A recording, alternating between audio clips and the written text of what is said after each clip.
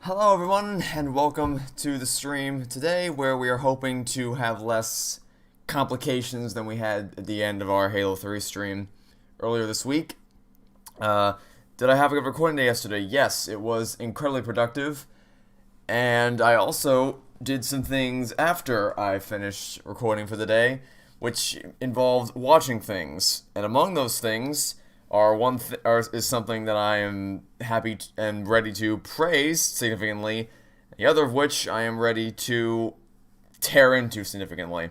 One of which I'm guessing most of you have seen, since you've all requested I watch it many times. The other of which I'm guessing many of you probably never even heard of before today. So, start off with, I guess I'll just say up front that I finally watched WALL-E.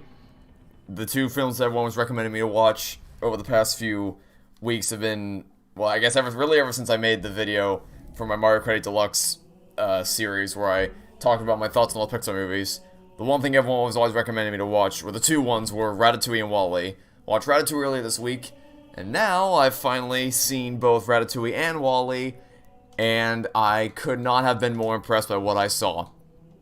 It was, I think I can say with confidence that it is by far Pixar's best creation, and it's not even close. I mean, the Toy Story movies are always going to mean more to me personally, obviously, but as a film, like, irrespective of my personal thoughts on the matter, WALL-E is probably their magnum opus in terms of filmmaking and craftsmanship. It absolutely blew me away. I was not expecting it to be as heartfelt, emotional, just well thought out, and not because it obviously it has a very important message to get across, but it doesn't beat you over the head with it. Like it doesn't. It's very, well, maybe subtle's the right word. It's not exactly subtle, but it doesn't just be like, hey, this is our message. Do you understand? This is our message. I hope you understand this. And just beat you over the head with it. So it wasn't like that. The ability to communicate so much about the relationship without even saying, like, with so little dialogue. So much of it is done through just visual storytelling as opposed to dialogue, which is even more impressive. The world building and just allowing you to see the world through Wally's eyes without even them saying anything, and just watching it all unfold is even more impressive. So yeah, in totality, I would say without a doubt, the only thing that annoyed the hell out of me is the fact that I'm just getting really sick and tired of antagonists that all they know is evil. Like their only protocol in life is I am the evil thing that must follow my programming. Because like in something like Portal, you have what's it? In Portal you have GLaDOS and Wheatley, both of whom are robots, but they know more than just what their programming dictates. Like they do have personalities, they have wants, they have desires, they have beliefs. Whereas Wally's antagonist, all it knows is just what it was programmed to believe. And I'm getting a little annoyed of seeing that, because I'd much rather prefer to have a robotic antagonist who knows how to think for itself. Of course they did. But it's Earth. That's the one and only thing that I would change about Wally. Beyond that, I was blown away by it. Just saying, Dutch. They missed one. No, they left it for us. And again, it's another example of how you can use visuals and music effectively to complement your story. Because I think some people might have gotten the impression from my Toy Story 4 series that I just completely disavow the notion of using visuals and lighting and music to help elucidate the tension in the music or the feelings you're going for in your story. More what I was trying to point out, what I was really trying to highlight with that series was just that the way in which Toy Story 4 uses those things to manipulate you isn't indicative of the actual story itself. It's only there to manipulate you into thinking that something is true when it just isn't. But you can use those movie-making tools effectively to help What the hell kind of armor is she wearing? solidify the mood you're going for. Seriously? Well, gotta be close. You won't be here long because you're hanging with a friend. Well, I hope you enjoy the stream while you're here. We were just talking about Wall-E and how I was blown away by it. You like how the A113 Easter egg is actually semi-important? Tell us her name, Gunny? Yeah, it's kind of neat because it's destined to be in every Pixar movie, and even non-Pixar movies, because A113 is a really important thing just for animators in general, because that was the Cal Arts room. So even beyond the scope of Pixar, you'll see that crop up in a lot of animated movies. But yeah, there's ways to implement it in a way that doesn't feel shoehorned, and there's a way that implement it where you don't even really notice it. Relax, rookie. He don't mean nothing. Besides, now's one of those times. Pays to be the strong, silent. How one's the villain, who's the real ones?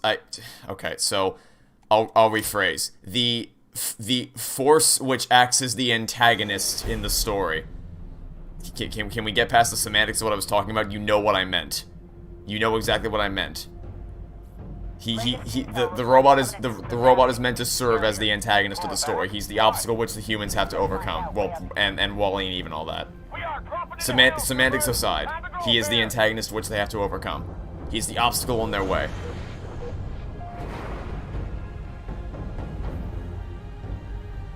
You saw today that YouTube uncancelled Rewind after taking away dislikes because they found a way to make it better. Seriously, did they actually?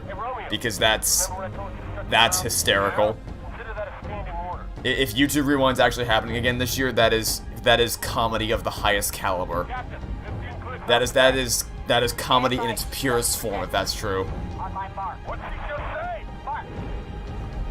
Like that is such a blatant, like, again, who do they think they're fooling? I once again pose a question of who exactly do they think they're fooling with all this? There's no... Like, you cannot say that you're doing this for the benefit of the mental health of your smaller creators, because A, that's not even true, because those smaller creators can still see the like to dislike ratio, so that's already wrong. But B, even if we just put that aside for a second, it's clearly not for them, because the first channels which this went into effect for were the massive corporations such as IGN. You're trying to protect yourselves and IGN and a bunch of other corporations, not the smaller creators. So please stop trying to shove that excuse down my throat, YouTube. I'm getting very, very sick of it. I'm also getting sick of YouTube Rewind, and I was kind of happy that they learned their mistakes and then it went away. But nope. You build up my hopes were built up and then they were crushed to pieces. Depressingly. You need a good laugh this year? Oh, I'm sure it'll make for a good laugh, although I don't know. The really bad one, like, you know, the one that just wrecked YouTube's dislike count. I didn't find that comical. I found that just cringe-inducing. Like, I wanted to cringe out of this dimension when I was watching that. I'm sure many people did get humor from it. I'm sure many, many people found that incredibly humorous, because it's not exactly something that can be easily taken seriously. Inversely, however, I think it's also valid to just not, for your only reaction to just be pain and suffering and cringe-inducing. Although, since you mentioned despair, let's jump ahead a bit, because I had a third topic I wanted to mention today. But before I get to that, when the girl in Rewind screamed K-pop, you just couldn't watch anymore. I think I gave up when there was a Fortnite bus with Ninja on it. Like, alright, that's it, that's enough for me. You were already in the tubes, but now you've gone into a different dimension with how crap you're being right now. But since someone mentioned despair, it was brought to my attention in a recent stream that Danganronpa S was out in Japan already. So, I know it's a meme to say this, but unironically, for research purposes, I did actually look up on YouTube to see if I could find any gameplay of Danganronpa S, and it turns out, I not only found that, I found a full Let's Play of the Japanese version of Danganronpa S, and the reason I went searching for this is because I wanted to try to get a grasp of exactly, or get a sense of how long the game would be so that I could plan, because I am now tasked with the Herculean task of completing Persona 5 in just about 1 month when I'm not even halfway through the damn game. So, I tried to figure out exactly how long the game would be, because my plan initially was to do a full Let's Play of the game, because it's Danganronpa, and like I said, I kind of have an obligation to keep up with what the hell's going on with this franchise anymore. However, when I looked up this Let's Play, I not only found this full first of all, I guess I'll just talk about what I actually saw. So the full Let's Play is, I didn't watch any of it because I don't want to, I didn't watch the episode. I just looked at the actual playlist and like what each episode entails, and it looks really dull and really uninteresting because the playlist basically went like this. The first episode was the prologue, and then the remaining like 50 episodes were all just this character's playthrough, So it seems like our fears have been averted, and it's not going to be what I thought. I was really convinced it was going to be a Doki Doki Literature Club kind of subversion thing, where they pull the rug out from under you and you're like, oops, lol, get pranked. Turns out it's actually a killing game. The answer to that question is thankfully no. I'm actually really relieved that this is the case. It's not going to be a DDLC type killing game. So, we're safe on that part. However, inversely, it's worse, because it's not really a game. Basically what it is you play a board game for a bit, and then you have some cutscenes with whatever character you choose. So you pick a character, and then you progress through their story or whatever, and the further along the board game you get, the more cutscenes you get with that character. Also, I'm lost, don't mind me, I'm wandering around in circles. I've played this game before, I promise. Oh right, I need to get the superintendent right, I forgot. I'm pretty sure that's where you have to go, I just need to get superintendent first. But, yeah, that's basically all it is. What up? Well, welcome Rumble Legend to the stream. We are currently talking about Danganronpa S, because gameplay has leaked. Well, I say leaked. It's out in Japan, so gameplay's been uploaded of the Japanese version, and it's really bad, I gotta say. It looks really, really bad. So I guess I would prefer this. Like, so, in the two realities where we get, one is a killing game, or that is disguised as a beach game, and the other is just a beach game, that I'd rather take the filler beach game than I would take another killing game, but this beach game is still shit. Like, it's still really, really bad. All it boils down to is you pick a character, you play through their story while doing a board game or whatever, and it doesn't look fun at all. So basically what I've decided is that I'm not going to actually do a let's play on that game. That doesn't mean I'm not going to cover it, because again, I kind of have an obligation to cover Danganronpa on the channel given the reputation I've established for myself over the summer.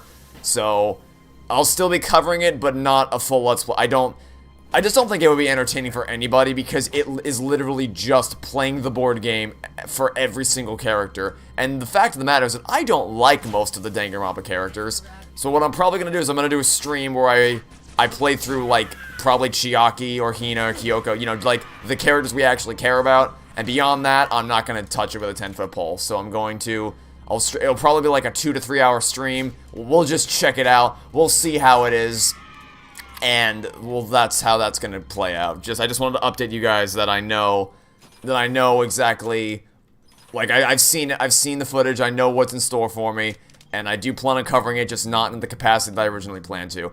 Which is good, because that now frees up a second slot for Persona 5, meaning that I will now be able to upload 2 Persona 5 videos throughout December, so that I can actually get this game done before the end of the year. So, thanks, Danganronpa S, for being shit, because it saved my ass. It's allowed me to actually get through this.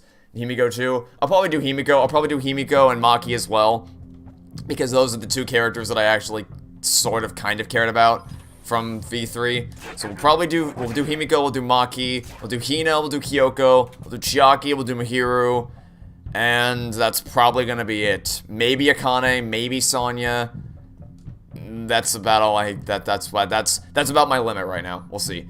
Nagito's playthrough should be a sub. God, no. Please, no. Do not do this to me. I better for my own sanity. It probably would. I don't think I can take another full playthrough, so we're just gonna do a quick stream. Let's do a quick one. No, let's not do that. Let's never ever do that, please. Let's literally never do that for the rest of our lives. How's my Thanksgiving? I mean, like I said previously, Thanksgiving to me is just another meal. Like, it's just kind of another... Thanksgiving's never been a big celebration for my family. It's... Like, that's not the time of year when we all gather together. We all gather together in December for the holidays. Not so much for Thanksgiving. Thanksgiving to us has always just been another dinner. So, you know, not quite... but, I mean, I guess it was good. You know, it was a good day. It's just not the celebration I always... not the celebration that everyone else typically refers to it as. Who knows, it might basically surprise me with fun dialogue. Are you sure about that? I'm not too sure about that. Have I played any of the Uncharted games? No, but I've considered it. It's been recommended to me before, so, you know, perhaps. The moment you truly understood good storytelling, or how good the storytelling in Wall-E was the way Wall-E told Eve how to fix him with only using callbacks and payoffs. Yeah, that's, like, you don't need to explicitly spell everything out. You can do it through just visual mediums. Also, thanks for tuning into the stream, Marie, and hopefully you enjoyed what little you were here for, and hope you have a good day, and I hope to see you for another future stream. Yeah, Wall-E was really impressive with how much it was able to accomplish with so little dialogue. It's truly a wonder from a filmmaking perspective. And this is coming from the person who spent 6 hours tearing into the logic of Toy Story 4, so I guess this goes to show I do value the ability to tell a story through the visuals. I do value that. You just have to do it well, and you can't use it to manipulate the audience. So in case anyone in the chat right now is like, oh, he doesn't care about visuals, he said in Toy Story 4 that they don't matter or whatever. Here's your evidence of me saying that I am praising the visual element of Wall-E for doing an exceptional job of actually communicating the story well through basically nothing but the visuals alone. And of course, the medium in which... Let me rephrase. Through techniques that are accomplished through a lack of dialogue and only through what you can see on the screen, essentially, is what I'm getting at here. You don't think anyone thinks that? you would be surprised. People, not a lot of people, I guess, because by and large my Toy Story 4 series was positively received, but you would be surprised to see how many people are baffled and infinitely upset by the fact that I spent 6 hours tearing about the logic of and the character writing of Toy Story 4. Speaking of Infinite, however, Halo is coming out in a couple weeks and you were super hyped. It was literally less than 2 weeks. It is now less than 2 weeks away. We're less than 2 weeks away from continuing the story of the Master Chief. And I guess that brings me into another topic I wanted to mention, is that I have decided I'm not streaming Infinite. I know that many people were probably looking, or at least I guess some people were looking forward to me playing through Infinite live, but I'm not doing it. The end of the Halo 3 stream taught me that I can't. If something like that is going to persist, I'm not taking any chances. I do not want because I've waited literally 6 years. 6 years. That's the longest I've waited for any piece of media on this planet. So, I don't want my first experience of that game to be tainted by some asshole in chat who's either trying to spoil things or is just being a troll because he has nothing better to do with his life. I do not want my first experience to be tainted by something like that. So for as much as I'd love to be able to react to it live with all of you, I do not want to risk anything tainting my first experience. What happened in the last stream? It's something you gotta see to believe, I guess. I recommend you just go watch it for yourself. It's, started around the point, start after we light the ring. After we do that, you can tune in from that point on, and you'll quickly get a good idea of how that stream went downhill so rapidly. I'm at 4.92k subs. It's going closer. I mean, it's the same number it was at previously. I'm not making all that much progress. I think I'm safe. I really think I'm safe. I think I'm growing I'm going at a pace that I'm content with, but it will also protect me from sunshine for this year. I think I'm good. I think unless I get a massive subscriber boost for some reason, I think I'm safe from doing sunshine. Will I make a review of Halo Infinite once I finish it? Probably not. I mean, I might upload a video, give my thoughts on it, but most of my thoughts will be available in the final episode. Like, once the credits roll, I'll of course go into all the specifics of what the game did well, what it did poorly. So probably not. If I had done what I planned to do originally and like make a review of all the Halo games before Infinite came out, I might have done that. But as it stands, I have not yet done that. So probably not. I can't run forever. Yes, I can, because the deal was if I reach 5k subs before the end of the year, then I do Sunshine. If not, then I don't. So I'm safe right now. I am safe from Sunshine for the time being, and I think it's going to stay that way. Hopefully. But, the dumbass that spoiled Halo 5 for me started talking shit. Yeah, basically, like, that's a good summary of it, because that's the thing, is literally, as Halo 5 was installing on my console, I was waited I was there when Halo 4 launched. I wanted to see what happened next. I was sitting there in my chair, waiting. I just come back from school, and I was waiting. I was so eagerly waiting for it to finish installing so I could play Halo 5's campaign for the first time. And because the thing is, the game was like almost 100 gigabytes. Like, that's how massive the game was. So I had to sit there for a long-ass time waiting for it to install, and then I get a random message from him out of the blue. It's like, oh, by the way, this thing happens. So hopefully didn't want to experience that blind. So yeah, I am not taking any chances. It was my 5th stream. Yes, that was my 5th stream. That was part 5 of my Road to Infinite. You're gonna try to pre-order the special edition for Halo? Good luck. I wish you good luck, because they are hard to find at this point. They are very, very hard to come by. But I wish you luck in your endeavors to get your hands on it. Next to 5k sub, that's not gonna happen. It'd be cool if it did, but no. I'll definitely hit 5k by February, but I might get unlucky and get enough subscribers this year thanks to Royal and Infinite. I don't I mean, I guess it's possible, but I really don't. I think I'll definitely hit it. You're right. I think by February I'll definitely hit it, but by the end of the year I don't think so. I think I'm safe from Sunshine for now. About mementos, when I decided to go there, one vital tip: avoid the special boss like the plague. The shadow is nearly impossible to beat even at high levels. Duly noted. You're new here. Welcome to the stream, Michael Waney. Hopefully I pronounced your name correctly, and hopefully you enjoy the stream. We are playing ODST today. Part 6 of my goal of my journey to replay through all the Halo games before Infinite comes out next month. It's going fairly well so far, except for a couple bumps in the road along the way. But we're doing alright for the most part. We were just talking about one of the bumps in the road that happened in, on the Halo 3 stream. Have I banned also in the previous stream? Well, so the thing is that the person we're referring to is someone I've been friends with since middle school. So I'm not gonna, like... it's not quite that simple, but... You know, it's a process. But I just need to hold off for 2 more weeks, less than that. I've ever for the Mods channel. I've seriously considered it. Even though I'm not going to be streaming Infinite, I think I'm going to get mods sooner rather than later. Sooner rather than later, I need to get mods. Just in general, mods are going to be a great idea for the channel moving forward.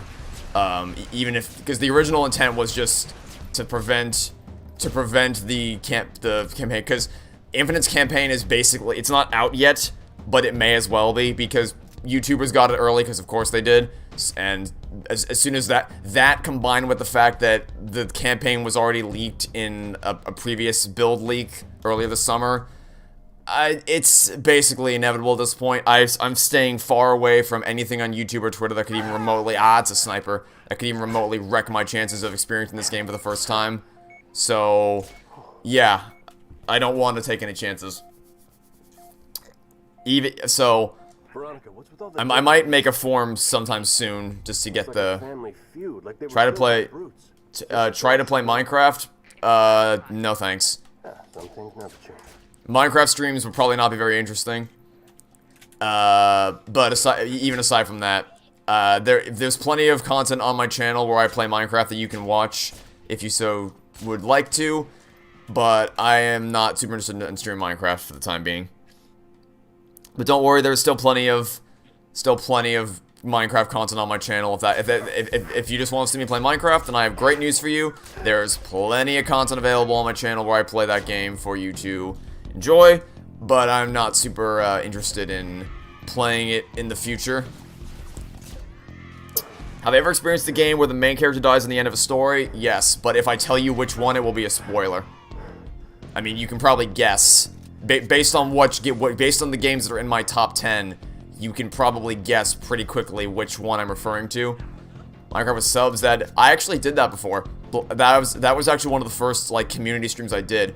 Back in summer of 2015, I did a stream where I played Minecraft, or at least the goal was I was going to play Minecraft with subscribers. Problem is that no one knew who the hell I was, so it was just, like, I didn't expect there to be a lot of people, I expected there to at least be a couple people that showed up. But then I quickly realized, oh wait, no one knows who I am, so no one actually well, one person showed up. One single person showed up to play Minecraft, but it was kind of a blow to my self-esteem that so few people showed up. So much I was just talking. I've literally been directly responding to you for the past like 3 minutes. I've been directly responding to your messages. All I've talked about for the past 3 minutes is playing Minecraft. So yes, I'm seeing your chat messages. But yeah, what's it? It was kind of a blow to my self-esteem to see that few people showed up. I think if I did it now, there'd be a few more people there. But it's just not really something I'm super interested in doing. I mean, you know, never say never, even though I said it twice. I might do it in the future, but I wouldn't bank on it. I don't want to rule it out, but wouldn't bank on it. Or GTA 5, that's not happening. I'll just definitively say no to that one. GTA 5 is not, I've never been a big Grand Theft Auto fan. It's just not something that appeals to me. You think it would because it's like open world, planning heists and all that. It's very, very elaborate plan based. It's just never been a game again, it's never been a game franchise for me. I don't deny there's quality there, but it's just never been for me. Metal Gear, you ever play No, I just said I don't play GTA 5. I've never played any Grand Theft Auto game in my life. Metal Gear, it's been recommended to me. It has been recommended to me in the past. But I've just never been big on... The only really stealth game I've played is the budget cut games, and those were great, and I absolutely loved playing them.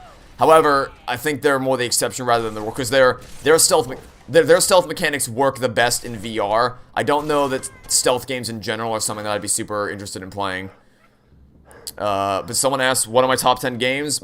So, top 10 games from 10 to 1. Number 10 is Portal 2. Number 9 is Captain Toad Treasure Tracker. Number 8 is Undertale. Number 7 is the Walking Dead Telltale Definitive Series. Number 6 is Super Mario Galaxy 2. Number 5 is Cuphead. 4 is the Ace Attorney Trilogy. 3 is the Master Chief Collection, that being Halo Master Chief Collection. 2 is Battle for Bikini Bottom. And 1 is Dragon's Lair 3D Return to the Lair. Call of Duty, I hate Call of Duty. Call of Duty is the antithesis. Everything I love about Halo, Call of Duty is the antithesis of it. Halo's very, very tactics-based, and you have to really think about your actions and your movement patterns and your weapon combos and all that, and like enemy prioritization, flanking routes and all that. Call of Duty is just run and gun, and whoever sees who first dies. Try some GTA 5 and play.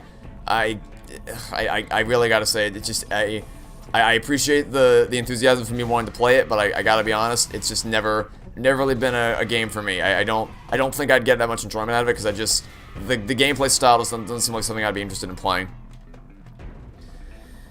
Metal Gear Solid is really cool. The gameplay's tactical strategic, and I think I'll like it. Maybe. I mean, like I said, I don't want to rule it out, because there's a surprising amount of people have encouraged me to play Metal Gear Solid, like more than I would have ever expected. But you know, to possibly one day. Someone asked, I'm stuck, damn it. Someone asked, will I do Fortnite? No! Fortnite is well, it was number 2 on my list of least favorite games, and then I played Danganronpa, so, but it's high up on the list. I do not want to play Fortnite. The last time I played Fortnite was to record clips for my 4K subscriber Q&A video, where I was talking about how crap Fortnite is. So, no, I will not be playing Fortnite on the channel anytime soon. It's a close race between whether I hate Fortnite or Call of Duty more. I mean, I know I ranked Fortnite definitively above Call of Duty in my, like, significantly above it in my top 10 worst of games video, but I don't know. It's closer than I think I gave it credit for in terms of how much I hate both of those things. Someone asked, will I stream the Infinite multiplayer after I do the campaign? And the answer is yes. I think I'll still be doing the multiplayer. I'll still be doing multiplayer streams every now and again, because I don't want to, because the multiplayer is awesome. So I'll definitely stream multiplayer, and I'll probably do it because I think my first playthrough of the Infinite campaign is gonna be on heroic, just to kind of get a feel for the game. So I might do a stream like my second playthrough when I do it on legendary. I think I might stream that kind of a happy medium. My first blind playthrough I want to do a standard let's play for heroic. Try to play Conflict Desert Storm 2. I have literally no idea what that. Hello, that's a Jackal Sniper. Goodbye. I literally have no idea what that game is. I've never move this way. I've never heard of that before. I'm probably the only person you think of that might understand what's happening in the story. You still don't. Oh, is it one of those games that's like that goes super overboard with making things really, really complicated to try to confuse people? I don't know. I don't know anything about it, so I'm not the person to speak authoritatively about Metal Gear Solid. There's a lot of plastic grenades. Whew. If I played Metal Gear Solid, play until 4 and stop there, no such thing as Metal Gear Solid 5. Really? I was not aware that the consensus was that. Also, someone mentioned that you finished watching my Zero Time Dilemma Let's Play. Thanks. So hopefully you enjoyed it. I certainly had a blast making fun of it in areas. I mean, it was painful in certain areas, but I had some fun with that game, even though it was ultimately very frustrating. I think I still ultimately had a blast with it. Fortnite heavily relies on other brands like Marvel, Star Wars, or DC, and even TikTok to keep the Fortnite game relevant. Yeah, because the base gameplay isn't interesting, Like, I really do not like the base gameplay for Fortnite. So all they can really do is just pilfer other better franchises to keep it relevant. And it's not really working out. I mean, it still has a player base, but it's not really working out all that well. Oh yeah, it's working. I mean, I don't think it's working because Fortnite's not on top of the world like it used to be, but it's still around. So I mean, it's keeping its current fan base interested, which I think is all it can do right now. I don't know how it's working, but it is. Why go and try to sneak into a base when you can just call on an attack chopper to clear the area for you? I'm assuming you're referring to Metal Gear Solid 5. I don't... Again, any talks about the quality of the Metal Gear Solid games I'm going to be useless on because I don't know anything about Metal Gear Solid, so... Any talks about which games are better than others will have to be without me because I don't know anything about them. Conflict Desert Storm. Okay, dude, this is like the third time you brought up Conflict Desert Storm. Like, I trust me, you don't need to say the same thing 3 times in a row. I saw the first message. And the answer is I don't know anything about it, but I'll look into it for the future. So hopefully that is a satisfying answer. Yeah, that's... Yeah, I saw it the first... Okay, like... Are you actually a troll? Are you actually trying to troll right now? Because this is like the 4th time that you've said this thing over and over again. And I promise you, it's not getting any less annoying the more you say it. Oh god! Okay, that was close. Fortnite is like a game engine that only keeps us with new character models. That's basically, it's mostly kids playing Fortnite. Yeah, well, there's some adults that still play it, but, you know, by conflict, can everyone just spam Conflict Desert Storm 2 in the chat real quick? Just everyone spam it constantly. I don't think I know what the game is yet. Can you all spam it so I understand? I don't know what the game is yet. Can everyone just spam Conflict Desert Storm 2 to make sure I fully understand what game we're talking about here? But yeah, there's still some adults that do it, but by and large, you're right. Stream sniping. Gallo and there's proof. Gallo and there's proof. Conflict Desert Storm 2. Ah, now I get it. Now I understand. See, I didn't understand what the game was the first 50 times I saw it, but now that I've seen it for the 51st time, now I know. Now I understand what the game is. Conflict Desert V3. Oh god, no. Not that. Anything but that. Conflict Desert Storm 2. Ah, see, now I get it. Now I understand what you guys are talking about. I'm here. I got you. At some point during the Metal Gear franchise, Kojima went absolutely insane, so did the story. I will take your word for it. Conflict Desert Apollo Justice. Oh god, no. Didn't they also add Naruto on the recent update on Fortnite? Yes, they did. There is nothing they won't touch. They've touched Halo, they've touched Marvel, DC, Star Wars, Naruto. Apparently, they'll take anything. Have I played Skyrim? No, but I know the memes. Hey, you're up. I know the memes that it has been ported to everything, including probably your toaster at some point. Do you remember they added Halo Fortnite? Yeah. I was not happy with that. You ever seen one before? Especially because people were like, if you don't like the fact that Master Chief is in Fortnite, then it means you hate Halo and you're actually lying about your passion for the series. Someone actually said that to me. The interactions on there is there on Twitter if you want to go check it out. It's painful. Conflict Desert Storm HD Final Remix. I think we found a new meme. Skyrim will be an interesting game for an LP. Maybe, but the gameplay of Skyrim has never really been something that I've been super interested in checking out, so probably won't do it anytime soon. So we're popping smoke in the ladies' mission? Okay. Did she ever tell you what you wanted? No. Never. I'm just gonna put this guy in timeout real quick. Getting my men out of this city. Even you. I've engaged in my I've engaged in my first action as the owner of this, or not, that sounds pretentious. As the person who is streaming, as the streamer, I've taken my first executive action with chat. Please stop, Michael Waney, please, if you're listening to me, please stop spamming chat. I saw your message the first 1,000 times you said it. I saw the request, I saw it, I've seen it every single time.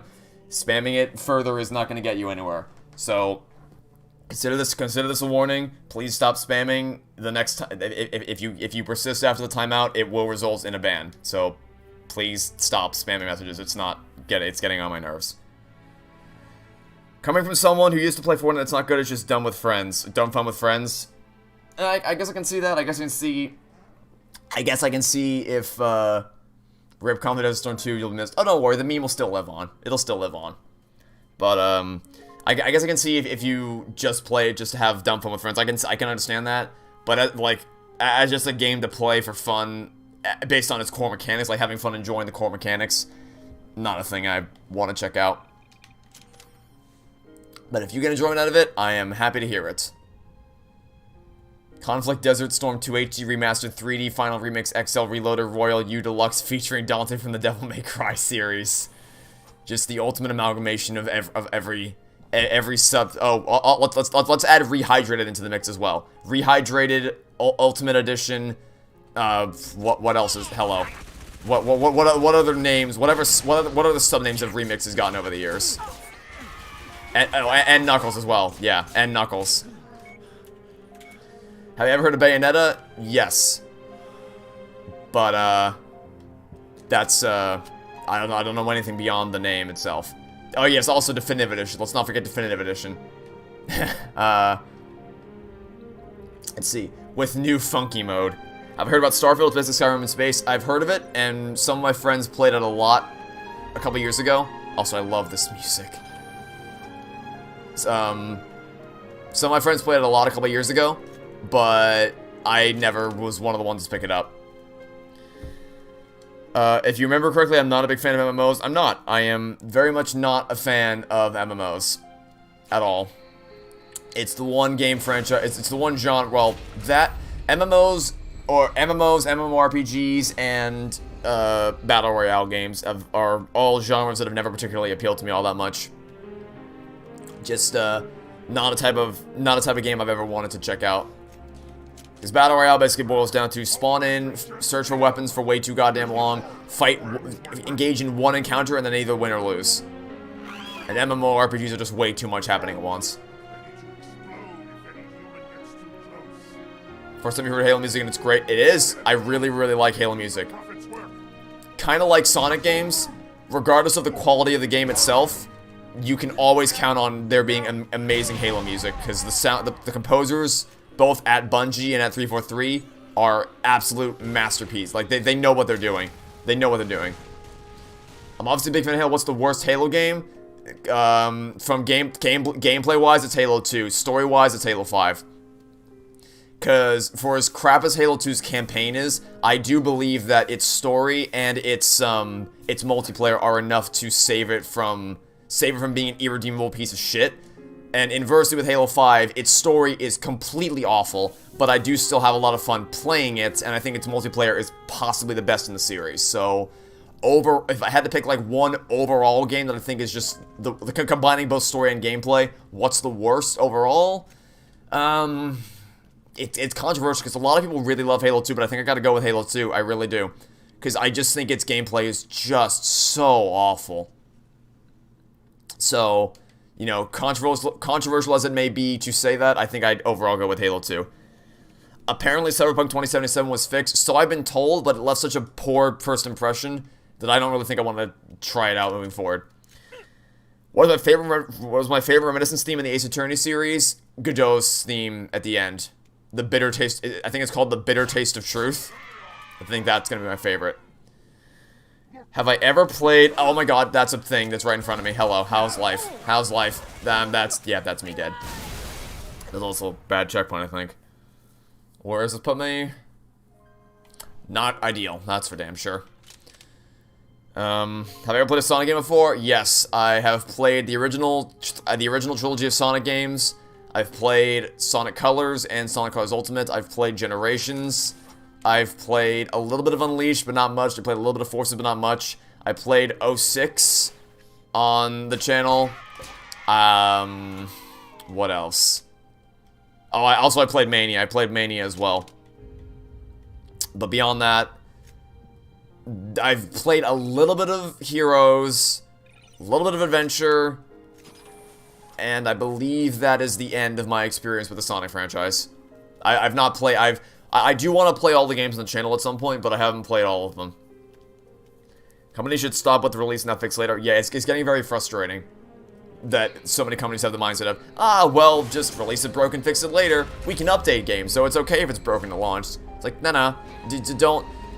Because this is going to sound so, like, old man yelling on the cloud, like, back in my day. But it used to be the case that because you couldn't so rapidly push out updates for your games that you had to nail it on the first shots. Like, you couldn't just patch out, there were no day one patches. You couldn't just crap out a broken mess and then fix it later. You had to get it right on the first shot. There was no second chance in that regard. So it's kind of frustrating to see how far we've fallen on that note. The ball puzzle with Sonic 6's paint. Oh, I don't do that. Like, when I play the game, I just skipped it. There's a glitch you can use to literally glitch yourself through the wall. So that's just what I did. I didn't bother. I didn't bother trying to actually do it.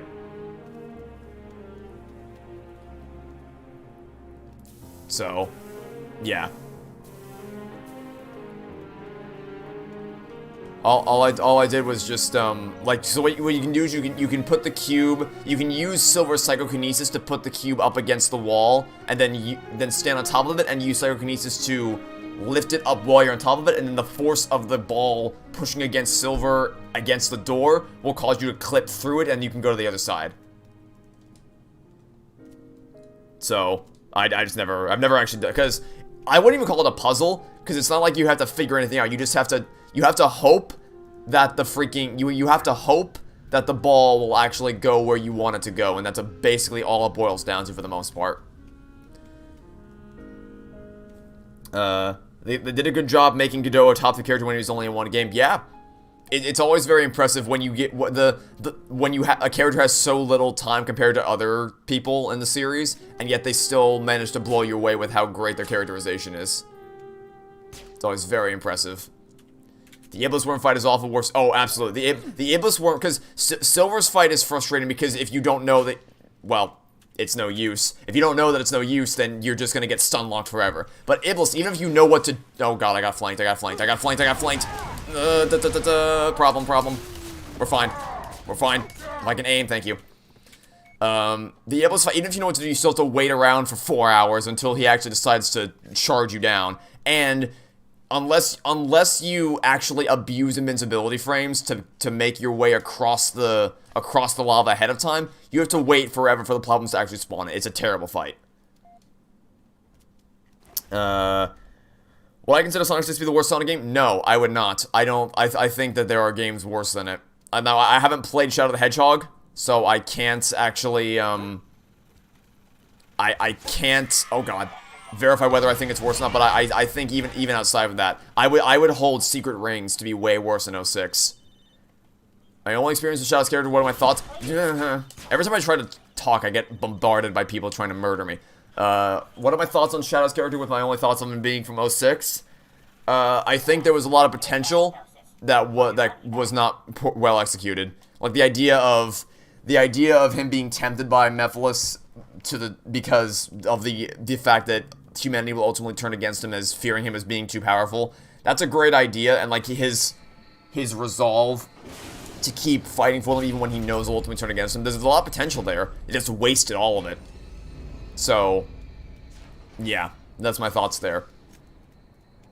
And because I'm going to play Adventure 2 and Heroes and all that, so I'm sure, and of course I'll have to play Shadow's game eventually too. Fun. So, I'll learn more about him eventually, but my thoughts right now are a lot of great potential. Missed the execution. Just don't play Sonic Boom Rise Lyric, it's pure garbage. Oh, right, I've also played a little bit of that game. I played like 5 minutes of that game and I gave up. But I'll probably try it again. Negative. Eventually. We need to get above this crap. Link with the B-net. One of our drones must have seen where they hit. Shadow the Hedgehog, essentially, yeah. You played PS2 version of Shadow the Hedgehog and it's pure pain. I can imagine. I imagine any version of it would be pure pain. You still think Sonic 06 is garbage, but it's kind of reached so bad it's good quality for you where you end up laughing at all the BS? Well, I still get enjoyment out of playing it, for the most part. Not to say that it's of quality, I don't know what it is, but I've always enjoyed playing it, but I can still look at it and be like, yeah, this is broken, and all that. Ironically, Sonic's story is the worst story in 06. Absolutely. His story, all his storyboard... Let me summarize to you Sonic's story in 06. Elise gets kidnapped. Sonic saves her. Elise gets kidnapped again. Sonic saves her again. Elise gets kidnapped again. Sonic saves her again. And then you do that same thing over and over again for, like, freaking forever. Until eventually the game decides to end. Oh, and then also with the last story, Elise commits bestiality. Let's not forget that one, too. It's... yeah. If I know anything with use in it, it's automatically a meme. It's no use. Useless? Yeah, so, that was a completely offhanded comment. When I said that she's useless, I wasn't thinking about that at all. But everyone was like, you called her useless? I'm like, yes. And then I realized quickly, it's like, oh, because that's what her sister, I see. I didn't know this before, now I know. Don't forget the romance and Sonic story. Oh, I didn't, don't worry, I did mention that Elise commits bestiality. Let's not forget that. Don't worry. Get this warthog moving. Let's hop in here. Affirmative. Shadow the Hedgehog has 13 different endings. Yeah, and then, you know what the best part is? I'm probably gonna have to get them all when I do my Let's Play on that game 5 years from now. You unironically hate Sonic Forces more than 06 is what it does to the characters. So I have not experienced I've not played much of Forces, so I can't really comment on the story as a whole. What I can say is that the idea that Sonic was the only thing stopping Eggman from taking over the world is ludicrous. I find it ridiculous that there was absolutely nobody left, nothing in the world. None of his friends were capable of stopping Eggman when he died. I find that absolutely laughable. But again, I've not experienced much of Forces, so I can't really comment on the story beyond that point. But what I have played, I was not impressed by at all. In fact, I was quite blown away by how awful it was. It gets even more ludicrous the more I play. It's work now. I'll be back in around 2.5 hours. All right, hopefully have a good day at work. And thanks for tuning in for the stream while you were here. I hope you have a good day. The part where Sonic has constantly had to say the princess, you were like, I thought I was playing Sonic, I'm not a freaking Mario game. Yeah, that's pretty accurate. Just keep literally your princess is in another castle, except that's the whole game. The whole game is just your princess is in another castle. Sonic forces you to play the game. I'll play it at some point. It'll be the longest arc on the channel ever, in that me playing through every single Sonic game, because there's, well, maybe not every single one. Like, I probably won't do the Sonic Chronicles RPG game for the DS, because I don't want to lose that many brain cells. But I got some... I'm just convinced he's a troll at this point. Sorry, Sonic, but your programming is in another cast. Oof. Have I ever played Sonic the Hedgehog 4? No, but I've heard Sonic 4 1, like, is it split into 2 chapters, right? Sonic 4 Chapter 1 is bad, Sonic 4 Chapter 2 is actually pretty good. But I haven't played it myself, so I can't verify. Who would I rather? Who would I rather what? Who would I rather play as? Or who would I rather... I need more context than... Like, what am I... Who am I rathering here for Mario and Sonic? Because there are some charitable conclusions to that opening statement, and there are some uncharitable conclusions as to what I would rather in regards to Mario and Sonic. So I will wait. Sonic 4 sucks. Really? I've heard that the physics in Sonic 4 Chapter 1 are kind of rough, but they kind of fix some of the physics for Chapter 2. Again, I don't... Keep in mind that everything I'm saying is from the perspective of someone who's literally never played them. I can only go based off what I've heard from people.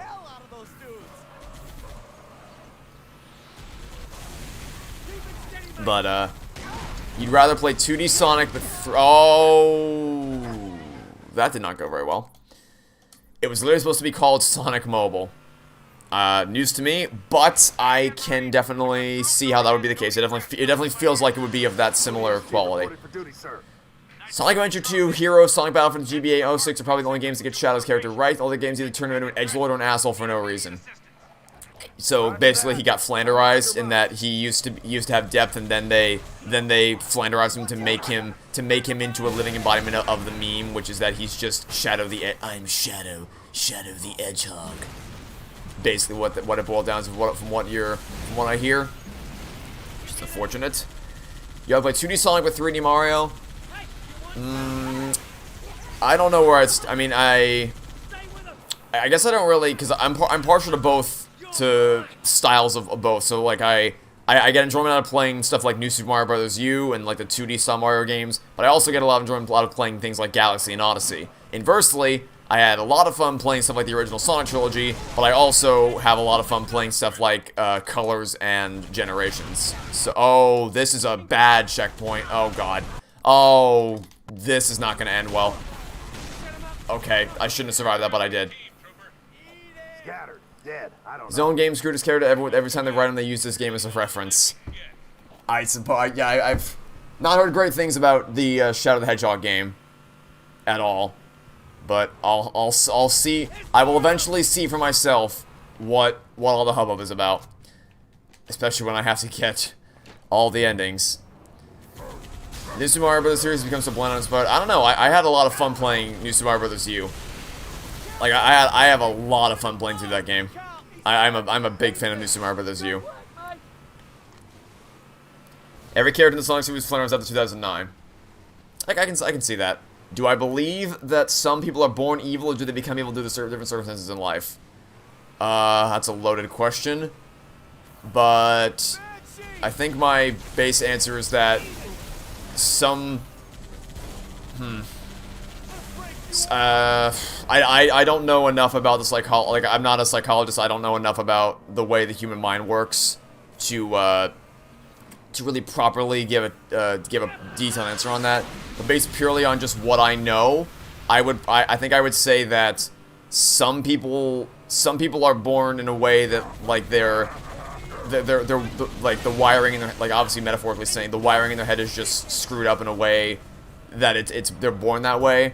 But I don't think anyone's beyond redemption. Like I think with enough assistance, anyone can be fixed in terms of like getting the proper mental health help they need from psychiatrists, psychologists, things like that.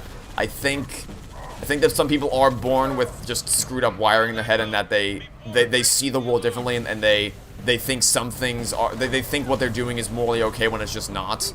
But I don't think anyone's beyond saving, if that. So, again, disclaimer, not a psychologist, not a mental health expert, don't know at all what, do not know the specifics. I'm not an expert, so don't take my word for anything. That's going based purely on my experience with it. So, make of that what you will, I suppose. And we tipped, okay. Have I ever played any New Super Mario Bros. Game other than New Super Mario Bros. U? Yes, I played New Super Mario Bros. Wii, and that was a game I had a lot of fun playing with my friends. And like I went over to my friend's house all the time, and we would just play that. We would just, because that was a great co-op game to play, just playing that with friends or with my family. I had a lot of fun, a lot of fun playing New Super Mario Bros. Wii with friends and family. But beyond that, New Super Mario Bros. Wii and New Super Mario Bros. U are my only experience with New Super Mario. Like I've never played the DS games.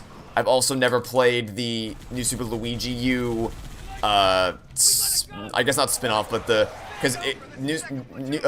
version I bought of New Super Mario Bros. U came bundled with New Super Luigi U. I never played it, but so yeah, because like the levels are radically changed, but I think generally speaking, it's just like everything is a shorter timer and it's like racing through the levels, so I've just never really appealed to me. But no, my experience has only been with New Super Mario Bros. Wii and New Super Mario Bros. U. New Super Luigi was what it was like. Oh, I don't doubt that it is. I've just never played it, so I cannot attest to it. Bye, Michael Waney. Hopefully you enjoyed your time while you were here.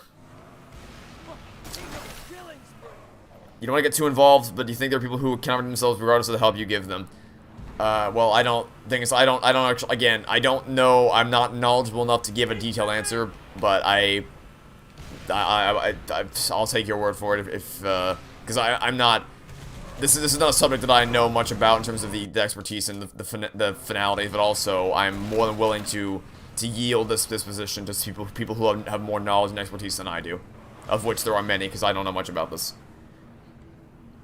Not a mental health expert at all. You and your friends spent the entire night speedrunning Super Mario Bros. U, ended up getting over 30, continues. Yeah, I think those games are really great fun to play with friends. They're very, I mean, I enjoy playing them single player, just for the challenge, but co-op, they're a lot of fun, just kind of bounce around with everyone. Definitely, Okay, I'm just not gonna bother. You're obviously a troll. I responded to all of your chat messages. I told you goodbye. Hope you had a good day. I'm not gonna bother responding to you anymore because you're literally just trolling. You have to be deliberately ignorant or trolling in order to think that I haven't responded to you. So I'm just not gonna bother anymore. Hope you enjoy the stream and hope you have a good day.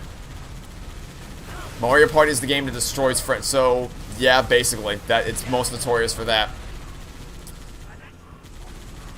New Super Mario Bros. DS is probably the game you have the most nostalgia for. It's the first game you remember playing.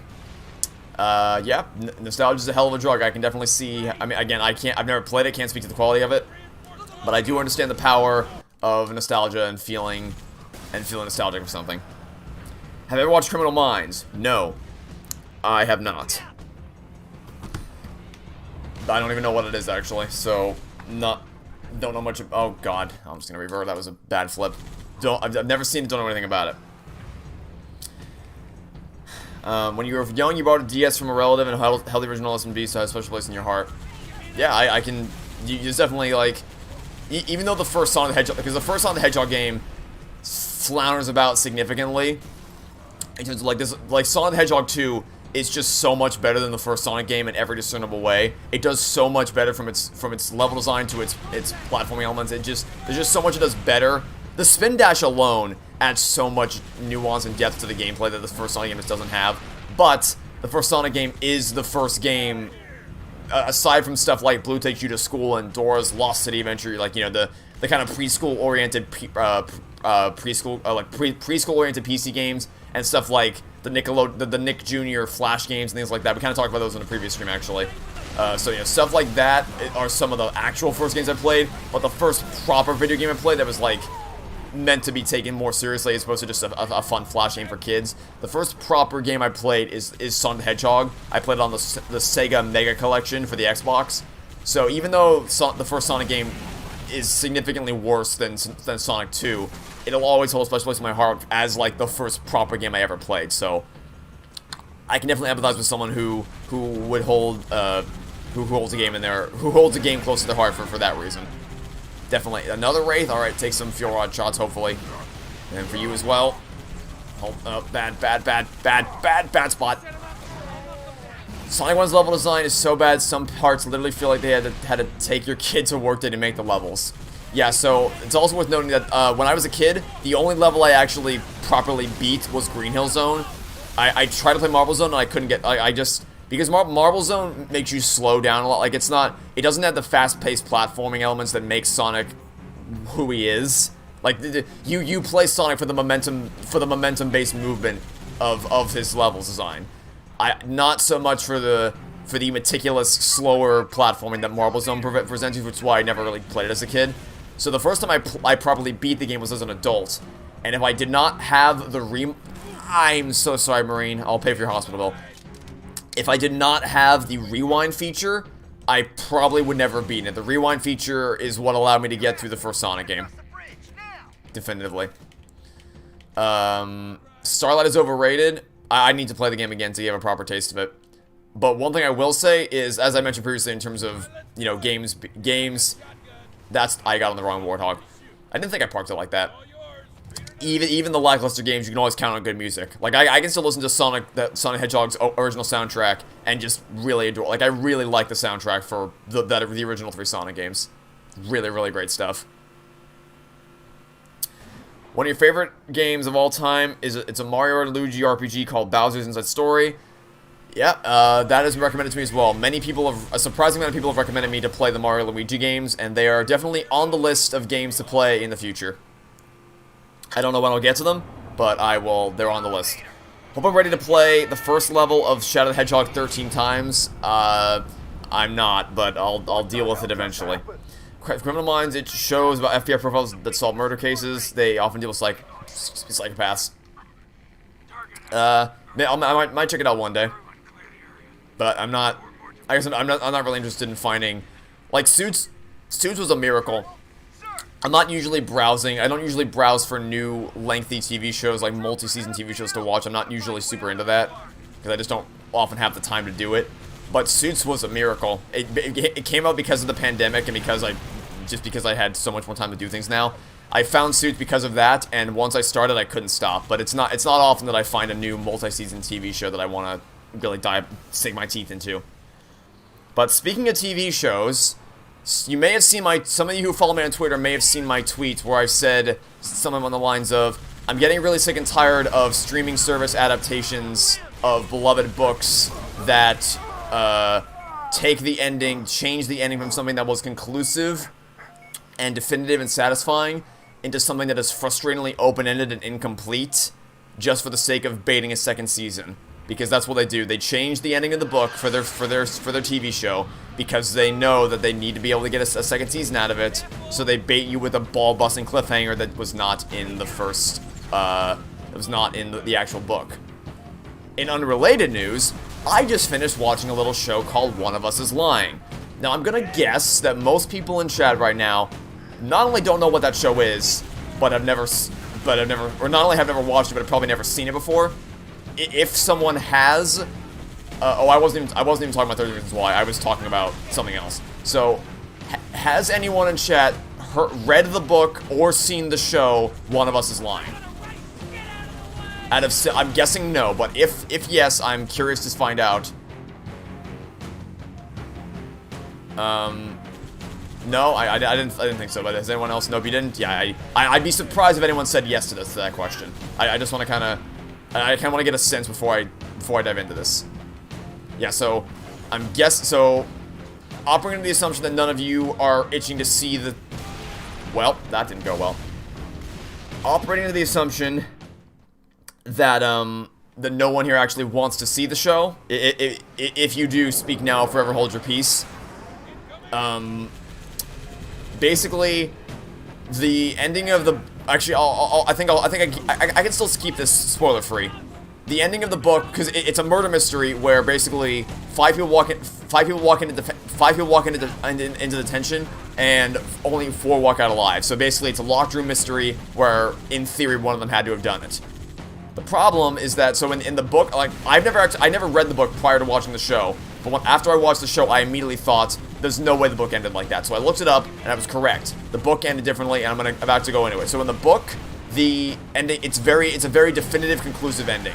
By which I mean that they solve the murder mystery, they catch the killer, and he is reprimanded for his actions. Like, he faces the consequences of his actions, and he faces justice. And all the characters reach resolutions for their storylines, and that ends the book. Now, in the show, bloody nothing gets resolved. Like, actually nothing gets resolved. None of the characters reach a conclusion for their arcs. And even though they still have the final chase scene where they apprehend the killer that's in the books, but they don't actually act on it, because basically what would ordinarily end with catching the killer and bringing them to justice, it ends instead with it's an abrupt ending.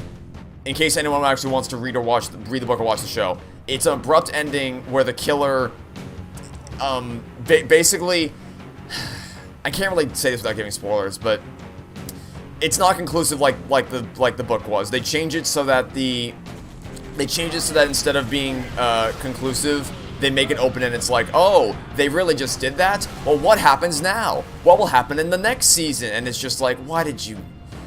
So in conclusion, I'm really getting sick and tired of shows that specifically streaming service shows, because it seems to be only happening with streaming service shows, that take beloved books that were really, really great when they came out, and then because I really, really loved the show One of Us is Lying, up until literally the final 2 minutes. Literally, the final 2 minutes of the game, or of the show, wrecked it. I was literally on the edge of my seat. I was ready to come tell you guys that, hey, this show is incredible. You should all watch it. I promise you, there are still good things out there. Please watch the show. It's absolutely phenomenal. I was ready to do that. But I don't know that I can recommend it now, because, like, nothing could have pulled my eyes away from the screen. I was so invested in the story. I was so invested in the murder mystery, in the characters, in everything. I binge-watched the last, 3 episodes back-to-back. Actually, no, probably the last 4 episodes back-to-back. Nothing could have possibly pulled my attention away from the screen with how invested I was in these characters. Until the final 2 minutes, where they they waste it all, and it's like, oh, by the way, if you want to find out what actually happens to conclude everything, tune in for Season 2. And I'm just sick and tired of because, like, you can make the adaptation argument of like, oh, well, it's just an adaptation. It's allowed to do things differently. Yeah, it's allowed to do things differently, but your changes need to make, like, you can make changes to a story. What you can't do is just, god damn it, ruin any sense of stakes the story had by essentially throwing it all out the window entirely. So yeah, if you want to experience the One of Us is Lying story, read the book. Don't watch the show. Because even though the show was genuinely phenomenal until the final 2 minutes, when it was all just wasted for the sake of baiting a second season. You rather have one season of something amazing rather than 3 seasons of something bad. Yeah, I would too. I'd rather have a self-contained story a self-contained one-season story that's really, really good than I would have a story that drags on for multiple seasons. But you can't. People can't do that anymore. Like companies and writers can't do that anymore. You can never just have something end. Things can't just end anymore. You can't just have a story that lasts for one season and then you're done, because you gotta keep people coming back for more. You have to keep bringing people back for the next story, for the next episode. You have to keep baiting cliffhangers and baiting extra content, because it never ever stops. It's always about the next big thing. It's all the MCU boils down to right now. Right now the MCU is all about getting you in for the next thing. To leave some massive cliffhanger off. Like, leave a major cliffhanger at the end of the story, or at least something in the post-credits scene that makes you go like, what? I gotta see what happens next. That's amazing, or something like that. And it's all people do nowadays. All it boils down to nowadays is just, well, we gotta keep people coming back for more. We gotta keep baiting more seasons so we can get more content out of this. This was really frustrating to see. Very, very frustrating to see corporations and writers boil down to that, because I'd much rather, like I said, things can't just end anymore. We can never just have a one-season show where it ends really well and then they don't continue it because the story's done. No. You gotta keep bringing back for more and more and more, and things can never just end. Which is frustrating. It's also why I kind of hope that Ace Attorney 7 is the end, because I fear that the longer it goes on, the harder, like, the longer something continues, the more the law of diminishing returns persists, and the longer a story goes on for, the bigger chance it has to destroy itself, essentially. So I'd rather a series go out on a high note and end sooner rather than later, so that it has a chance to not bungle itself over in the end. Yeah, I get that many people have no idea what I'm talking about with the show, but I think we can, even if you've never seen the show, you can probably still empathize with the concept of things can just end and not go on for 50 more seasons. It's not even mentioning the problem that some people have brought up in chat, which is, if you don't put all your eggs into one basket, if you don't focus hardcore on that first initial story, and you try to bait out another season or another book or another movie or whatever, it might not work all that well, because what might happen is people may not like the first one. People, like, you may not get the funding for it. That's why in regards to, like, independent authors, what happens is they focus hardcore on the first story. They focused hardcore on the very first story, and they're like, I gotta make this first story amazing. I gotta really nail it, and I gotta give it a conclusive ending, because that may be your one shot. It may be your first shot ever to your one and only chance to make it as an author, which is why, for the most part, it just boils down to, like, making sure that their stories end definitively, instead of trying to bait it out for more and more and more. But when you're a massive corporation, and when you have the funding to be able to secure marketing for your big hit TV show, you don't have to focus on just that one story, because you can keep baiting more and more stories the longer it goes on. Many live action shows do that. Suits is very special. Yeah, Suits is the exception, not the rule. Suits ran for 9 seasons, and I think it should have, honestly, I think it should have stopped at season 7, because I think season 8 is the worst, well, Danganronpa 3 exists, the second worst season of television I've ever seen. I think it's that bad. Season 9 redeemed itself a little bit. Oh, I forgot. They don't save. Damn it. That's annoying. Okay. I forgot that on the PC edition, they don't actually save the superintendent cache, so you have to find the logs all over again. Okay. But, yeah, so the Suits was the exception, not the rule, in terms of them being able to keep a story going for 9 years and still make it good. Because even Season 8 was garbage, but Season 9 fixed itself a little bit, and, of course, it ended magnificently with... The final 2 episodes were incredibly gripping pieces of storytelling. But again, exception, not the rule. The longer something drags on for, the more of a chance it has to jump the shark. And it's just... You always hate to see it, because it just hurts so much to see something you love so much fall from grace so significantly.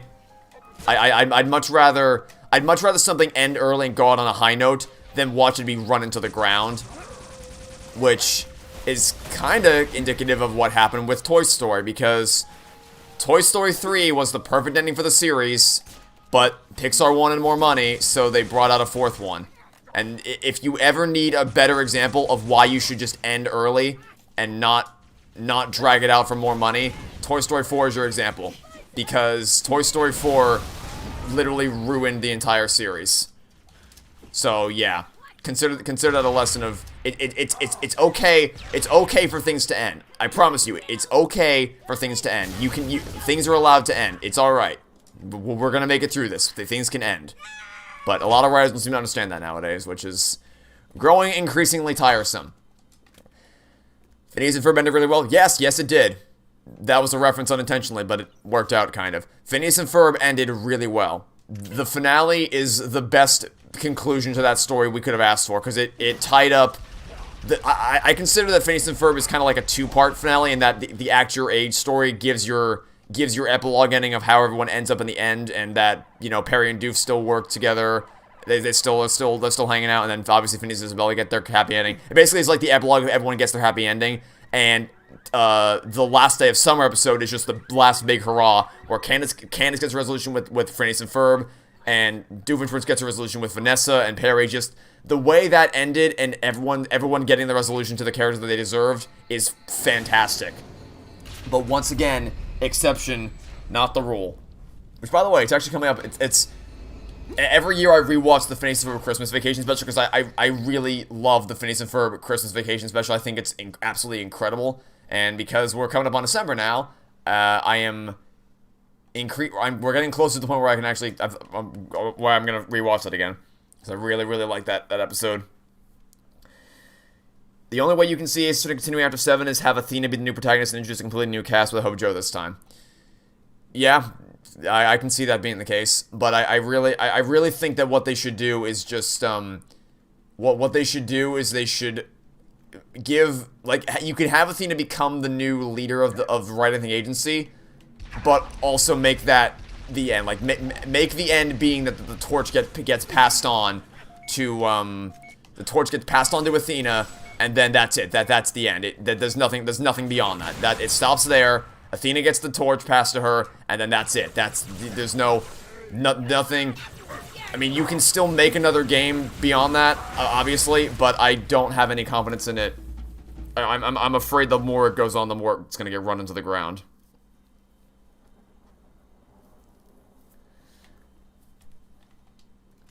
Now, unfortunately, we have a problem where I don't have, because there's usually weapons caches on Mombasa streets, but the problem is that, unfortunately, for some reason, the PC version of MCC doesn't actually save your audio logs, because you have to find the audio logs to unlock superintendent caches. But I don't have, but even though I've found them all, I found every single audio log, which means I unlock all the superintendent caches. It doesn't save on the PC version for some stupid reason, so now I am running very low on weapons. It's Disney Channel's best animated show. Yeah, a lot of people pick Gravity Falls as the best animated show. Some people go with Kim Possible. I've never seen Kim Possible, so I can't comment on it, although I've heard the live-action remake was actually terrible. But what I have seen is Gravity Falls, and I absolutely adore Gravity Falls. I really do. I really do love Gravity Falls. But, man, Phineas and Ferb is just... it's like a whole other level. Phineas and Ferb's writing is so smart. Both in terms of its, like, character writing payoffs and also just its the logistics of the plot and character payoffs, not actually bothers to pay attention, just kind of the nuances of how everything would function properly. At least if there is an Ace Attorney 7, Spirited Justice was a decent end to the series. Decent end to the series, except for the fact that Apollo and Tracy still don't know that they're siblings, and they clearly set up the fact that they're supposed to get a payoff. Like, they clearly set up the fact that in the next Ace Attorney game, Lamoire will tell them they're siblings, so they clearly wanted to do something with that. But yeah, I guess if there was an Ace Attorney 7, it would technically wouldn't be a bad way to go out. Thoughts on Milo Murphy's Law? Season 1 was great. Season 2 went off the rails. Season 2 was them realizing that it wasn't... Season 2 was when they realized that it wasn't as popular as Phineas and Ferb was, so they tried to infuse the Phineas and Ferb characters being Doofenshmirtz, Perry, Monogram, and all that. They tried to infuse them into every single episode, because they're like, oh, well, people don't like the new show, so let's just fuse it with all the characters from the old show. That'll work, right? But, no.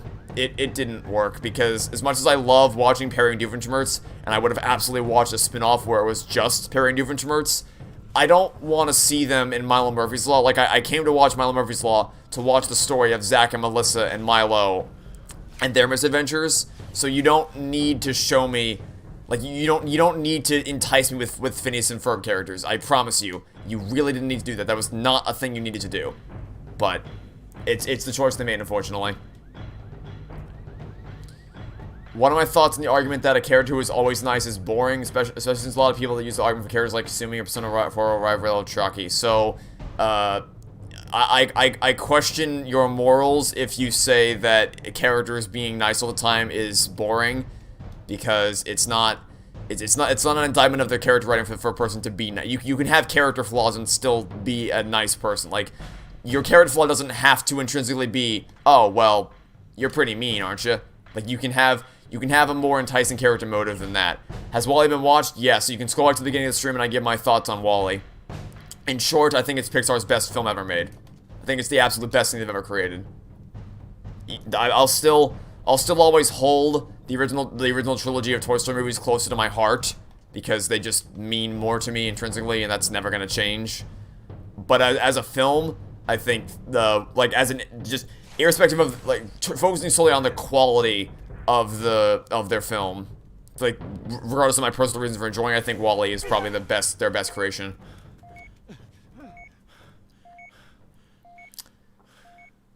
Has the Pixar ranking changed? Well, obviously WALL-E's at the top now. I don't know where Ratatouille would go. I have to revisit it. This is gonna be frustrating. I have to revisit it. But I think WALL-E's definitely at the top, and Ratatouille, I don't know where Ratatouille would go. I also don't know where this sniper is. But I know I can't do anything about it. Also, people talking about Star vs. Forces of Evil in chat right now. I've never watched the show, so I have no insightful commentary to offer on the subject of Star vs. Forces of Evil, because I've never seen it before. I know absolutely nothing about that show.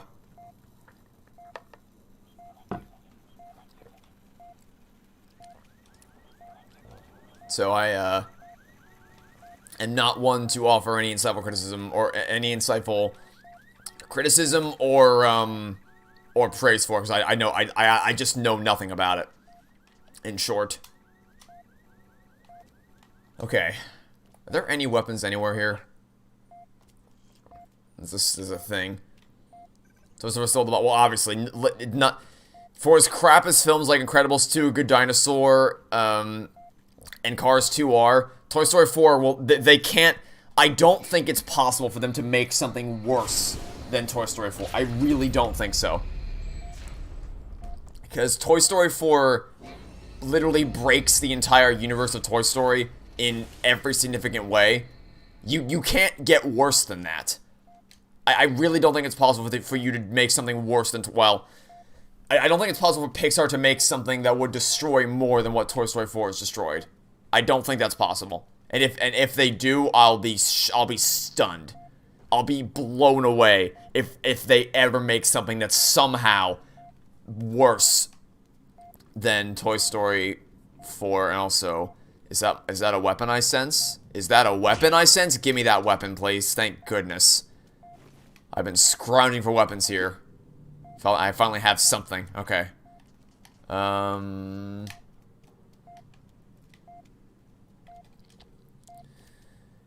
Yeah, someone also mentioned Steven Universe. I also don't know anything about Steven Universe.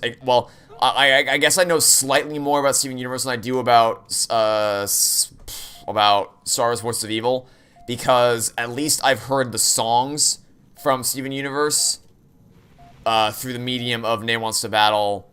Like, he's released some covers of some of the songs, like Stronger Than You, Comet, Here Comes a Thought, why am I blanking right now? It's Over, Isn't It? Full Disclosure, That Distant Shore, Other Friends, Drift Away, and Happily Ever After. I have heard... Didn't you just say you watched Steven... No, I've never said that. If I said that, I never meant to, because I've never seen it. My only experience with the franchise has been through the medium of... listening to Name Wants to Battle songs. Like his covers of the songs, I should say. I've never seen a single episode of Steven Universe in my life. That and Star Wars Forces of Evil are two shows I've just never seen any episodes of before. If I accidentally said it, I didn't mean to, because I've never seen it before. My only exposure has been through the songs, like I said. And to be clear, I really like the songs. Like, I really, really like the songs. I think the soundtrack, or I think the music from that show is excellent. If the songs I've heard as covers are any indication, I think the soundtrack is excellent. But I can't talk about the quality of the show itself, because I've never seen it. What game I've experienced that had the most insane what the fuck is happening type of beginning for you? I think you know the answer already. It's Persona 5 Royal.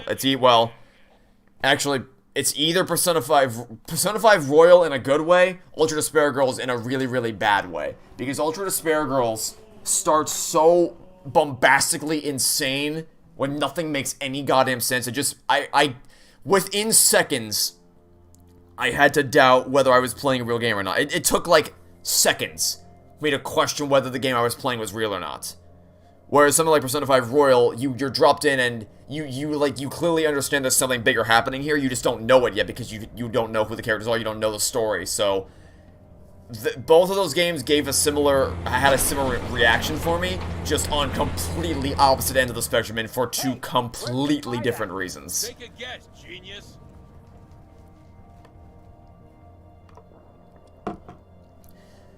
You love the first episode of Persona 5 LP?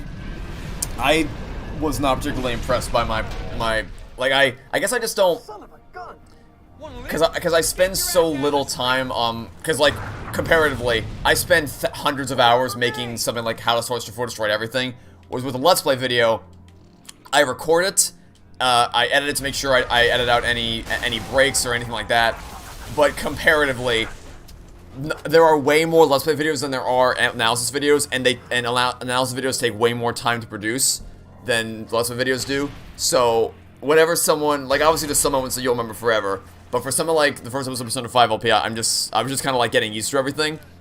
So I was kind of surprised when I heard people react positively. So I was like, really? I thought that was just another video I made. I didn't think I did anything special there. Like I knew that the final episode of Grace Journey 2 was gonna probably go over well because I got really emotional. I had a lot of things to say. It was a really exciting episode. But for the first episode of Persona 5, I'm like, I feel like this episode was just me being confused a lot and not knowing what the hell's going on. But apparently people really responded well to it. So I don't know what I did, but I guess I did something good somehow.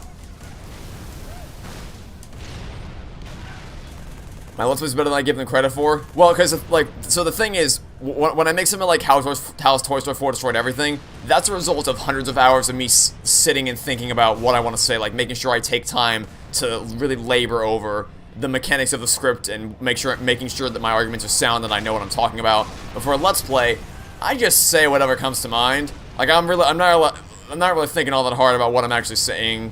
Well, that for Let's Plays and streams, I'm just talking. I'm just talking out my ass. I'm not really... there's not some magic formula that I implement to say things that are interesting. I just kind of talk, and for some reason people find it entertaining. I don't know what I'm doing, but it's working, so I'm going to keep doing it. And I'm going to keep doing it until it stops working. Controller... Speaking of stopping working, my controller is disconnected. I think I manifested it when I said until it stops working, and then my controller stopped working. that's how this works, I guess. You love the finale of my Grace Journey 2. It was so beautiful and heartfelt. It was so nice to see my enjoyment of the series. Yeah, I really was, because I knew I'd probably get emotional. I didn't think I would literally be weeping with how much I adored the ending of that game. From the moment that Iris, well, you know, from the dinner scene until So Long Partner, essentially, I was a wreck, and like I had to hold it tight. I had to hold it together just so I could read the dialogue. But once the credits started rolling and I didn't have to hold it together to read dialogue anymore, I just let loose. All the emotion just came pouring out all at once. The resolve of Reno Sinara Hoda was one of the best Eternity cases. Yeah, it's literally second in my rankings of cases. It's literally second. That's a power drain, and we are probably dead. Unless by some miracle this doesn't kill me. Okay, we're fine. All's well in the world. I think. There we go.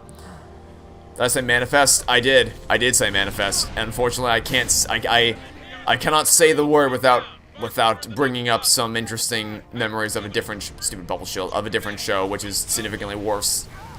Like manifest. It is. It's such a.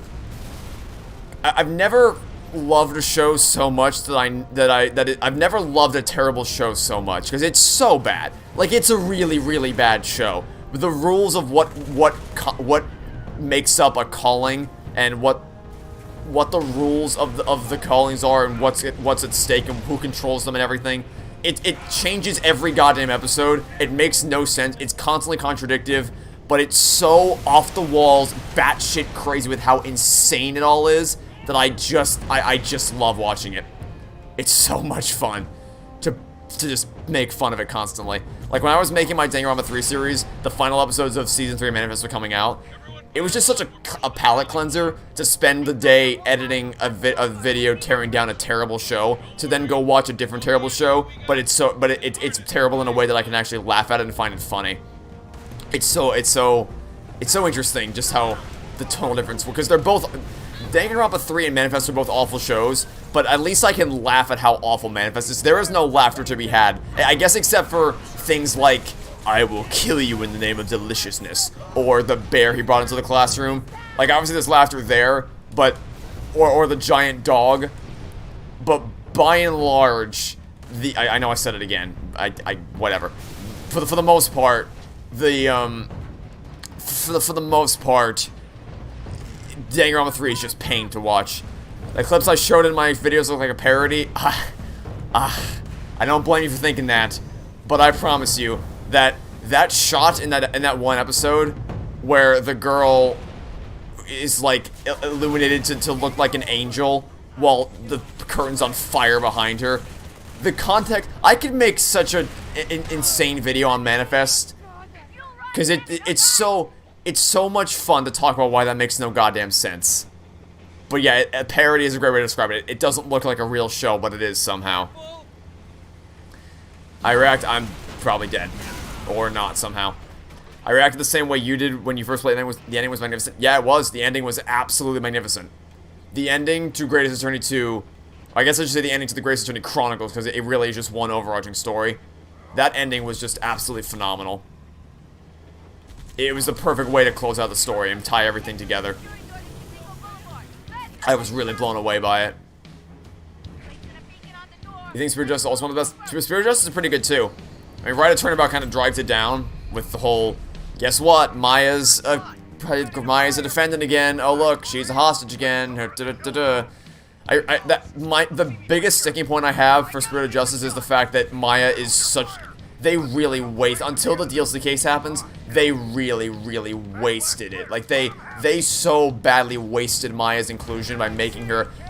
The meme is that she's always the defendant or a hostage or something like that, and they just embrace the meme instead of making her a character who does something impactful and important. And I really hate that they did that. Can't catch a break. They better not. I'll tell you this: if they make an Ace Attorney 7, they damn well better not make Maya a defendant again.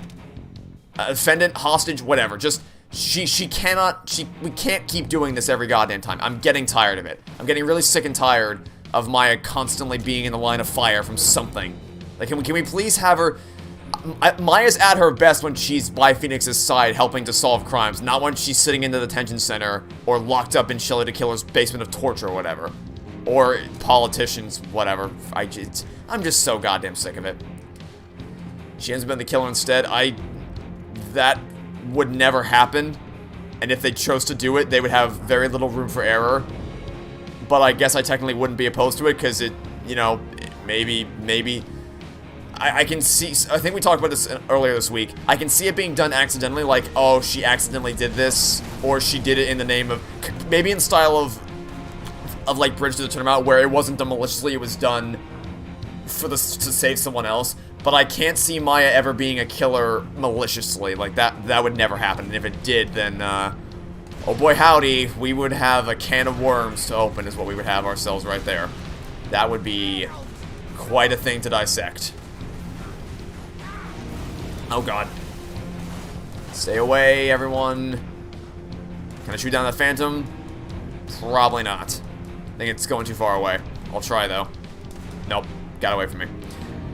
Has there ever been a moment in my experience with games where I felt the resurrection trope was handled well?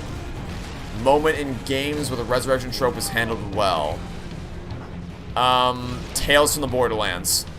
I can't say how without giving spoilers, but they kind of do that there, but it's done with a really clever setup and payoff.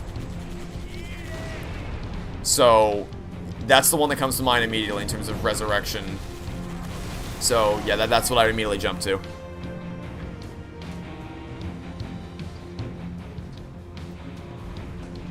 Trials and Tribulations, Destination 2, and Grace Attorney 2 are the best Ace Attorney games. What are you doing up there? Yeah, I would say that absolutely. Investigations 2 for its self-contained genius, Grace Attorney 2 and Trials and Tribulations for the way it concludes, because Trials and Tribulations and Grace Attorney 2 work as the conclusions to their respective stories, and that Trials and Tribulations is the conclusion to the original trilogy, and Grace Attorney 2 is the conclusion to the Chronicles, and they both serve their roles exceptionally well.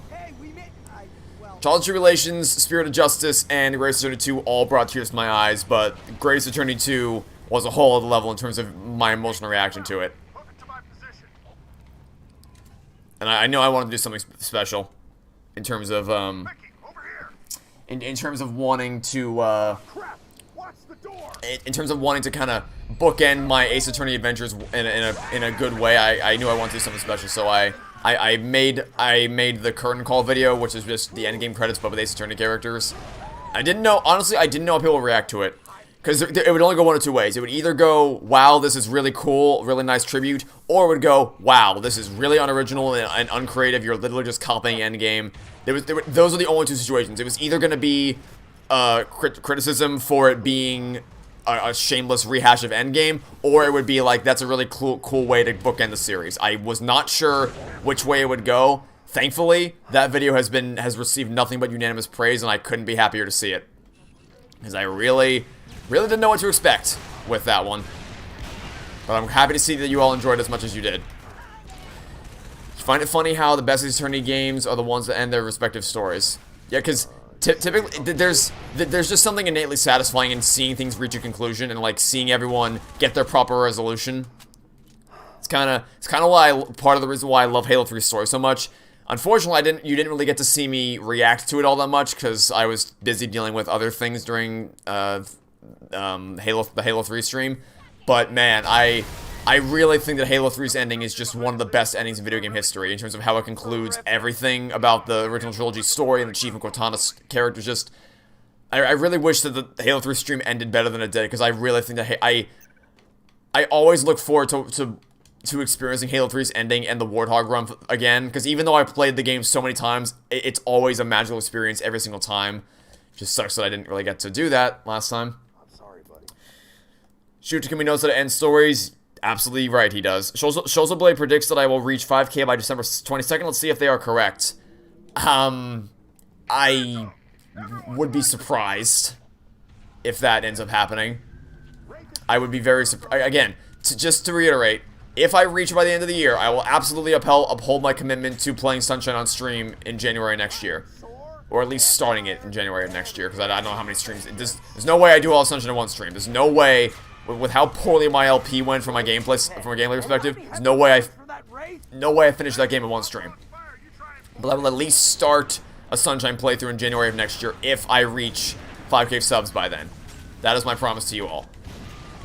Or sorry, reach 5k subs by the end of the year. I need to clarify that. I will uphold that promise, undoubtedly.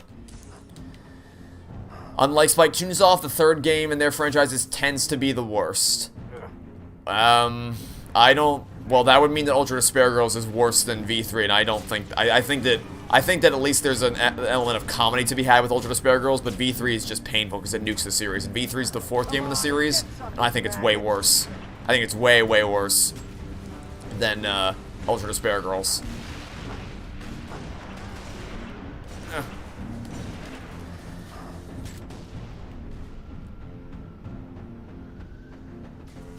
Dual Destiny is pretty meh for you, but much better than Hall of Justice. But yeah, I think overall I rated Dual Destiny as just a good game, like not anything exceptional, but not anything terrible, just like, it was a fun time. I enjoy Dual Destinies, even though it ended really anticlimactic. I think that Dual Destinies is perfectly passable, and I definitely enjoy playing it. But it definitely is not one of the best Ace Attorney games ever made by any stretch of the imagination.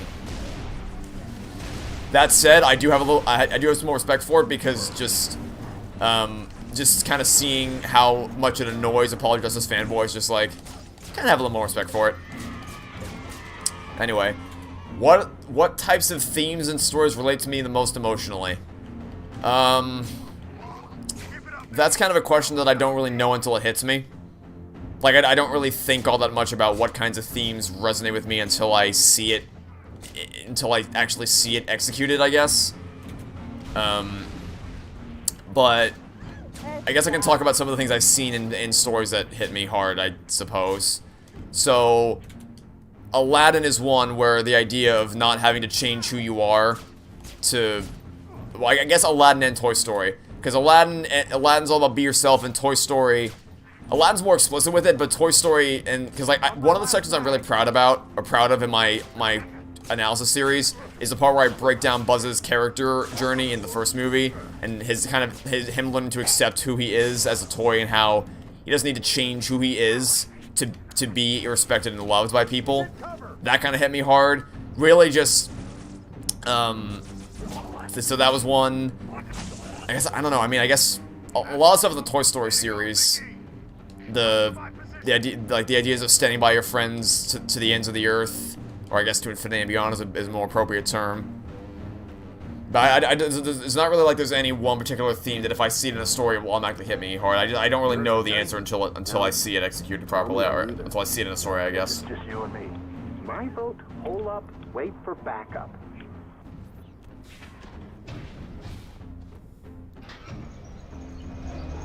Thank God. Does one of you know how to use explosives? Before you played Undertale, you would be a complete dick to everyone that had no friends because of it. A story about being nice to get a good ending will resonate with you. I am very happy to hear that the game had such a profound impact on you. That's a really nice story. Undertale can definitely hit people really hard because it deals with a lot of stuff. So I can imagine that game really connecting well with someone. That was Deathless? I did not think that was a Deathless run to that mission. You rewatched the trilogy last night and you cried at Toy Story 3's ending for the 6th time. Oh, I literally can't watch that film without crying. It's not a thing I can do. I absolutely weep every time because it's just so it's so masterfully crafted. Because like the incinerator scene gets me. Like I already start welling up when the incinerator scene plays, but then when they get back to Andy's house, it gets the tears get a bit more intense. But the part that breaks me every single time is, I'm even welling up a bit now talking about it, is when it's silent for a bit and like the music. It seems like the scene's gonna end and it seems like the music's gonna reach its resolution. But then Bonnie goes over to the box and she says, "My cowboy," and you know immediately without even looking, you know immediately what's about to happen. And the okay, let's not lose it live on air. Okay. the camera pan into the box when where it pans into where it pans into and it reveals Woody in the box, and the music kicks up again with like a softer rendition of Woody's main theme. That just breaks me every time, and then it gets worse and worse as the scene goes on. And by the time Woody says "so long, partner," I'm just gone. I'm gone. It's over. It's over at that point. It's game over. There's no coming back from that. That's the part that breaks me. Athena is sensing some sad emotions from me. Yeah, I would not pass Athena's mood matrix check. Athena's mood matrix would be overloaded with massive noise overload if Athena got to look at if Athena used her mood matrix on me. You hear so much praise from the Great City Chronicles, but you have no means playing in your country. Well, it would be a bit. Yeah, I would recommend watching it. If you can't play it, then I definitely recommend watching a playthrough on YouTube of it. It's worth it. It is yet another Shuji Kumi masterpiece, and I cannot recommend you watch it. If you can't play it, then I recommend watching it. I can't recommend that enough. It is well worth your time. The only way if you experience game is certainly time was through emulation. Well, however you get the chance to experience it, I absolutely recommend that you check out the Chronicles, because it's Ace Attorney firing on all cylinders. I have my criticisms of it, but it's still I almost said it again. Overall, it's a phenomenal experience. When you went to see Toy Story 3 in the cinema, you were a kid, and it's the first time you cried in the cinema. Yeah, me as well. Like, that was... Toy Story 3 was the first time I realized how incredible... Like, because I always enjoyed watching movies, and I was always...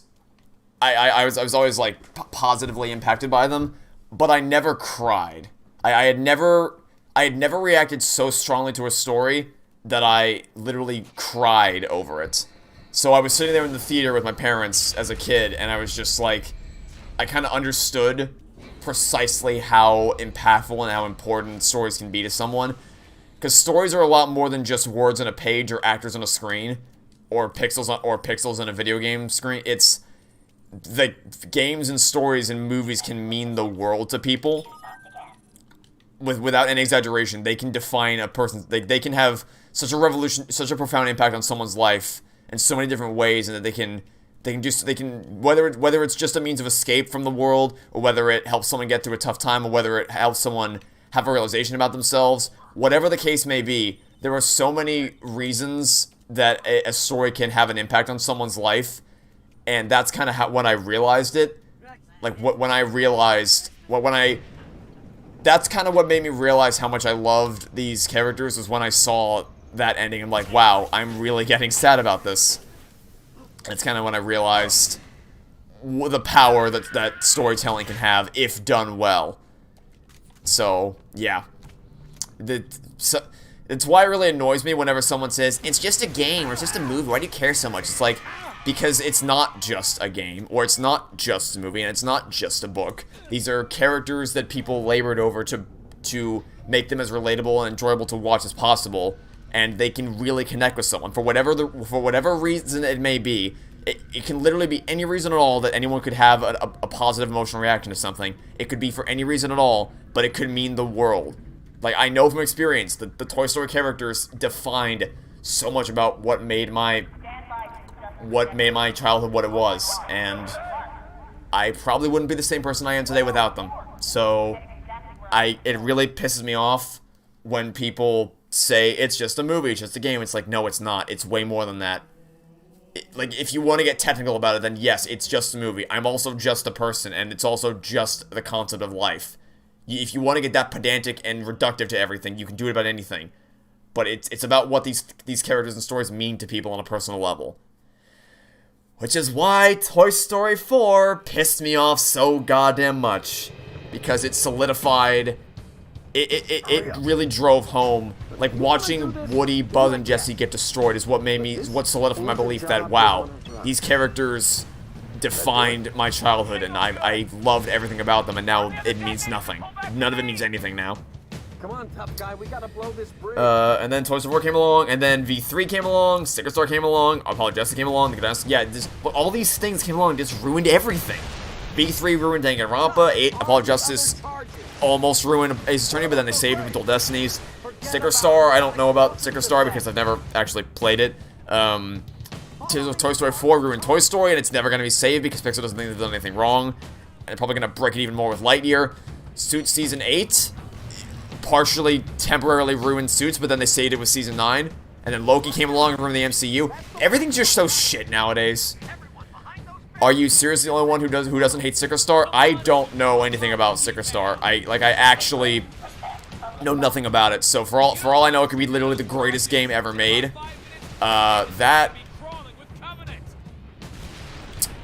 I just lose the sniper? Did it just go over the edge and into the abyss? No, it's right there. Okay, I thought it just got dropped into the ocean for a second there, but we're fine. You don't take a star either. Just think it's kind of boring. I can't say anything about it at all because I know absolutely nothing about it. So, I will let you guys discuss it amongst yourselves because my experience with it is non-existent essentially.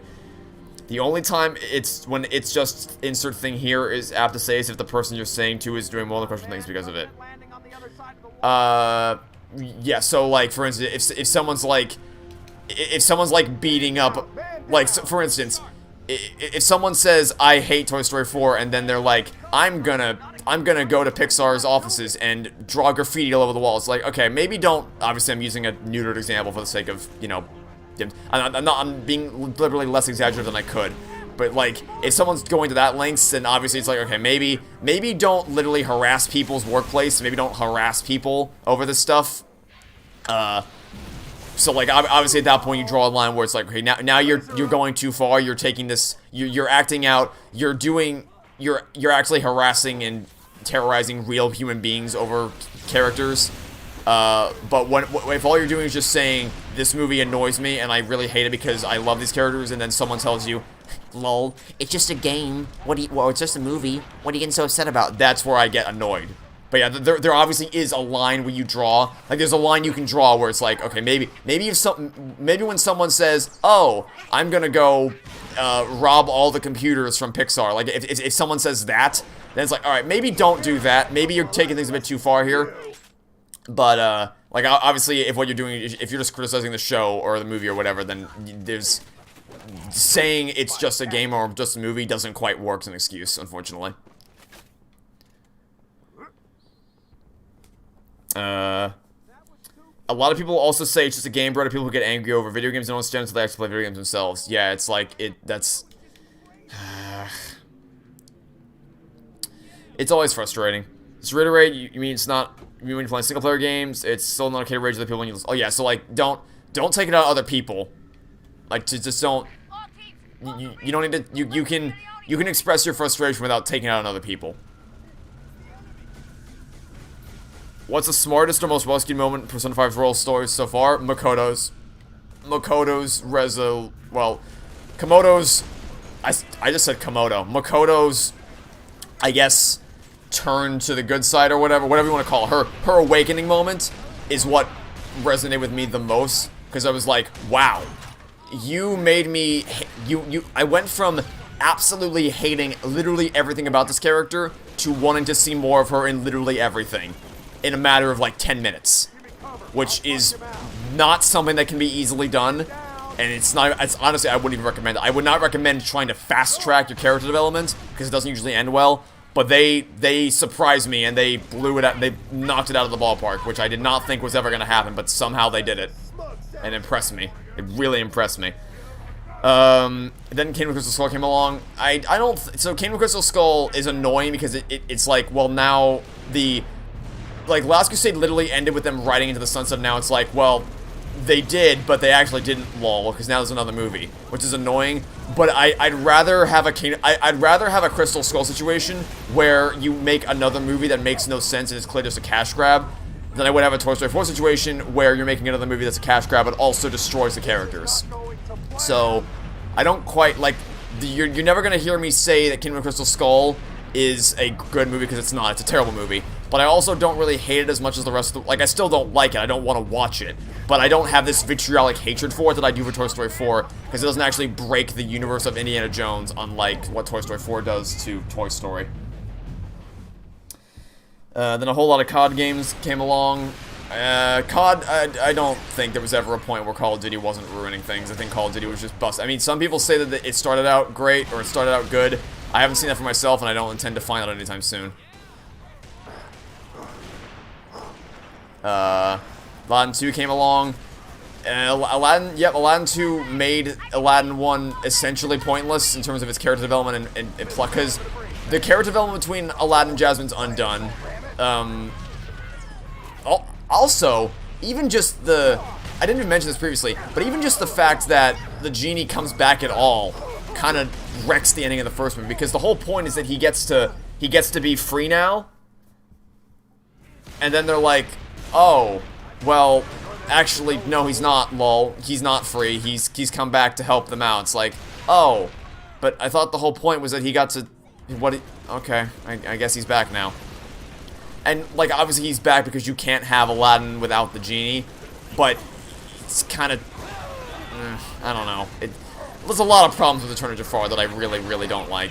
But I'd be here all day if I talked about them all, and I don't really want to. It's amazing. The film's like 1 hour long, like actually 1 hour long. I think the film may actually be 1 hour long, and it's amazing how many problems you can cram into literally 1 hour of film.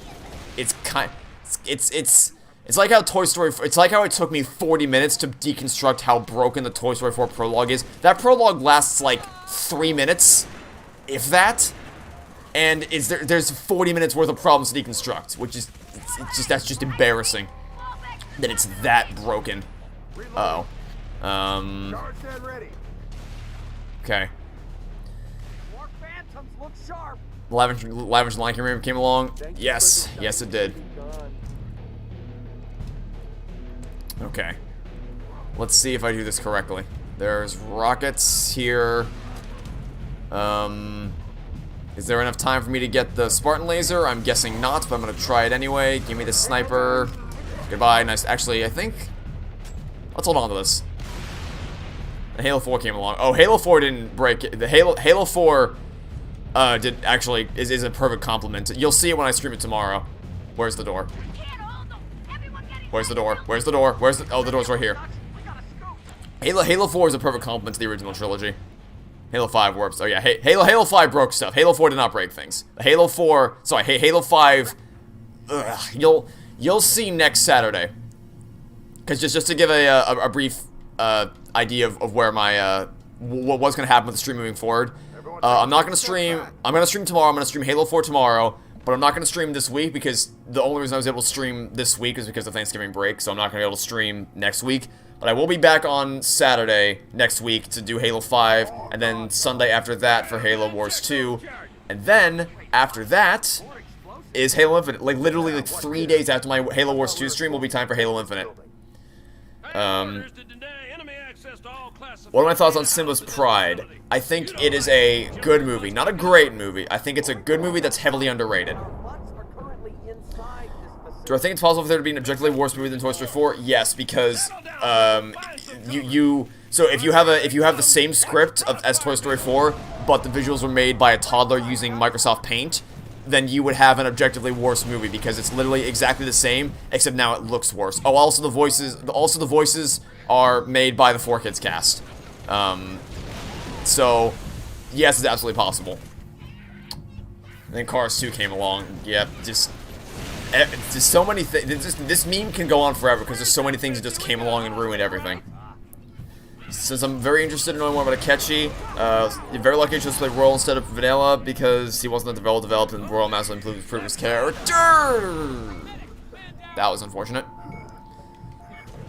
And Home Alone came along. I think Home Alone had already received significant damage before Home Sweet. I think the Home Alone was already in the gutters before Home Alone came along. It was just like another pile of crap on top of the already rotting pile of garbage. But yeah, the only reason I'm playing Royal is because there was a massive sale. Like I don't know that I could have justified the $60 purchase just to play the updated version of it, but because like it was like $20 or whatever when I bought it because it was on a massive sale, and that's the only reason I got it is because of that sale. If it wasn't on sale, I don't think I would have gotten it, but I'm glad it was on sale because from what I've been told, it is significantly better than the main version in every cinema. Although also I wouldn't have gotten the I wouldn't have had to get the freaking phone calls every time, so I guess there's something. Yeah, I've definitely heard that they made major improvements to the game in Royal version. I think you've seen some objectively worse movies than Toy Story 4, but in terms of destroying a franchise, no, nothing does better than Toy Story 4. No, yeah, there's in terms of how it destroys the franchise, nothing even comes close.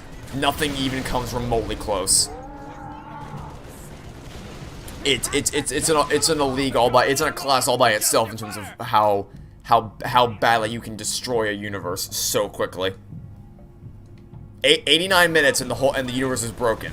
From a perspective of plot, character, and world building and themes, all it took was 89 minutes, some of which were consisted of musical montages, and it's all broken. It's kind of pathetic, actually. That's a lot of brutes. That is a lot of brutes. Stay away from me. Nice snipe, Marine. Oh, good Lord Almighty. There are worse standalone movies. I don't... Possibly. I don't know. Because, like, thing is, Toy Story 4 is really bad. Like, obviously, the thing that pisses me off about it is the fact that its characters are destroyed and the world building is undone and the themes are broken and contradicted. But it's not just that. The film doesn't make any sense anyway. Like, its story is actually broken. Everything about the logistics of the antique store and the situations in the kindergarten classroom and Bo's introduction and the playground scene, there's nothing in that movie that works. There is no plot beat in that film that runs with any sense of logic. That's why it took 6 hours to deconstruct, because I had to keep pausing the movie to talk about why none of it makes any sense. So, I don't really know, because it's... You'd have... Because even with... I'm trying to think if it's better than Free Guy, because Free Guy really is a terrible movie. I'm trying to think of whether Free Guy's plot is more broken than Toy Story 4. I think I just got blown up by a friendly grenade. That's unfortunate. Thing about things like bad standalone video games is like, Apologist isn't the worst game of all time, but you only care if some game no one cares about, like Big Rigs, is bad. Alright, that's the thing. So like, I'm sure there's some kid somewhere that's made a game out of Unity that was made an hour that doesn't work and is like actually fundamentally broken to the core. I'm sure that exists. You can find it. You can just go to the Unity marketplace and find it. I'm sure you'll find it. But there are higher expectations for something like Toy Story 4, which is made by one of the most successful animation studios in the world that literally changed the face of animation forever. There's bigger expectation for something like that than just something that some kid made on his computer in his bedroom when he was like 10. So, it stings. It really stings with something like that. Standalone isolated movies, yeah, but I still don't know if you can find some, because again, Toy Story 4's plot is really bad. It's really bad. Like, Toy Story 4 is actually a broken movie where nothing makes any goddamn sense at all. It makes no goddamn sense. It's fundamentally broken from every aspect of storytelling, and it doesn't make any... I would have to suffer major brain damage. Major, like, brain damage that couldn't be fixed with surgery. I'd have to be permanently broken from a perspective of brain functionality to think that Toy Story 4 makes even a little bit of sense, because it just doesn't make any sense at all. Like, you'd have to be suffering from major brain damage to think that it makes any sense at all. Its plot is actually broken. So, I really don't know. If you can, if there's something like a mainstream or even just an indie standalone movie, it'd be tough. You don't think I played any further? I literally spent the entire day yesterday recording Persona 5. That was my... Except for after I finished recording and I watched Wall-E and finished One of Us Is Lying. But that's like, that was, most of my day yesterday was spent consisting of recording Persona 5, so I've absolutely played more than what I've done thus far. Garbage Pail Kids movies even worse. I have not seen that, but so I can't see it, so I can't comment on it, but I'd like to remind you that Toy Story 4's plot, characters, themes, and world building are broken. So if the Garbage Pail Kids movie nails even a single one of those aspects, it's automatically better than Toy Story 4. Like, the title of the worst movie I've ever seen is not something I hand out lightly. I reserve that for movies where nothing works, where everything is broken, and that is what Toy Story 4, that's the category that Toy Story 4 falls into. Its plot is broken and that it's, like, logically inept. Its characters are contradicted both by the movie itself and by previously established works. And the themes, I swear that's a friendly grenade again. And its themes are contradicted once again by both itself and the stories that came before it. And the world building is undone in literally 1 second. As soon as Fork-Face comes to life, the world building is broken forever. So, like, if even a single one of the aspects of filmmaking is better than Toy Story 4, then it's automatically better than Toy Story 4. Oh dear God Almighty. What is my favorite plot twist in a film without giving it away?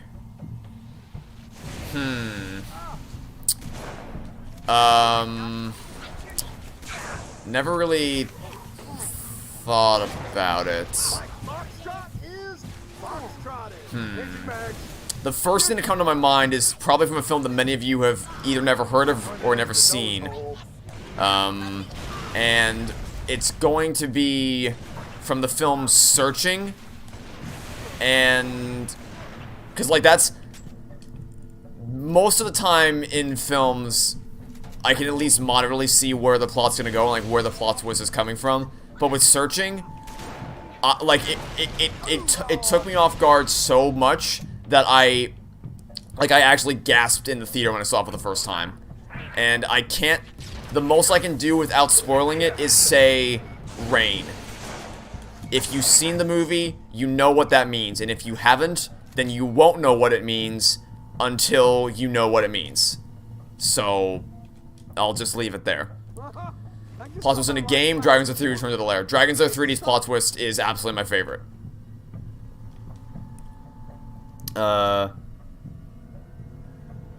Movies like Garbage Pail Kids are gross and mean-spirited. Okay, so if you want to talk about mean-spirited, let's talk about Toy Story 4, where it tells you that you should abandon all your friends and family. Or how it says that Woody should go with Bo Peep despite the fact that she treats him like shit the whole time.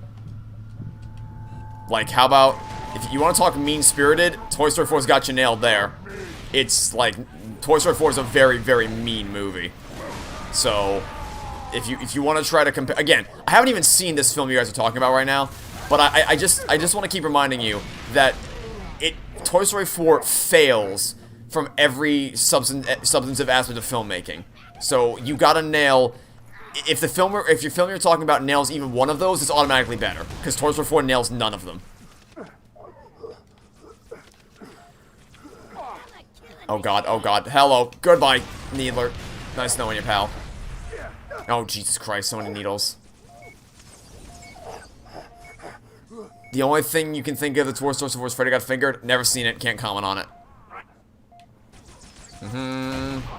Grenade, please. Oh, I walked over health back, I guess. I walked over health back. Jesus Christ.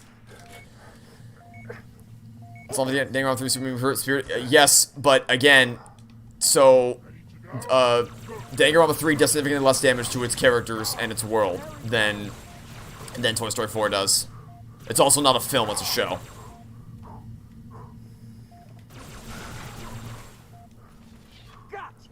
And I give you this rocket. I think you'll be more useful with it. Because then I can take this and use it against you.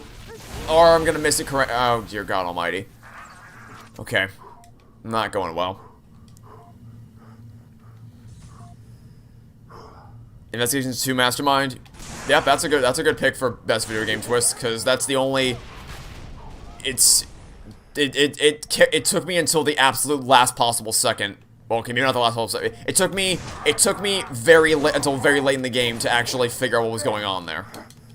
And apparently, to my absolute bewilderment, it was enough to make the montage from that one guy who actually stopped by the stream. I got surprised twice in 2 days. I got surprised first with the fact that it was actually worthy of, like, being made into a freaking montage. Like, wow, someone actually put my video into a montage. That's amazing. Then, the day after I find out about the montage and I leave a comment on the video, the guy who made the montage comes back to my stream to actually say, like, hey, how you doing? And, like, tune into the stream. So it's like,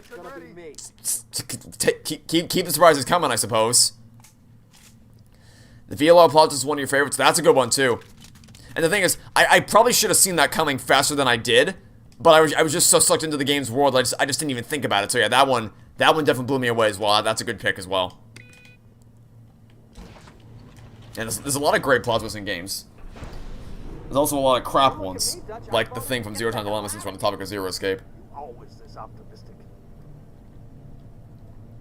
Evac bird's gonna meet us on the roof. You have a plot twist of a game that at this time completely blew your mind, but if you say something, it'd be a giant spoiler. Yeah, if it'd be a spoiler, then I don't recommend saying anything about it, because on the off chance that, well, I guess we don't know what the game is, but, you know, on the off chance that someone here would want to play whatever it is, then obviously best to keep things spoiler free. You don't ever hear plots with the one you like, Pink Bear. Assuming we're talking about the same Pink Bear, I approve of that choice. The twist from Grace 2 about Jones' partner is also good. That one, there were so many just mind-blowing reveals in the final few episodes of Grace 2. I don't know if I could pick just one. There were so many insane plot twists. Oh, hi there. Hi, Jesus Christ, a lot of people. Can we not? Can we? Ah, flare. Oh my god. You don't know if it causes the plots with the guardsmen. That's not really a plot twist. That's more like that's a cameo. That's a clever setup and payoff that's made possible through the medium of a nice little cameo. So I definitely would not qualify that as a plot twist. Cover me. Lego Movie's plot twist. Oh yeah, absolutely. Because that's a film you don't even really expect there to be a plot twist necessarily. You don't even.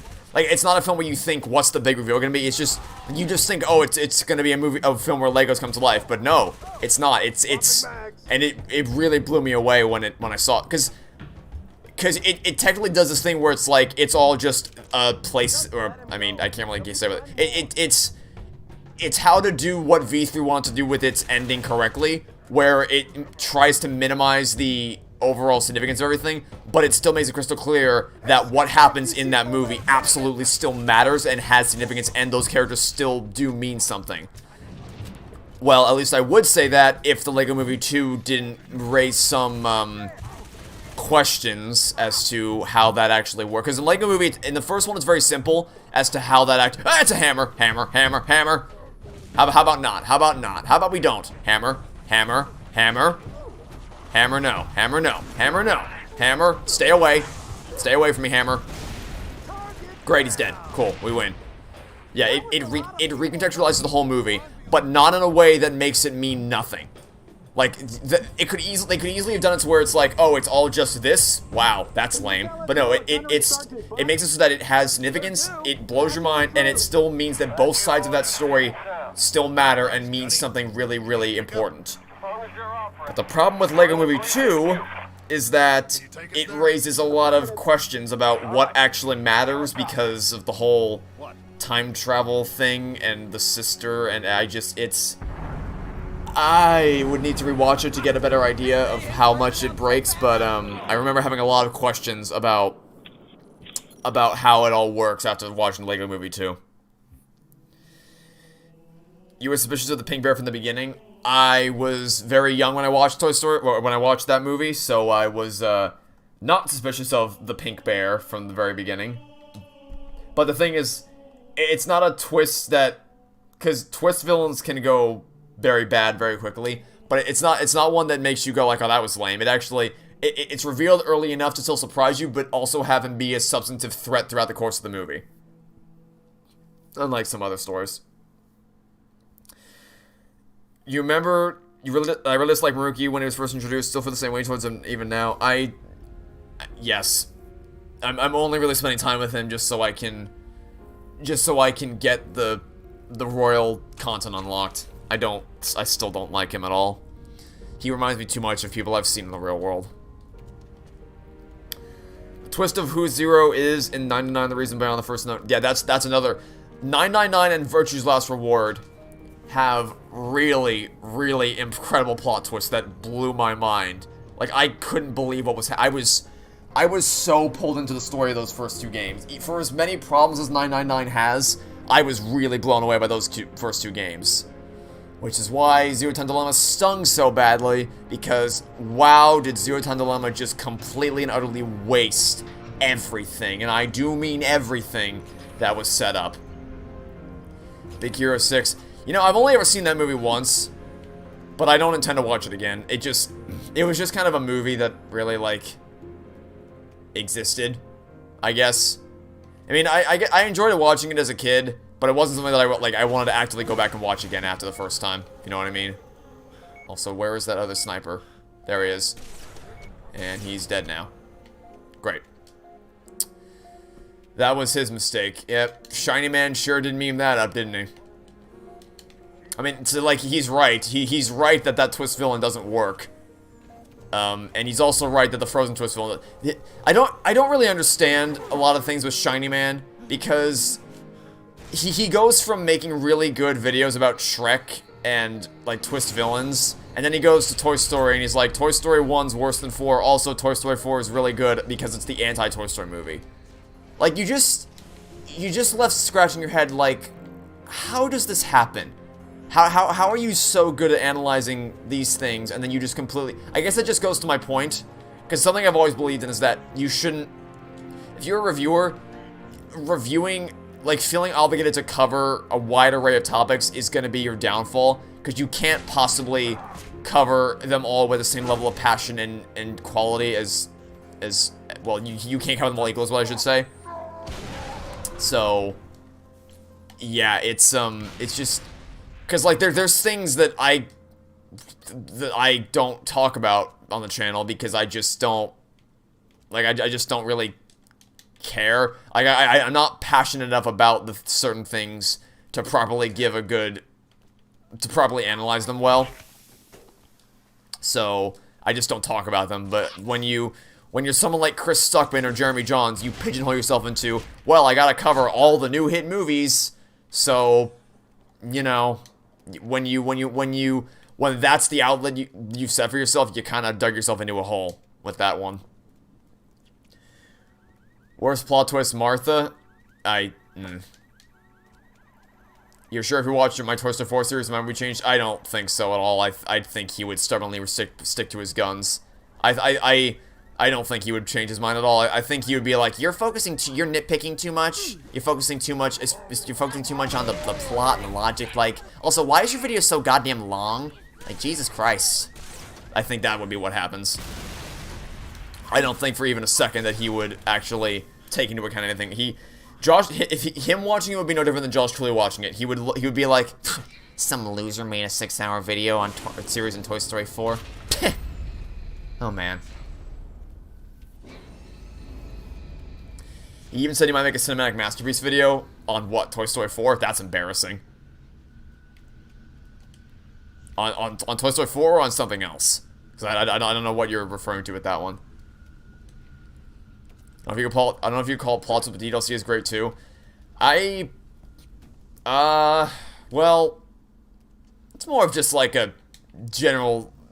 I guess it constitutes a plot twist. It's more of just a whole thing. On Toy Story 4, oh god, if he ever makes a video saying that Toy Story 4 is a cinematic masterpiece, I will not be able to help myself. I will not be able to help myself. There's no way I don't find myself responding to it in some capacity. Cause his Pixar ranking video pissed me off by itself. If he talks for like a full video about Toy Story 4 being a masterpiece or whatever, you can mark my words, I'll make a video responding to it. There's no way I won't. There's no way I won't be making a video responding to it if he actually makes a video talking about Toy Story 4. He's in no position to criticize people for making long videos.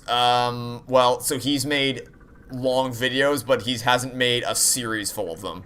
It's like my series as a whole is 6 hours long, but he hasn't made any project that is that long to my knowledge.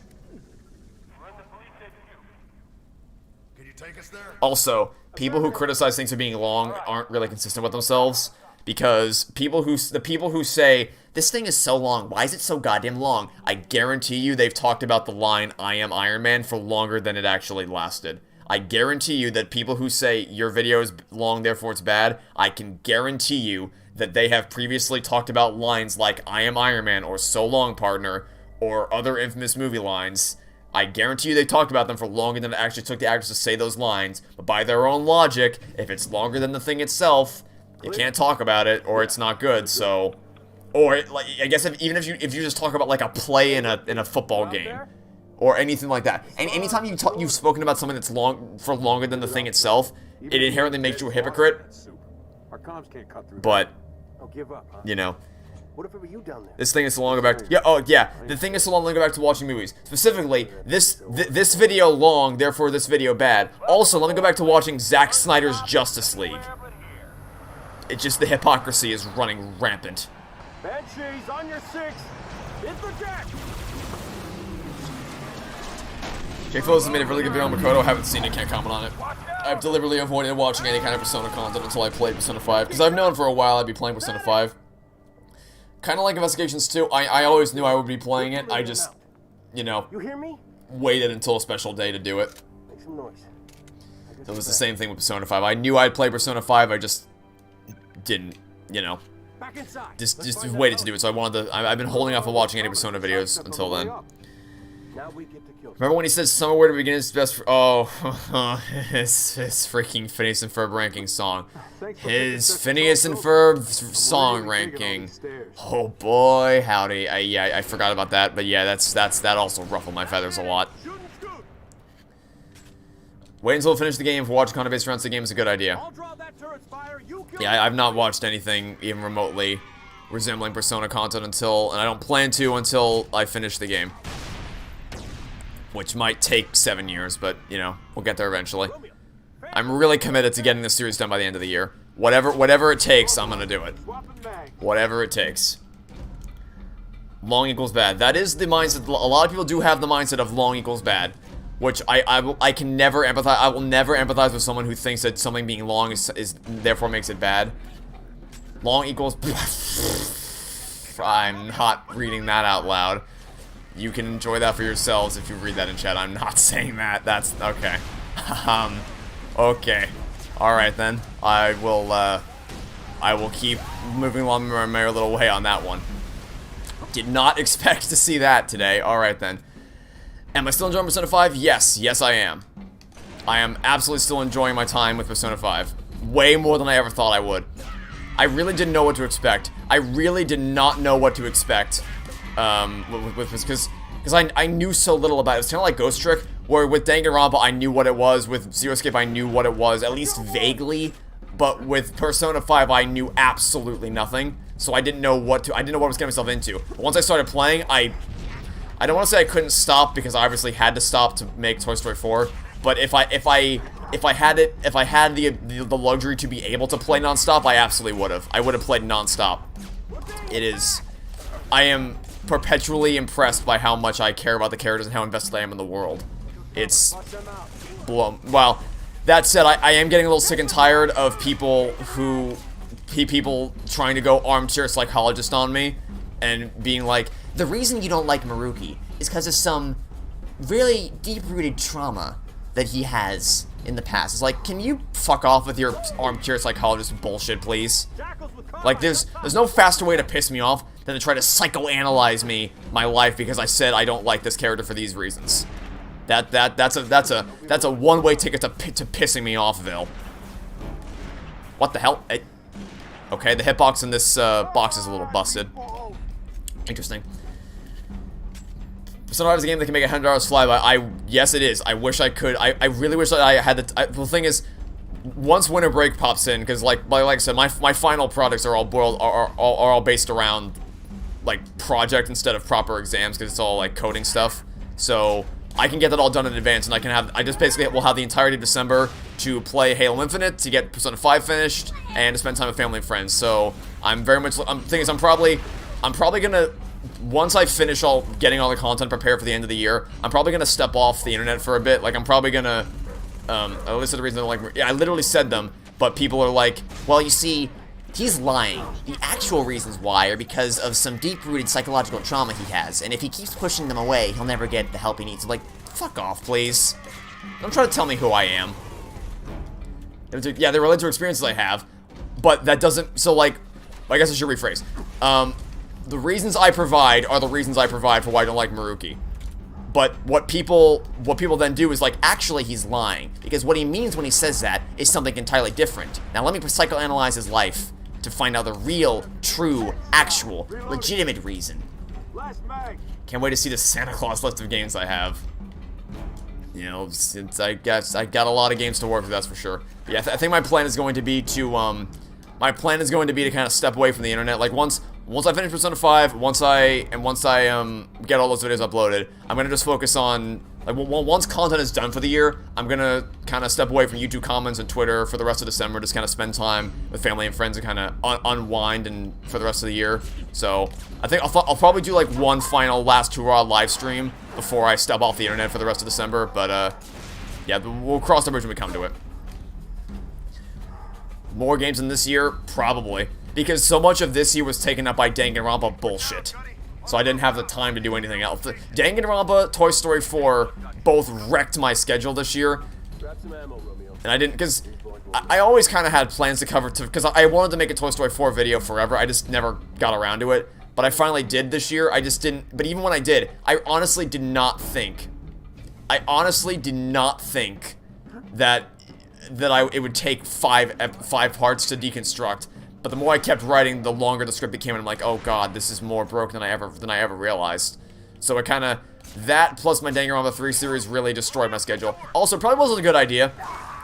Probably was not my best idea to make 2 6-hour series breaking down really terrible stories in the same year, like months apart from another. Probably not my best planning I've ever done. Probably could have spaced them out a bit more, but you know, it's done now, so I can say that I've finished what I set out to do. And there's so many snipers here. Where was that guy from? Oh, up there. I see. Gotcha. Danganronpa polluted. Polluted is a good word. Danganronpa polluted 2021. That is a great word to describe what Danganronpa did to this year. Would I be happier if I never knew about Danganronpa to begin with? I don't. So on the one hand, it's a question of, well, like, obviously I wouldn't have gotten invested in this world and then had it all torn to shreds. So there's obviously that. There's the fact that I wouldn't have spent 1,000 hours editing my Danganronpa 3 series together in a very insanely short amount of time with no sleep for a lot of it. So there's obviously that aspect of it, but on the other hand, I think my channel grew a lot this year because of Danganronpa, both from people who liked it previously and got their minds changing on it, and from people who always hated it and just felt very cathartic watching my series tearing it down. So I think in the end, it was probably for the best that I played through the games this year, because it ended up helping me grow my channel more than I ever thought it would. But there is also the question of, what was it worth all the stress that I went through to get that series out the door in the time frame that I did? And honestly, I don't really know what the answer is. I don't know if I know the answer to that question, because it's kind of, there's pros and cons to each possible answer there. Also, Buck is not dead because he's a badass. He got stuck with 2 plasma grenades and he's still not dead. My Danganronpa Let's Play is pretty popular, to my absolute bewilderment. But the most well-viewed Danganronpa thing I've done is my series on Danganronpa 3. That's the most popular thing I did about Danganronpa, by view count alone. And I think the reason why is because you're allowed to criticize Danganronpa V3. Sorry, Danganronpa 3, not V3. No, not allowed to do that. It's like, every series has the thing you're allowed to do. Like, you're allowed to make fun of Danganronpa 3. You're allowed to make fun of Cars 2. You're not allowed to make fun of Danganronpa V3. And you're definitely not allowed to make fun of Toy Story 4. Those are on the no-no list. But Cars 2 and Danganronpa 3, that's A-okay for making fun of. I'm dead. Or I'm not, somehow. Yeah, I'm dead. So I think that's why that series went over so well. At least like the first 2 games, V3 just ruined everything for me. I've just burned it. Well, yeah, I like the first 2 games. Problem is I don't anymore, because now I know that everything that ever happened in those games meant absolutely nothing, and it was all some stupid TV show. So it's like, I had every... I did truly have every intention of replaying those games at some point in the future. But now I don't think I ever will, because it's like, why would I? Why would I bother playing a game in a world that I know is all bullshit anyway? Danganronpa fans are saying S is shit. Yeah, we were talking about we were talking at the beginning of the stream about how the Japanese version of Danganronpa S is already out, and I've seen some videos. Well, I've not watched them, but I saw a lot of people saying, "Wow, this game is really bad and it's a waste of time." It's like, wow, who could have guessed it?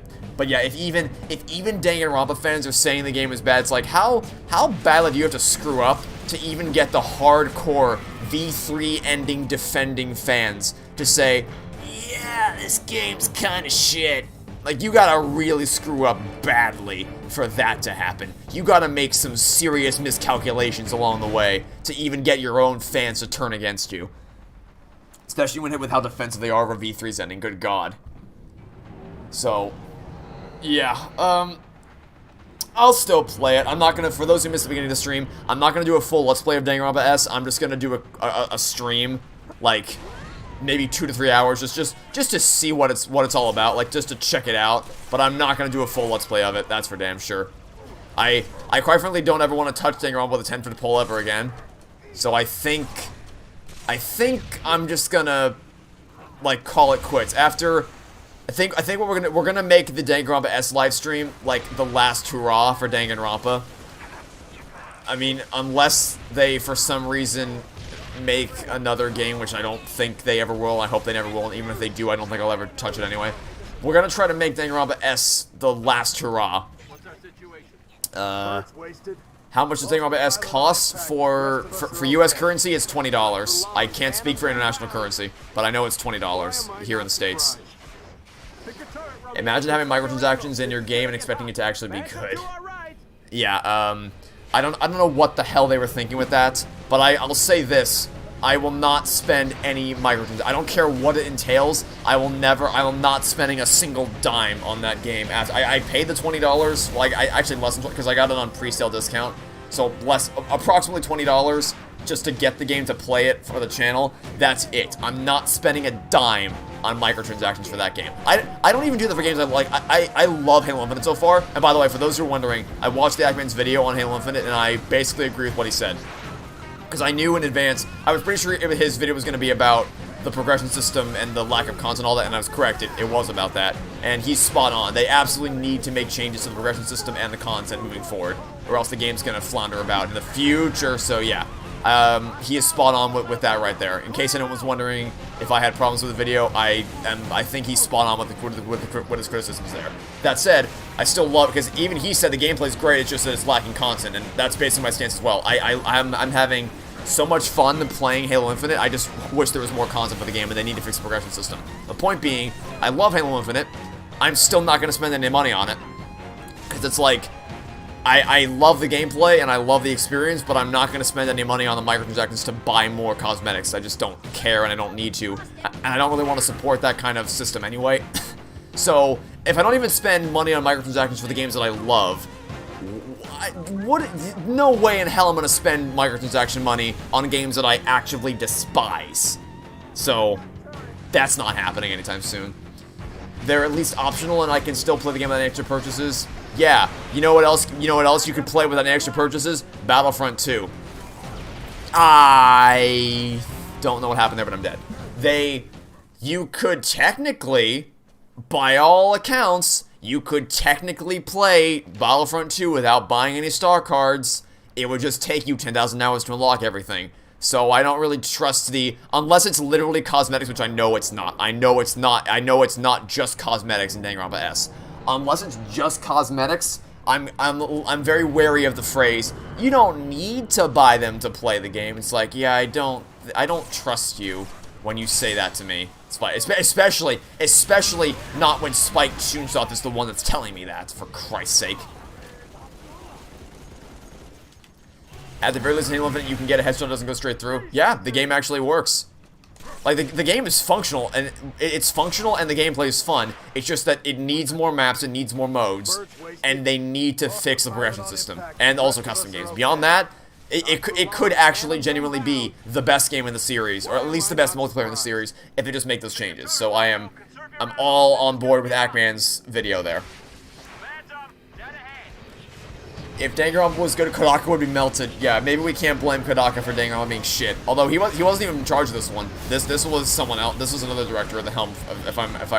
I'm pretty sure anyway. Pretty sure this was someone else at the helm. I don't know for sure though. Of course, characters. Yeah, it's bad. It's really bad. Kodaka left. Yeah, I'm pretty sure he did. So this one's not his fault, but. If Spike Chunsoft bought 343, I would die inside. If Spike Chunsoft, I mean, that obviously that would never happen because, for one, it would be the reverse. It would be Microsoft acquiring Spike Chunsoft, not the other way around. But if that happened, I'd be like,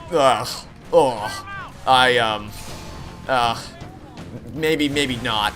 Well, that would be painful. That would be very much painful to deal with. Creators of the whole Love Hotel scenes. Wait, seriously? Is that actually the case? The people who were responsible for the Love Hotel scenes are the ones who made the Danganronpa S? Wow, I mean, I guess I can't say I'm surprised, but yikes. Because those were my favorite scenes from V3. Weren't they your favorite scenes from V3? Spike Chunsoft now owns every company. Oh, that's one thing I didn't mention. So, I find it a little bit ironic that, so like the big bad in, you know how in WALL-E, by and large, is the big company that's like that took over the world and destroyed everything, so I find it a little bit ironic that the company that distributed this movie is Disney, which is the closest thing we're gonna get to a real-life equivalent of by and large. I find that just a tad ironic. I don't know, it just seems a bit strange to me. Anyway, Freddy, I have to leave. I hope everyone here has a fun stream. Thanks for tuning in. Hopefully you enjoyed what you were here for, and I hope you have a good rest of your day, and I hope to see you for a future stream. You say ironic, I say intentional. Oh, well, you think that maybe Pixar was like trying to take a stab at Disney with their film, because Pixar knew that Disney was the one, because at that point they had already became partners. Like Disney and Pixar had already joined forces. So you think it was Pixar trying to take a stab? It's like, hey, Disney's kind of shit, you guys. I don't know if you knew this.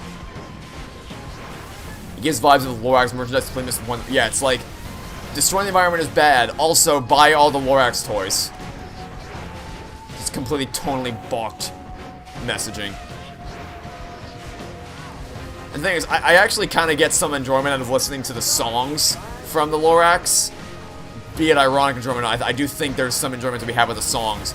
But man, does that film just not understand? It's like, man, it just bungles over itself significantly. Noble Six is brought back only to die again in Spike Chunsoft's Halo. Well, no, the better version of that would be Cortana was brought back to life only to die again. Except, oh wait a minute, I think that's gonna be what happens anyway. Because for some, actually no, you know what? How bad can I be? Yep, be it ironic enjoyment or not, I think there is still some enjoyment to be had out of the songs, for as memeable as they are.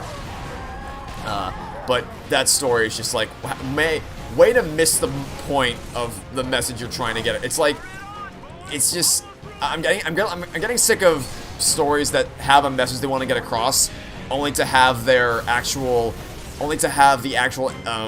execution bungle over themselves with that. And yeah, let's not forget Free Guys. Shooting people is bad. Yeah, if you play FPS games, then you're a bad person and you're a sociopath. Also, look at all these 4 unique individual references to this first-person shooter game called Halo. It's like just blatant contradictions. WALL-E was the end of an era. I don't know. I think Up was still good. I think Up was pretty good as well. I would mark because I think I'd mark Toy Story 3 as the point where things started to change.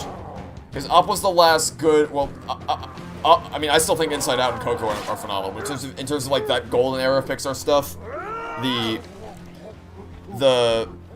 I think Up is still really good, and I think Toy Story 3 is a perfect ending to the series. It was the last movie idea the Pixar founders had during a meeting before Toy Story came out.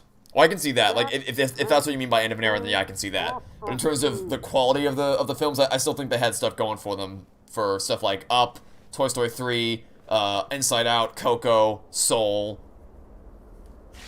I think there are still people at Pixar that know what they're doing.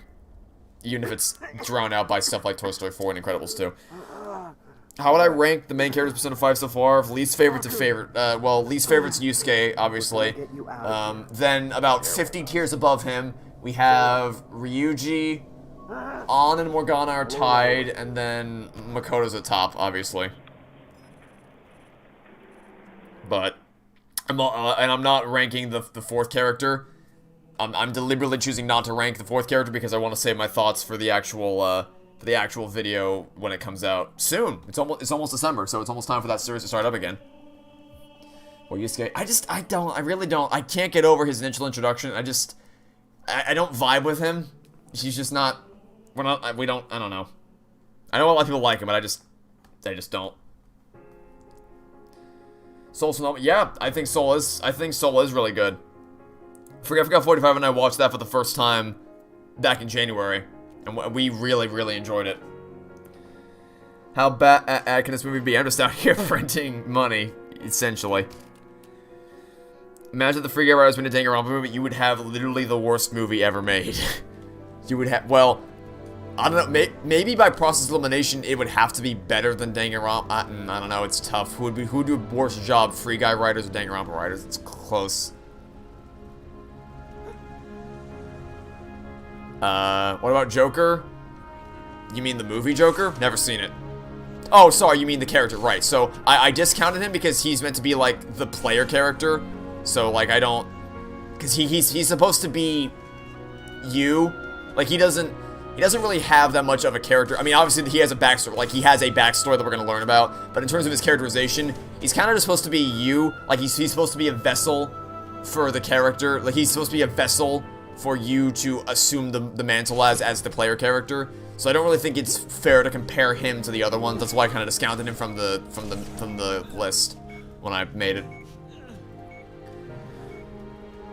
Best, oh yeah, obviously, how could I forget? Best character, Lightning McQueen Mobile. The McQueen Mobile, Morgana, Morgreen, McCat Mobile, whatever name you want to give it. That's obviously best character. How could I forget the masterpiece of character that is Lightning McQueen, or whatever you want to call him.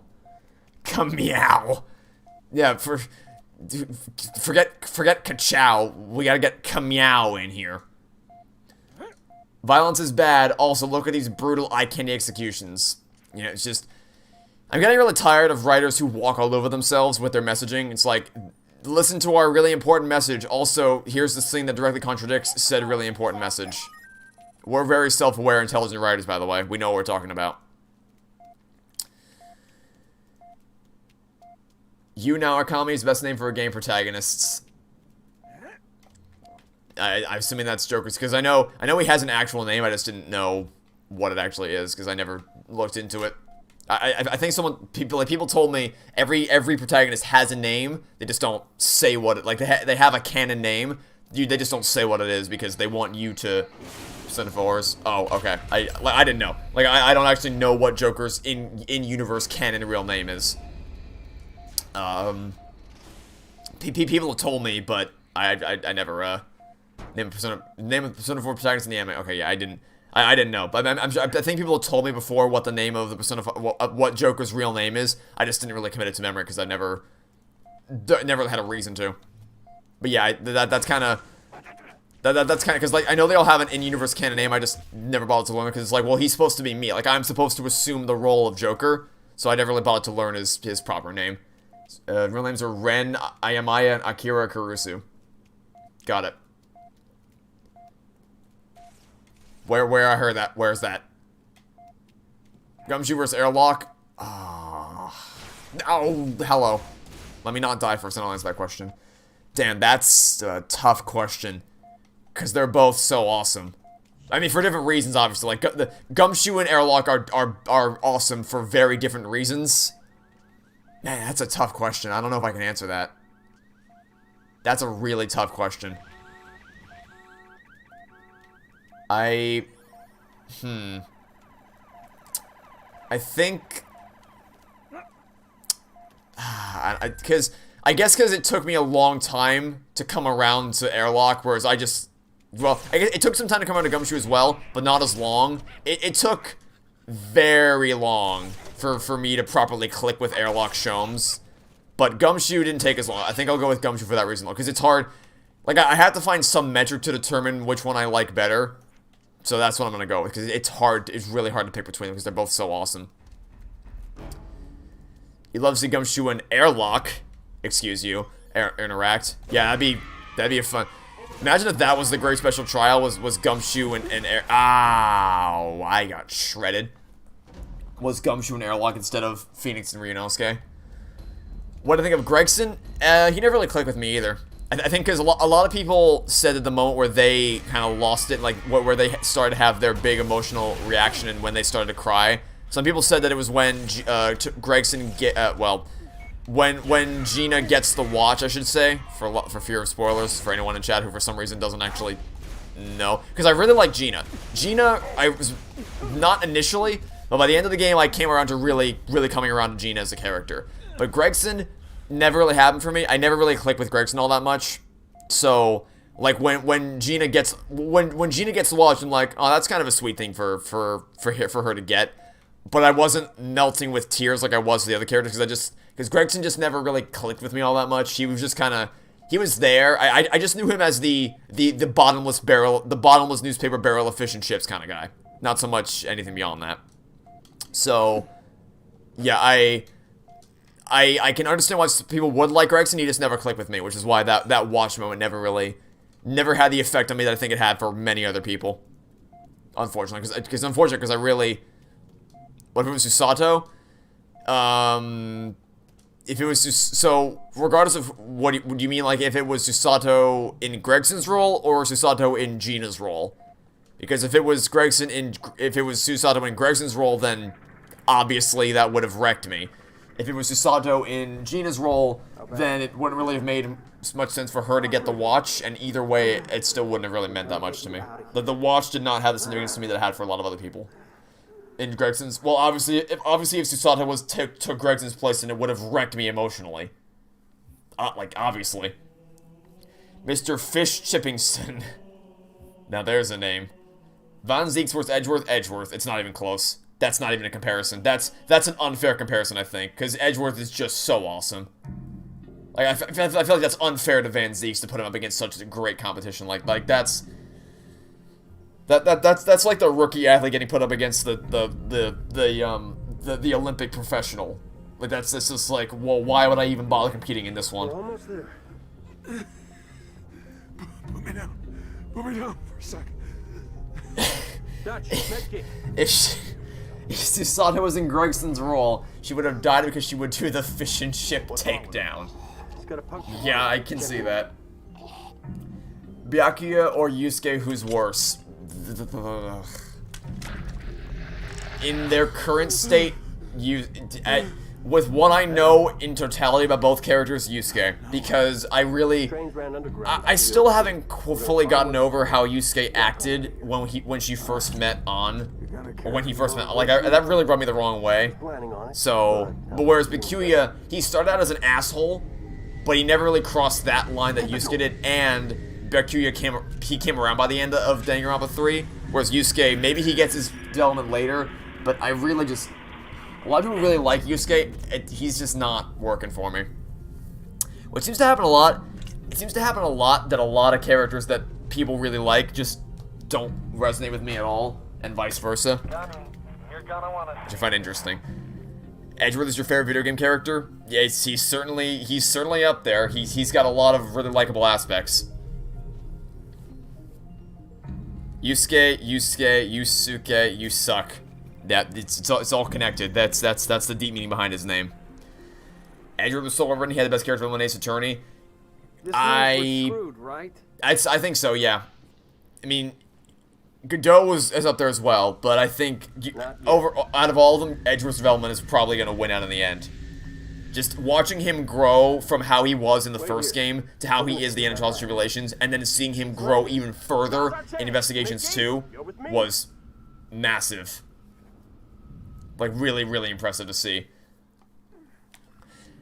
Byakuya faked evidence in Chapter 2 that could have gotten everyone killed because he was bored.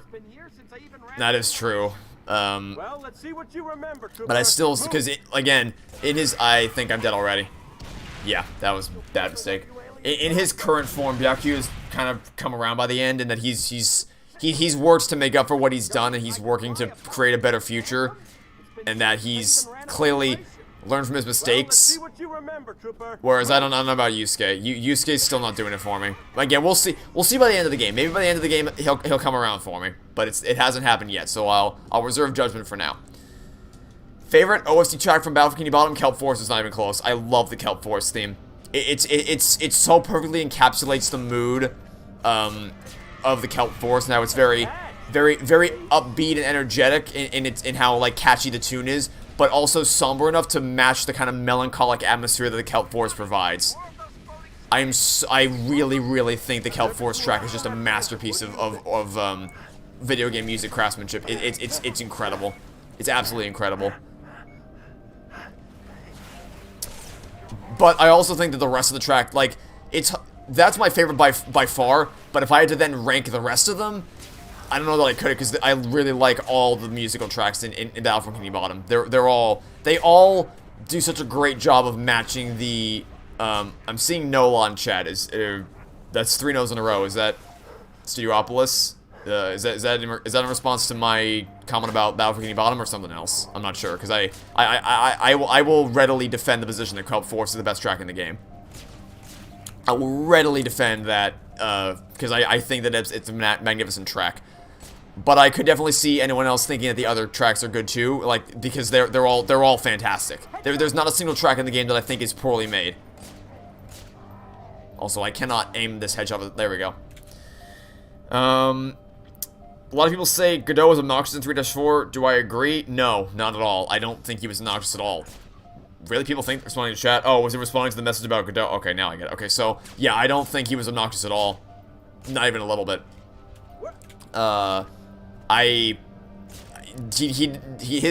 His character didn't seem any noticeably different than it was throughout the rest of the game.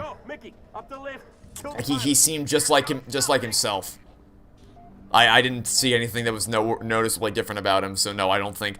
I think there seems to be a lot of people who just don't, because I was told in a comment once that a lot of people really don't like Godot, which I've never understood that at all. I've never ever understood the sentiment that Godot was just a terrible character. I've never gotten that at all. Godot is one of if not the best characters in the series. Best or favorite Sonic OST track? There's so many good ones to pick from. I think I'd probably go, because like the obvious answer is something like Chemical Plant Zone. I think I'd probably go with, damn, can I make this jump? I can, okay. It's gonna be something from the Sonic 2 soundtrack. So I think I'll go with, man, there's a lot of good ones. I think I'll probably just go, I don't want to take the easy way out and say Chemical Plant Zone. So I think I'll go with Hilltop Zone. I don't know. I'd have to think about it a lot more, because there's so many great Sonic soundtracks, Sonic tracks, I don't even know that I can pick one. Your favorite is the Labyrinth Zone? I can see that, because I think it's left a bad taste in people's mouths because Labyrinth Zone is just so shit. But the music for the Labyrinth Zone, I could listen to that all day. I think it's really, really good. The problem is that it's drowned out by drowned out pun, semi-intentional. It's drowned out by an absolute shitfest of a level that is in contention for if not the actual worst level. What do you guys think? You think the Labyrinth is the worst level in Sonic history? At least out of the 2D games. Do you think there's a case to be made that Labyrinth is the worst level, or do you think there's anything that tops it, or do you think Labyrinth is just as bad as it gets for 2D levels? Because I think I can definitively say that it's the worst. But I'm curious to hear if you guys think that there's anything worse than Labyrinth in at least in the 2D Sonic games. Because we can talk about the 3D level design all day, but have the Metropolis is worse. Really, Metropolis? Metropolis is longer, but I was way more frustrated by Labyrinth Zone's freaking frustrating water mechanics than I was by, like, Metropolis is definitely the longest zone, and I can see being worn out by it because it is so long. But I really think Labyrinth Zone is way more painful. You can never get past Marble Zone. I don't blame. I never did either. Like I beat it as an adult. I beat, like, the first time I beat Sonic the Hedgehog was as an adult. But that's because I never got past Marble Zone. Not because, just because I was like, I wanted to. Green Hill Zone sets the tone so well. I was like, am I missing? Can this door open, please? Green Hill Zone sets the tone so well that, okay, I'm clearly missing something. I think I must have lost something alive. Green Hill Zone sets the tone of the game so well in terms of the atmosphere, or like the style of game with the fast-paced platforming mechanics. But the Marble Zone is such a radical shift that it goes from fast-paced action to all of a sudden you're going slower than a snail on sleeping pills kind of thing. And it's just, like, why did you do that? Like, why did we do this? So I don't understand what happened with Marble Zone. It's such a radical shift that's kind of why I never played Sonic Hedgehog 1 for so many years, because I just never wanted to play Marble Zone, and so I never got past it. You think you think Sonic 3 and Knuckles has the best OST? I think Sonic 2's is better. I think Sonic 2's soundtrack blows 3 and Knuckles out of the water by a long shot. Marble Zone sucks? Yes. Labyrinth is pain? Absolutely. Mania is better? I haven't listened to Mania's soundtrack in a long time. The last time I heard any of those songs was, am I just soft-locked? Because the door's supposed to... I think I'm soft-locked. I need to restart the mission. God damn it. That door's supposed to open and it didn't. But the last time I listened to anything off the Mania soundtrack was when I played the game. I guess I booted it up once, for a specific reason, for a common interaction a couple months ago. But the last time, like, that I actively stopped to play Sonic Mania from start to finish, I've only played it once, and it was for my LP back in 2017. So, it's been a mighty long time. Oh, I think it was actually, no, I think it was 2019 that I did it. I think because I started in 2017, but I think I finished it in 2019. Let me check my history real quick. I'm pretty sure I uploaded the later episodes in 2019. Yeah, okay. So I haven't played it since 2019. Not since 2019 that I played Sonic Mania. I started in Halo in 2017, but I haven't finished it since. I finished playing in 2019. I haven't played it since then. I started that one time when I had to go check it for a common interaction. But I've only played it start to finish once. So I have not listened to the soundtrack or played it since then. Might want to replay now that it's got updated with DLC. Do you really want to add another game onto the list of things to cover on this channel? I think we're at capacity right now. Maybe for a stream in the future. Like, I might play through the game again for a stream, but I don't know. We'll see. Worst special level? I don't know. Because I don't really... I like Sonic 3 and Knuckles bonus special stages. Sonic 1's is kind of cool. Actually, I think I go with Sonic 2. Because Sonic 2, as much as I love Sonic 2, trying to get the Chaos Emeralds in that game is a nightmare. Because Tails will constantly... Like, your ring count is predicated on whether or not Tails also... If Tails takes damage, you lose rings as well. So it's not entirely in your control as to whether or not you actually keep those rings, which is frustrating to deal with. lot of people saying Sonic Heroes. I never played the Sonic Hero Special Stage, but I will have to at some point if I want to get the last story unlocked for the Let's Play that I'll do eventually, so...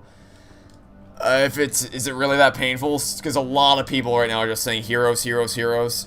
People who hate Godot accuse him of being a sexist asshole who didn't care for Mount Maya only for revenge. That's not, he very clearly did care about Maya. Like, that's not even close to true. Obviously a part of his character is that he wanted to take vengeance on Dahlia, but he did it because he wanted to avenge people like Mia. And obviously he cared about protecting Maya, so that's not at all applicable. Also, those two things don't even correlate. Like, wanting to do a thing for revenge doesn't correlate to is sexist asshole.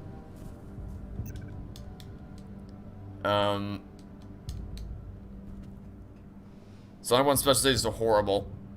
They can be tough to get a grasp on. But once I got a hang of the controls, I got a little bit better at it. Oh god.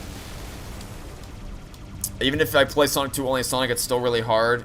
I echoed this sentiment in chat. I didn't know you could do that. I didn't know that was an option. But I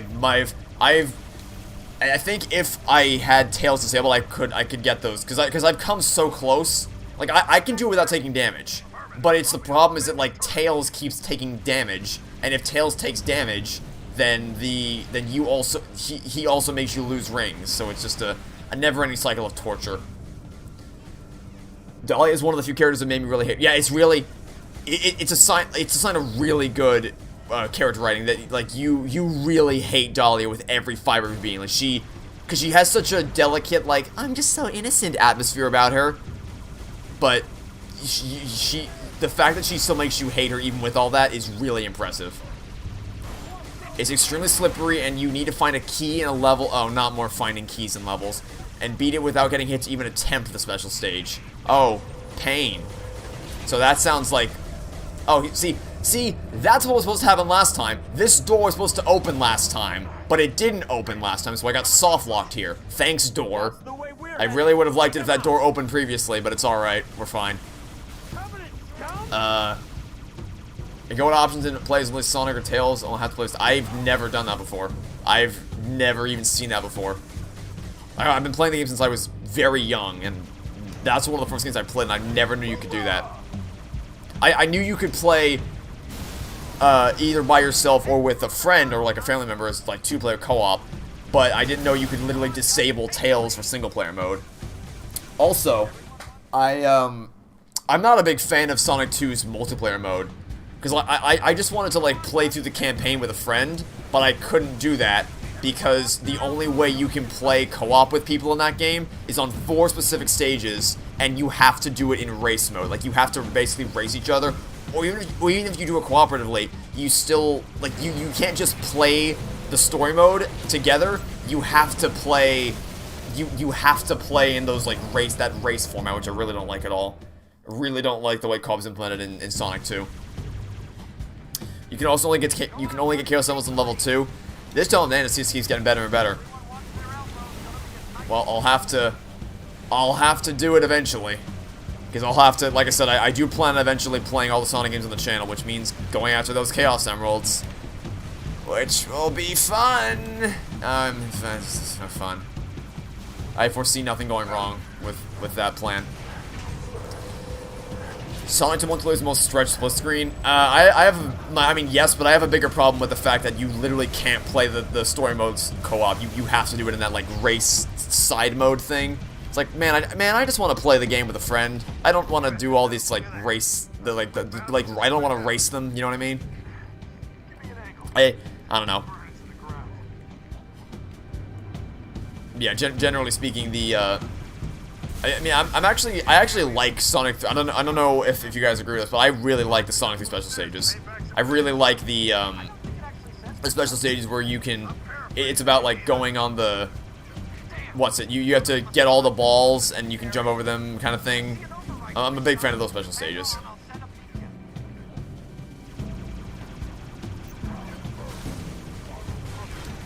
Because those felt like the first ones where I could actually get a proper grasp on the controls. and I didn't have to worry about Tails screwing me over. Because the blue spheres one from Sonic 3, that's the first one that I felt like I was in control of whether I won or not. Whereas Sonic 1 was the thing with Sonic 1 was I just couldn't get a grasp on actually bouncing him around the area. Like I was playing Sonic Pinball. And Sonic 2 was the one where, like, your victory was dictated by whether or not Tails got hit or not. So it felt like the first time I was actually properly in control of... Is that Banshee going over the edge? Yes, it is. Goodbye, Banshee. Where I was probably in control of whether I won or not. Am I familiar with Sonic X? I know the theme song is Gotta Go Fast, and I've heard Name Also Battle's cover of it, and I love the theme song, but I've never seen a single episode, so... Vaguely familiar, I guess? Most of the time you don't even bother with the KO samples in the classic games. Super Sonic is not worth it. I've never found it to be particular. I mean, I got it for Sonic 3 because I feel like it's kind of, you know, it kind of makes more sense there. But Sonic 2, all you really like, the only thing that changes in Sonic 2 is that instead of Tails being the one to save Sonic at the end, he just flies down himself. It's like, I don't know if that was worth suffering through all those special stages for. And Sonic 1, unless I'm mistaken, I don't even think you can go Super Sonic in that game. Because there's only 6 Chaos Emeralds, so you literally can't, like, there's not enough to go Super Sonic, so it's like, there's literally no point in that game. So yeah,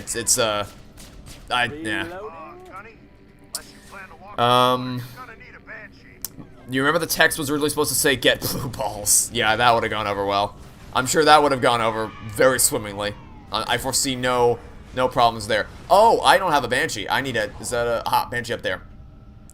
You can't, okay, I was pretty sure you couldn't, because there's only 6 Chaos Emeralds, and you need 7 to go Super Sonic, so I was pretty sure you couldn't. Which makes me just wonder, it's like, okay, so then why would I even bother doing this? Because the whole reason you get those Chaos Emeralds is to go Super Sonic. So why would I bother getting all these things, especially when I have to bounce around the little cage area in the special stages, when it literally will do absolutely nothing for me. Very confusing. Maybe it's like they thought in the first game that the collectibles would be enough to entice people to get them, but then they realized like, oh no, you need more than that. So then for the second game they actually added a Super Sonic. But they still didn't quite nail it because it really wasn't all that much of an incentive because it's just one minor change at the end. And Sonic 3 you got to actually fight a Super Sonic. So I think that was a bit more. That was first proper implementation of what the Chaos Emeralds was supposed to be. The bright side, aside from Sonic Heroes and Colors, no other 3 Sonic game requires both stages to get to the best ending. Yeah, and I think that's by design. I think they kind of learned from their mistakes previously. I think they kind of learned that people weren't a big fan of the specials. I mean, I have a lot of nostalgia for the specials. Like, when I saw the Sonic 2 special stage in the credits of the Sonic movie, I was like, man, I remember playing that so much as a kid, but they're not good, not well designed. I just have a lot of nostalgia for them. Because I really annoys the hell out of me that Tails just can screw over your entire run and there's nothing you can do about it. That's always annoyed me. Sonic X is one of those shows where where the first 2 seasons are just cheesy Saturday morning hijinks most of the time, and then the third season gets incredibly dark near the end. Alright then. Interesting tonal shift. Really, you don't say, buddy. He just told me, hey, your Banshee doesn't look so good. It's like, oh, really? I hadn't noticed that. 4Kids didn't do the show any favors either. Have they done anything? Have they ever done anything any favors? You just open your Sonic 2 ROM. If you keep going down after player 1 and player 2 verse, you can find the options. Oh, I mean, I'm not denying it's there. I've just never seen it before. I'm never seen it before. The only show you like is Sonic Boom. Isn't that that's the show where Sonic gets kidnapped by a Sonic fanboy, and then there's that conversation where they basically are like directly call out the people who say Sonic was good in the 2D days, but ever since they went 3D, it went downhill. That's that show, right? The one where they directly call that out. Yes, that one. Okay, yeah, I've never. Forgot 45 showed me those 2 clips, and I'm like, I don't know that I want to watch this. I'll head through on foot, see if I can find a workaround inside. How many Halo games are there? There are. So if you include the arcade games and mobile games, there are 12. Because you have the original trilogy of Sonic games, so that's 3. You have the 2 spin-offs made by Bungie, which are ODST and Reach, so that's 5. You have the 343 era of games, so that's Halo 4 and Halo 5. That brings up to a total of 7. The 2 Halo Wars games, which now brings us up to 9. And then if you include, if you then include the so there was an arcade game made for Halo, which I've never actually played. I saw it when Forgot 45 and I went to Universal. I was very tempted. Like, she had to pry me away from it because we had like a schedule to keep. But I've never played it. I might, if I ever see it again, I might try it out. But I've never played it myself. I have played the mobile games though, and they're very crappy. They're just crappy mobile games. So I got stuck. So there's 9 main ones. Well, okay, depends on what you mean. Of the main FPS and RTS games, there's 9. If you just count the RTS games, there's only 7. If you just count the spin-offs and like just mainline entries, there's 5, not including Infinite coming out next month. If you mean Sonic games, I don't want to count them. There's there's a lot. There's a lot of Sonic games. In Season 3 of Sonic X, Tails was forced to kill his crush. Tons of plans to destroy people died. Why the hell was that ever a plot that was committed to? That sounds like a horrible idea. That sounds like literally the worst idea anyone's ever had.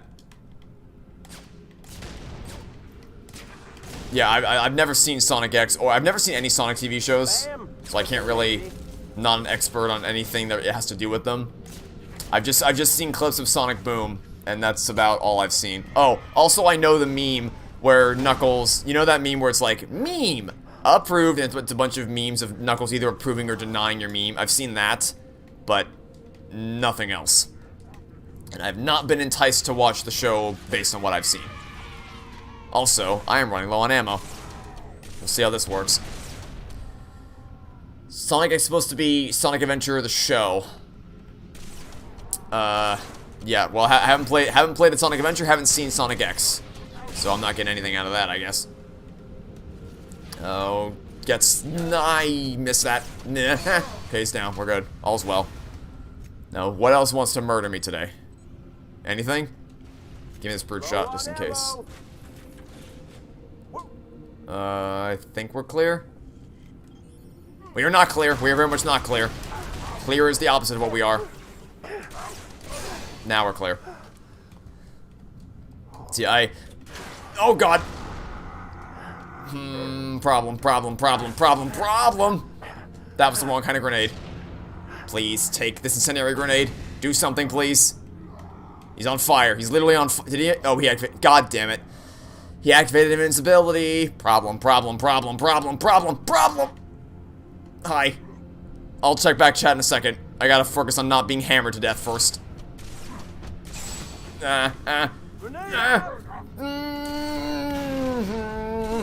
Okay, we're fine.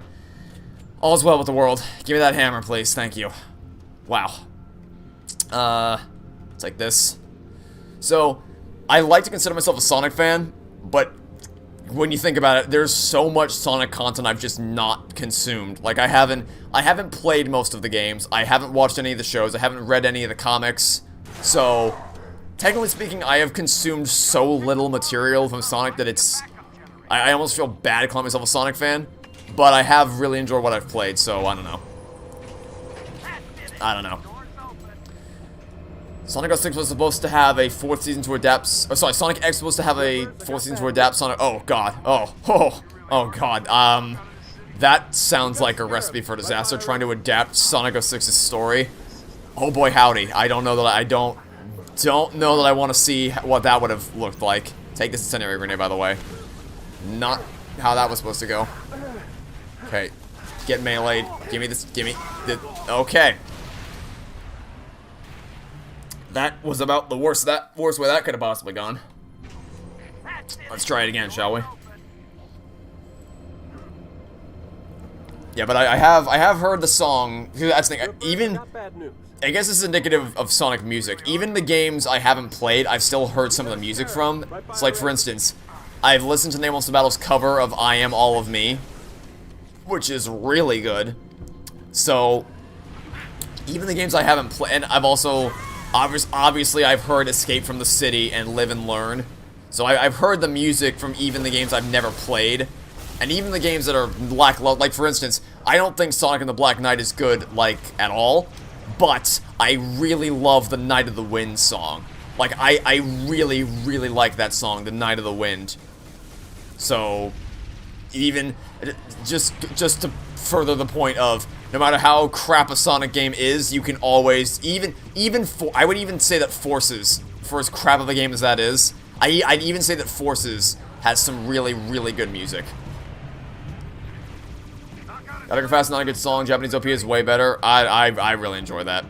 I'm a big fan of that, because I never heard it prior to listening to Nate's cover of it, and that was like my first, so that was my first time ever hearing the song. And it was the first song off his soundtrack when he released the Sonic like soundtrack. It was meant to be a sort of a hype generation thing for the movie, and when I listened to it, I was like, wow, this is a perfect way to kick off the album. Kind of a really nice tone setter for the rest of it to come. He covered Escape from the City, Infinite Fist Bump, Endless Possibility, Reach for the Stars, Sonic Heroes, Night of the Wind, Live and Learn, and I Am All of Me. Sucks that... let me dive out of the way of this real quick.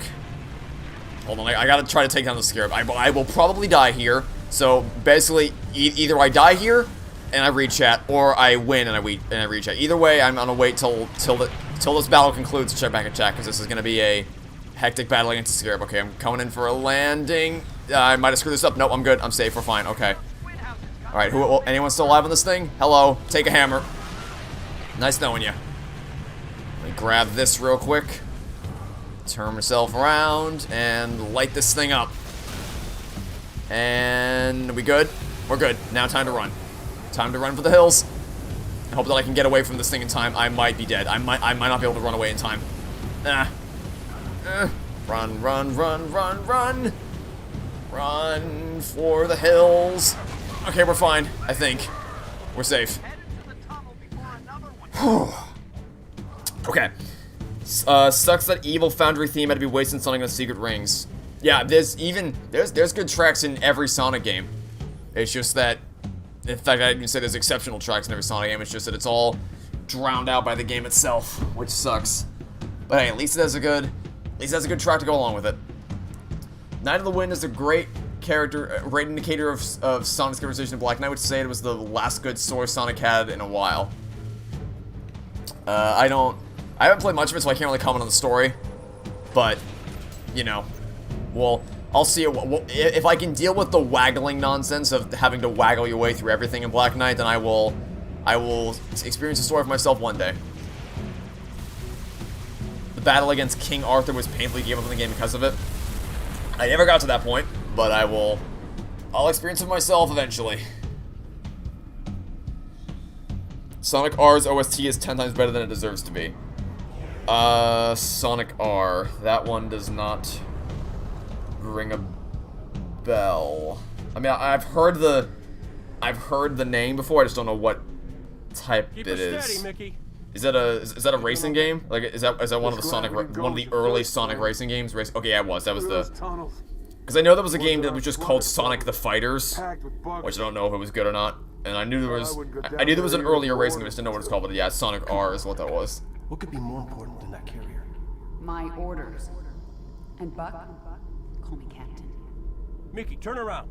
Find a safe. I'll tell you what really surprised me in terms of, like, because I was thinking about earlier Sonic games, and the one Now I know where to find that I really, really enjoyed was that had absolutely nothing to do with Sonic was Dr. Robotnik's Mean Bean Machine. I really enjoyed that one. Because, I mean, it was just Puyo Puyo. It was literally just Puyo Puyo, but I didn't know what Puyo Puyo actually was. So, like, for me, it was a brand new concept of playing that game, and I really, really liked it. And that was kind of that was the stepping stone that I used to get into Tetris, because I first played Robotnik's Machine, then I played Tetris, then I played, then I played Puyo Puyo Tetris, sorry. Then I played Puyo Puyo for the first time in Puyo Puyo Tetris, so yeah, it was kind of my stepping stone to get to that point. And man, did I enjoy it. And also, that was kind of the first time in...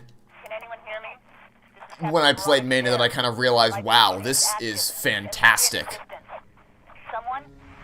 response. Keep in mind that gently moving the Wiimote gives the same result as waggling. Yes, but it's more fun to waggle it. Especially for my I don't know why, but people seem to really enjoy my boxing adventures in my Wii Sports video. Like, that was literally just me struggling to get, because the nunchuck was not working. It was plugged in, but it just was not responding to my swing. So I was desperately trying to punch with one arm, and it was not going very well. For some reason, people seem to really enjoy it. I don't know why, but you know what? It worked, so I'm not going to question it. Hello, you're right there. You are literally right there, aren't you? Grenades! That went well. Yeah, I'll cross that bridge when I get to it. At some point in the distant future when I eventually do my 3-year-long Sonic arc. Because, to be clear, I don't think I'm gonna actually play, like, for instance, the Sonic racing game, the Sonic Fighters game. Probably never gonna play those. But in terms of the main stuff, like the adventure games, Heroes, Secret Rings, Black Knight, I'll definitely cover those. It's just, when I say every Sonic game, might be a bit of an exaggeration to say that I'll cover every Sonic game. Alright, who's still left alive? Whose ass do I still need to kick in this section? Hi, don't snipe me, please. Thank you. Oh, that's a lot of bad things. Grenade! I think I colossally missed a... Oh, another sniper, huh? God damn it. Okay. Just, you know, the Metroid Prime Wii games have motion controls. I'll handle it. Like, the only reason I struggle with boxing, because boxing worked very well when I used to play it, but for some reason my nunchuck just wasn't working when I recorded that video. Like, I'm not bothered by motion, I am not bothered by motion controls. I just, when you make that your entire game, like when you have a game like Sonic and the Secret Rings that literally can only function because it has motion controls, that's a bit of a different story compared to something that utilizes motion controls but doesn't rely on it entirely. So that's, because I have no problem whatsoever with just including motion controls in a game. No problem with that whatsoever. What I might have a problem with, however, is this section, because this is a pretty tough battle, and I don't know if I have the ammo to account for it. This is probably going to kick my ass. Unless I really nail these shots. Oh my god. Oh my Jesus Christ. Ay, ay, ay. Jesus. Jesus. Oh my god. I'm just gonna revert. This is not going well. Secret Rings had better controls and upgrade. Secret Rings is just the perfect embodiment. It's like, that's the go-to example of how not to do motion controls well.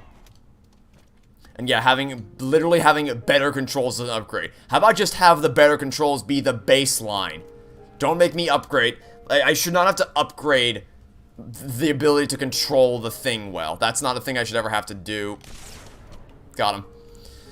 Secret Ring versus Black Knight. It's Black Knight and it's not even close. I haven't played much of either game. Of what I have played, the Black Knight is significantly less abhorrent with its motion control functionality. So Black Knight wins and it's not even close. Easily Black Knight is the better game between the two. At least in terms of story. I can't judge in terms of gameplay, but story-wise, it's way better. Sorry, I can't judge in terms of story, but gameplay-wise, it's way better. That's what I meant to say there. And I still have ammo for this thing somehow. So, still messed it up, though. Oh, boy. Black Knight's the obvious winner out of those two. Now, granted, this competition is garbage, but still. You gotta pay a microtransaction to unlock Wii Motion. I mean, technically, you literally do. You literally have to buy Wii Motion Plus to get better motion controls. Unfortunately, some games were made more frustrating because it made the controls more responsive. It sometimes made older games that weren't designed with Motion Plus in mind. It sometimes made them a bit more frustrating to play, but it was overall a better improvement.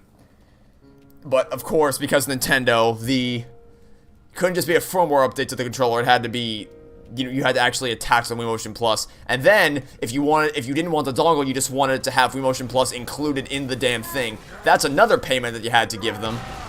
So just, all in all, I mean, it's Nintendo, what do you expect? Also, Remember in Wii Sports Resort when they had like 4 different tutorial videos telling you how to plug in the damn thing? That was fun. Because they think that the consumers are just actual idiots and they can't figure out how to plug something in. That was fun. Let's not screw up the sniping. Or let's screw it up. Also, perfectly valid option. Also, perfectly valid option to screw it up.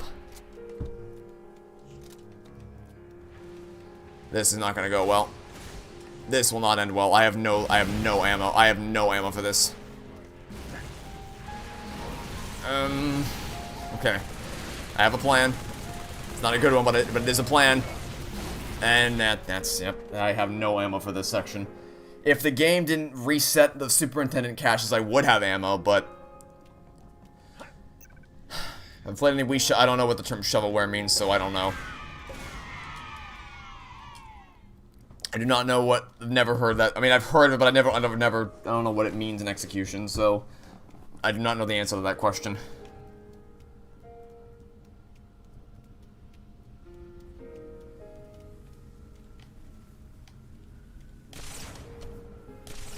God damn it,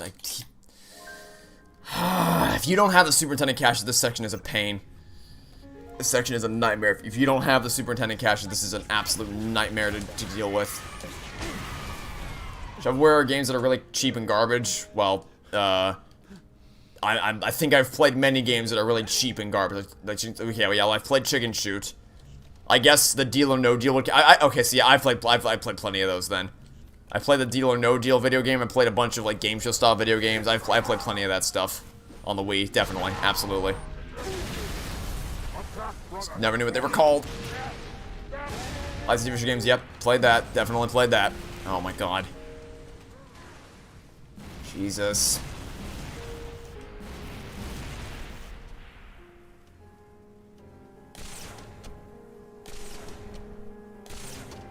You're down. Oh, he just got warped halfway across the world.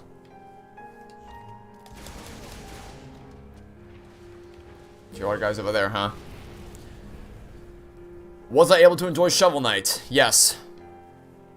I don't think I'll play King of Cards anytime soon because of what was the circumstances surrounding it.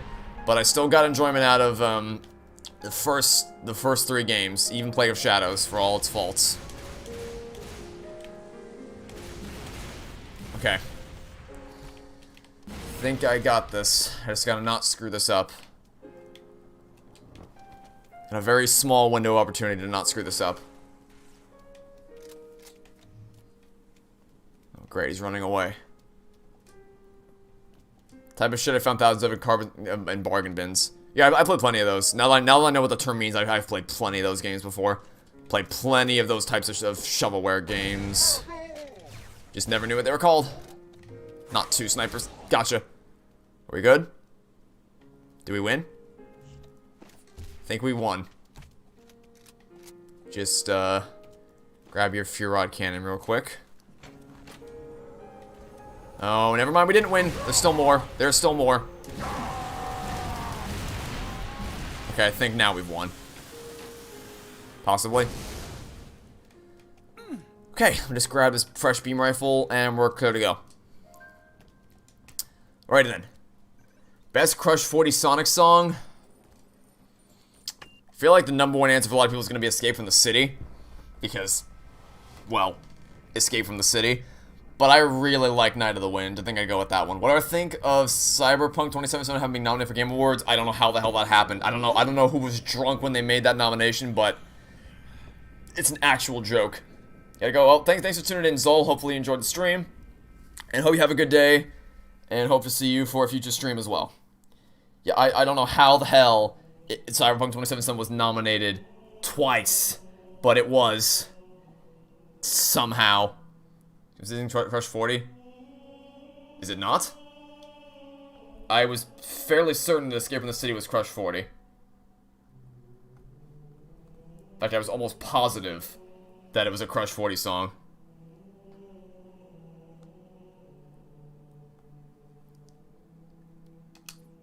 Live and Learn is the fan favorite. You know, it was just anything for any song from Venture 2 appears to be the fan favorite for the most part. What'd you miss? Well, we're almost at the end of the game. We have 2 missions left to go. We basically talked about a lot of stuff all around. Basically, in terms of we talked about a lot of movies, a lot of shows, Sonic games, Mario games. The topic of streaming service shows being adapted from books and then changing the endings. Danganronpa, of course. Talked a lot about a lot of stuff. Alright, so I'm going to be back in just 1 second. I'm going to run to the restroom real quick, and then I will return. So, I'll be back in just 1 moment, everyone.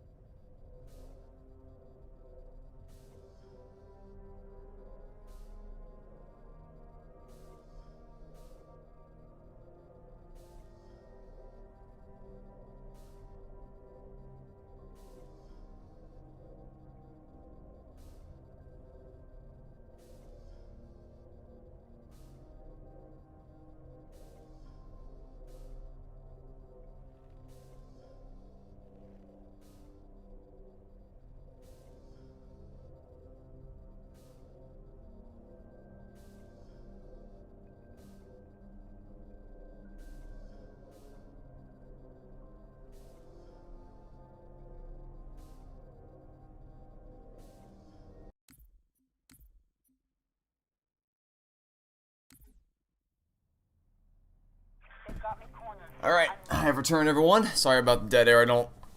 Never a big fan of, you know, leaving the dead air on, because it just feels like, well, as the term goes, it feels like dead air, but, you know. Glad to see you're all still here, and we have 2 missions left to go. We have Data Hive and then Coastal Highway, and then we will be done with the game. Composer guitar from Crush 40 singers, not Crush. Okay, so Crush 40 was involved in some way. I knew it was. I knew they had some attachment to it. Well, that's unfortunate. Anyway, yeah, we have 2 missions left to go. We have Data Hive and Coastal Highway to go, and then that'll be the game completed. So I don't know how long it'll take. I'm hoping that we'll be able to wrap this up in probably an hour or less, but as always, expect the unexpected when it comes to Halo, because anything can go wrong in any opportunity. So we're hoping to wrap things up soon, but make no promise that was quick. It doesn't take me that long to use the restroom and wash up. It's not a super lengthy process. Also, it felt like I was away for longer. Like, I feel like I was away for a considerable amount of time. I was supposed to do the whole game. Even still, I was pretty sure Crush 40 was involved in the song. What can go wrong will go wrong. To some extent. You never know what to expect, because they can throw anything at you, and I could be totally unprepared. I'm hoping that we won't have any major hiccups along the way, but you never know. So the goal is that I can wrap this up within an hour. That's the goal. Whether or not I can actually do that is a different matter entirely. But that's my goal, is to, because like I said, only 2 missions left, and the side fight is probably gonna be the last mission, because this mission isn't too bad. It's just the last mission can be pretty tough, so we'll have to wait and see how that goes. Would I rather play Halo 2 and Legendary or the X-Ray gimmick from Apollo Justice? Well, the X-Ray gimmick lasts like 5 minutes, if that, so that, obviously. Because Halo 2 and Legendary is an 8-hour, anywhere from 8 to 10 hours of torture, whereas the X-Ray gimmick only lasts for a couple minutes at worst. But yeah, Halo 2 on Legendary is painful. And you saw it's painful. Here, you only miss fun and happiness. Much prefer this to getting back during only. Yeah, not a great time to arrive. The Halo 2 stream was not a great time for anyone to arrive. It was only pain. But it's been a fun time so far. It's been very much a fun time so far, hanging out, talking with Chad about a lot of things. So yeah, this has been much more. Also, knock on wood and all that. But thus far, we haven't had any major hiccups in terms of, well, there was, in the beginning of the stream, there was, of course, the issue of, bit of a spamming thing happening with a certain game, which will now be memeified forever.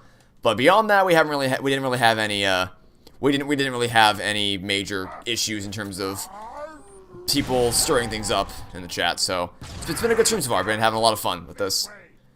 Your favorite non-Crush 40 song would be Endless Possibilities. Mine would be Reach for the Stars, but Endless Possibilities is definitely a close second. Definitely love Reach for the Stars. Commented, yep, that's me. Just keep memeing it. Keep memeing that name. That was quite an ordeal. But yeah, we haven't had any end of Halo 3 stream situations thus far, which is good. I've been having a blast. This has been a good stream so far. It took you like 15 minutes to find all the pixels. Even still, that's still less time than it takes to play Halo 2 and Legendary. Thanks, Trooper. They almost had me. Been trying to get down to the next level checking my team, but this stack is locked down tight. Welcome. Access granted. Huh. Guess you have the magic touch. Not now, Trooper! What is my least favorite adaptation ending? Well, right now it's probably One of Us is Lying, because the thing is, I didn't even read the damn book. Like, I've never read the One of Us is Lying book, but thank goodness I didn't, because I was annoyed by that ending as someone who had never read the book. Could you imagine if I did read the book? I would have been livid if I read that book and I loved that ending, and then I watched the show and was like, oh wow, so you just didn't even try, did you? Like, you didn't even bother to try to make this accurate. So, yeah, not a fan of that. But least favorite adaptation ending, it would have to be something I've actually, like, seen. Probably Allegiance, because I actually read the Divergent books, and I actually hate what they...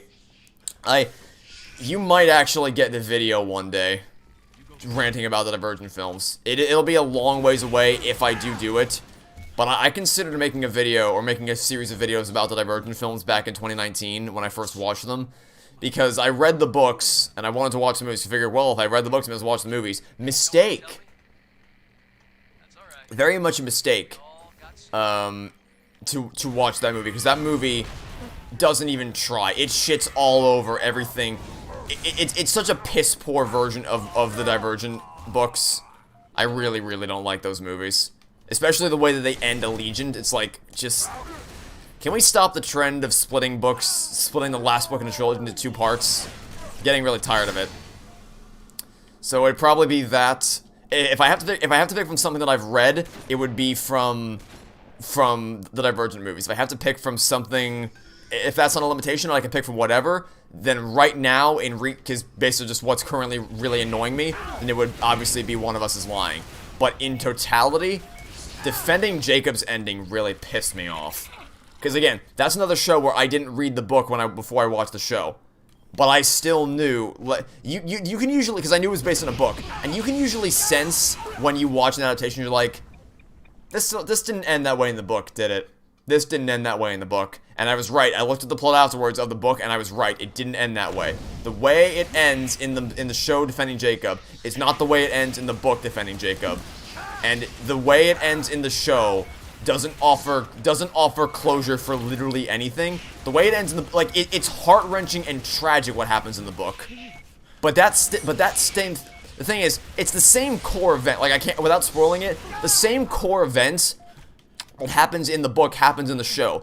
The difference is that the difference is the context in which it happens. Because in the book, when they do the thing that I can't reveal without spoiling it, when that happens, it actually gives closure to the characters and their stories. And it's like, yes, this is tragic and heartbreaking, but it also is a very definitive conclusion, and it gives closure to the events that happen throughout this book.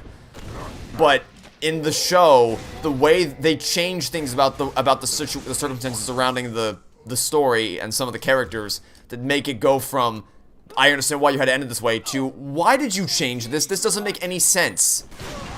So either Defending Jacob or One of Us is Lying. If I am allowed to pick from something that I haven't actually read but know how it ends anyway, and if I have to pick of something that I've read before, then it's gonna be Divergent easily.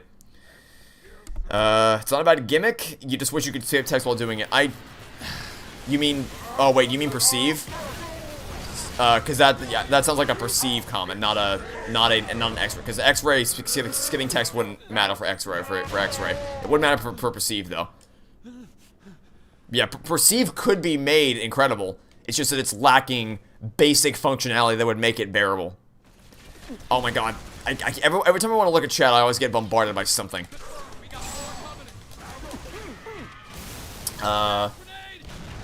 Is the singers from Bowling for Soup? Yes. The person who sings Ending Possibilities is the same person who sings the theme song for Phineas and Ferb. Which kind of blew my mind when I realized that, but it's like, wow. That's awesome. What is my book do you mean to say what's my favorite book adaptation made into a movie? Because you forgot to add a qualifier there. You just said, what is my book adaptation? I'm assuming you meant to ask what's my favorite or least favorite. I will withhold answer until I know for sure what you wanted to ask. The movie ending for The Golden Egg is also stupid. The book literally ends in the opposite way the movie does. You hate the book, but the movie is somehow worse. Yeah, I don't understand the thought process behind changing, because like there are some things, there's always going to be things that you have to change in order to make work in the medium of a movie, because as I've said previously, books and movies are two different mediums for telling a story, so you can't always make things work. Some things that work in a book don't work in a movie, so you have to change some things. But that doesn't mean you change the core principle. Like, you may have to change the logistics of how some things work, but you can't change the core principles and tenets of what makes a film, or what makes the story work. And that's what Divergent does. That's what Defending Jacob does. And I think Defending Jacob pisses me off. Defending Jacob and One of Us is Lying piss me off more, because those stories are really, really good. Like, genuinely had me on the edge of my seat throughout the whole show, only for right at the very end, like literally the final 2 minutes, to completely destroy it all and make the whole thing meaningless. That's what pisses me off the most. Because if the whole thing is bad, it's like, well, at least I was never invested in this in the first place. But when you screw up that's why I always say the ending matters a lot. Because if you can have a great story and that has me on the edge of my seat, but then you just waste it all by the end of it and you make the whole thing meaningless by the end, that will annoy the shit out of me. I like it. Having a really solid, good, conclusive ending really matters a lot to me. But as for what my favorite book adaptation made into a movie is, I mean, I don't really, I guess Clyde with Chins and Meatballs, because for as much as people don't remember this, it used to be a book before it was a movie. And to be clear, the movie has absolutely nothing to, well, I mean, the movie is elaborates a lot compared to what the book does. But that's an example of adaptation done well, where it takes the core concept of the book and makes it into a really entertaining, smartly written story. So I'd probably go with that one. But if I have to pick something that, like, everyone knows, is in, like, many people will forget that Cloud Witches Meatballs was a book, whereas you're not going to forget that Divergent was a book, for instance, or Hunger Games, then I guess I'd go with, I don't know, probably Hunger Games, honestly. I mean, I haven't really watched that many book-to-movie adaptations. It's just, but the ones I've seen have not been good. So I guess I'll go with Hunger Games. Specifically, Catching Fire.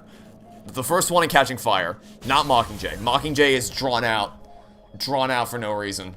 It's drawn out for the sake of getting more money out of two different movies. And I hate it when people, I'm dead. I think I'm dead, unless I get lucky here. That's gonna shred me. Yeah, it's gonna shred my shield to shreds. Oh god.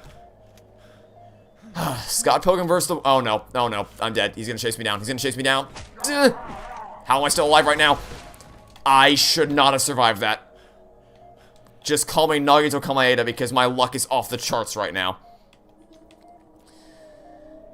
Scott Pilgrim vs. the World is overall a great movie, but they rushed through half the book and had a completely different climax instead of coming up for the final volume. Oh yeah, it's also interesting whenever you see a story get adapted from a source material and it goes really good until the final, until the final end of it, because then it's like, so you never had talent, like you were never a talented writer. You were just pilfering off of a better story. Because I've seen that happen before.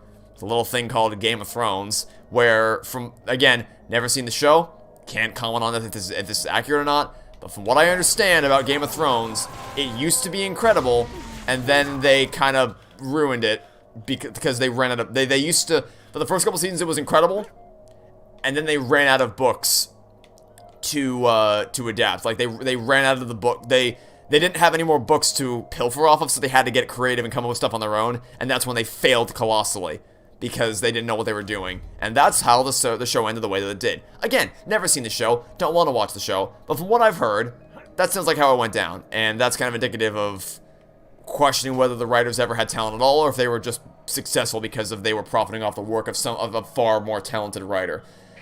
Isn't Mockingjay the one that had Penguin Zero's hand? I don't know what you're referring to. Should have told you more about this mission. I actually have no clue what you're referring to there. Dune is a good example of a book being split in two parts because the book is 8 pages long. Oh right, so yeah, so to be I just clarify. There are instances where it makes sense. Like for instance, It is a very long book, and it would never have worked in the way, like I don't think you ever could have made it work in one movie unless it was a very long movie, because it is so long and it takes so much time to delve into the story of all the kids. So it makes sense to split that into two movies, but it's the specific trend of waiting for the final book. Like they did it with Hunger Games and they did it with Divergent. The first two books in one movie, and then they specifically waited for the third movie or the third book to do in two movies. And to be like, they did not, as someone who's read Mockingjay, you did not need to make it two movies. You absolutely could have made it you could have made that work in one movie. You could have done it. They could have done it, but they didn't do it because they knew it would be more profitable to split it into two parts, because one would be like, ooh, two-parter, man, that's exciting. I wonder what insane thing's gonna happen if it's 2 parts long. Crazy! And also because obviously they can make more money off a second movie. So, but the thing is, you didn't need to do that because it's so blatantly. Like, it's very, when you watch the Mockingjay movies, they're so slow. They have to slow down the pace and exaggerate and stretch things out so much, because you have to do that in order to actually make it work for the movies, because you could have done it in just one movie, but they didn't do that because they have to stretch it out to make the money from the second movie. Which is not a trend I like to see, but it can be necessary if the book is long and dense with information and you can't do it in one movie, but you could have done it in one movie with Mockingjay. Mockingjay and Allegiant, you absolutely could have done it with one movie. you can't tell me they couldn't have done that. Now. You agree with Hunger Games? The first two movies stay close to the source material is impressive. Yeah, I think that the first two movies are really good adaptations of the books. And I even think that Mockingjay, if you imagine it as one movie and you pretend the pacing isn't slow as hell, it's still a good adaptation of the final book. It's just that it's stretched out way more than it should have been. Down there, that's the superintendent. The AI that It's kind of stupid because Mortem Tidlam, the director of Hidden Jacob, made a great movie based on a book that is based on true story, access is true to real life. So, I have a theory for why they changed the ending of Defending Jacob, but I can't really get into it without giving away spoilers. But all I'll say, the best I can say without giving spoilers is they clearly wanted to make Jacob much more sympathetic than he was in the book. Fighting on the surface? And I think they were afraid of making an ending that was too dark. Is what I'll say without giving spoilers. Basically, there's this YouTuber, Penguin Zero, really good YouTuber. He was an extra in the Hunger Games movie, and he did the OK symbol with his hand, became a meme on that channel. He's an actor. I see. I did not know that. I genuinely did not know that, but now I do. So I guess now I understand. Now I understand the meme, but yeah, I genuinely did not know that. I've never even heard of that YouTuber before, which would probably explain why I didn't know what you were talking about. Would probably. That chair just had a seizure, duly noted. I don't know if you saw that, but that one also had a seizure. She's walking through all the chairs. Ow, good God, without a care in the world. And I'd like to not set you on fire, so let me just stay away from the flamethrower, please. Or you can, or you can walk right into the flamethrower. You can also do that. She literally walked right into the flamethrower. I don't know Hobo Jesus. I don't know who the hell that is. No. No, that means nothing to me. I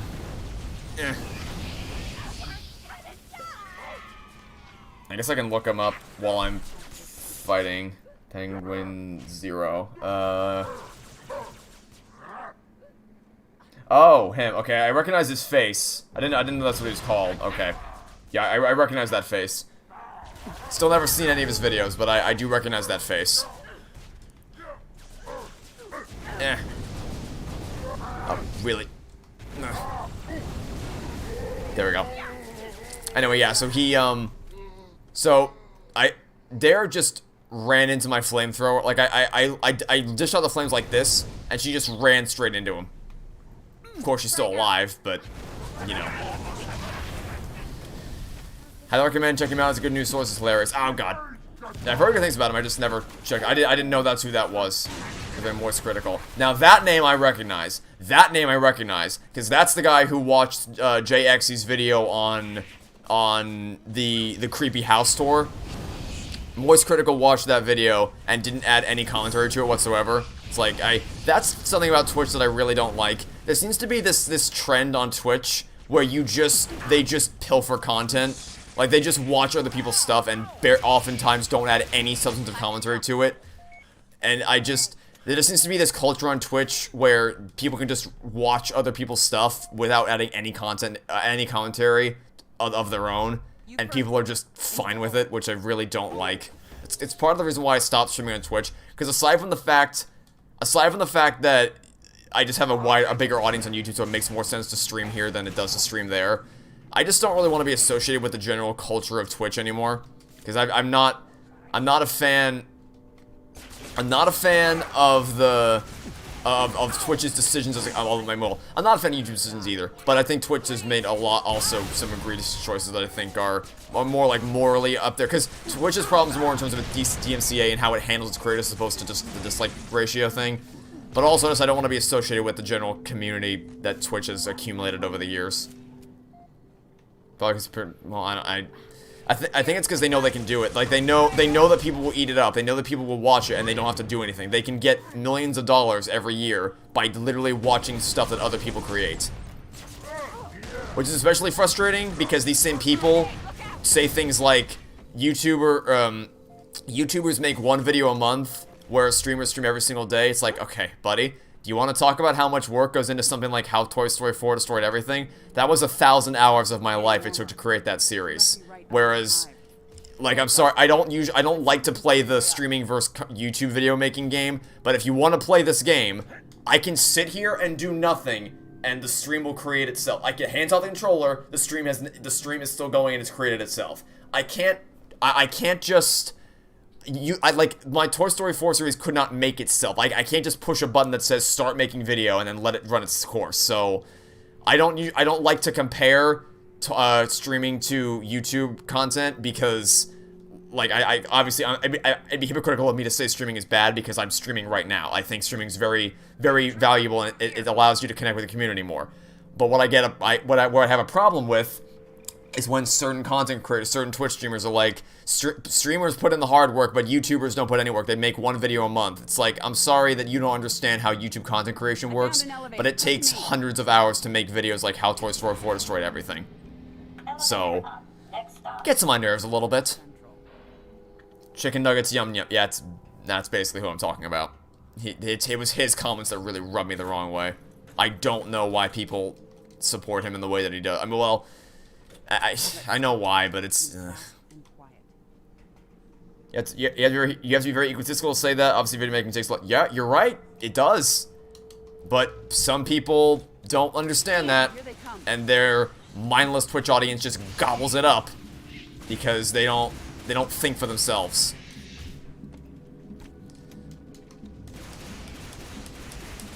But, you know, perhaps I'm getting a bit too controversial here, so I guess I'll back this off. But point being, if you hear a Twitch streamer say YouTubers don't put effort into their videos, they're just wrong. That's just not correct. I mean, so I'm sure you'll find some YouTubers that literally just, because the problem is you'll find YouTubers who just watch content and they don't react to it. You'll find that on YouTube as well. But it seems to be way more prevalent on Twitch than it is on YouTube from what I've seen recently. Which is perpetually going to annoy the hell out of me.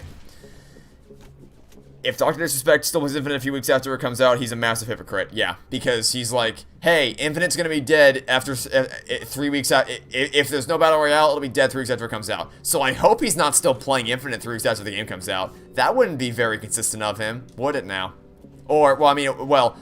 He can still play Infinite, but he has to admit he was wrong. He has to admit that he was wrong about Infinite if he's still playing it after it comes out. That's how that works.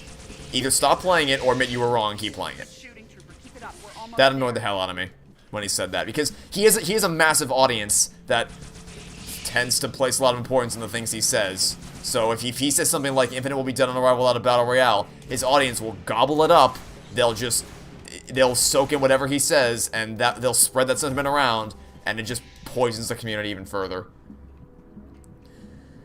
Unfortunately, not every YouTuber puts in as much work as I... Well, yeah, so like I just said, you'll find the extreme in both situations. You'll find streamers who just watch other people's content and don't give not only don't say anything and don't transform it at all, but don't give credit is the other thing. They don't even like link to the channel in question. And inversely, you'll also find YouTubers who do the same thing. But in general, I think there seems to be a greater quality of Twitch streamers who just watch stuff without credit or transformative work whatsoever versus on YouTube.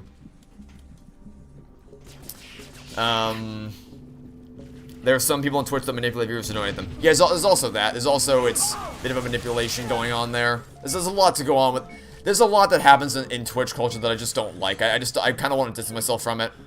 That's why I'm streaming on here now, because for one, I mean, obviously, there's a bigger audience here than there is on Twitch. There just is. Like, there's no getting around that. More people watch me. Not only more people watch on YouTube than Twitch, but also there's a more chat interaction, which is why I stream for the reason, even if not a lot of people watch, I stream because I like to interact with people live, and that wasn't happening as much as on Twitch as it is here. So that's why I'm streaming here for the foreseeable future.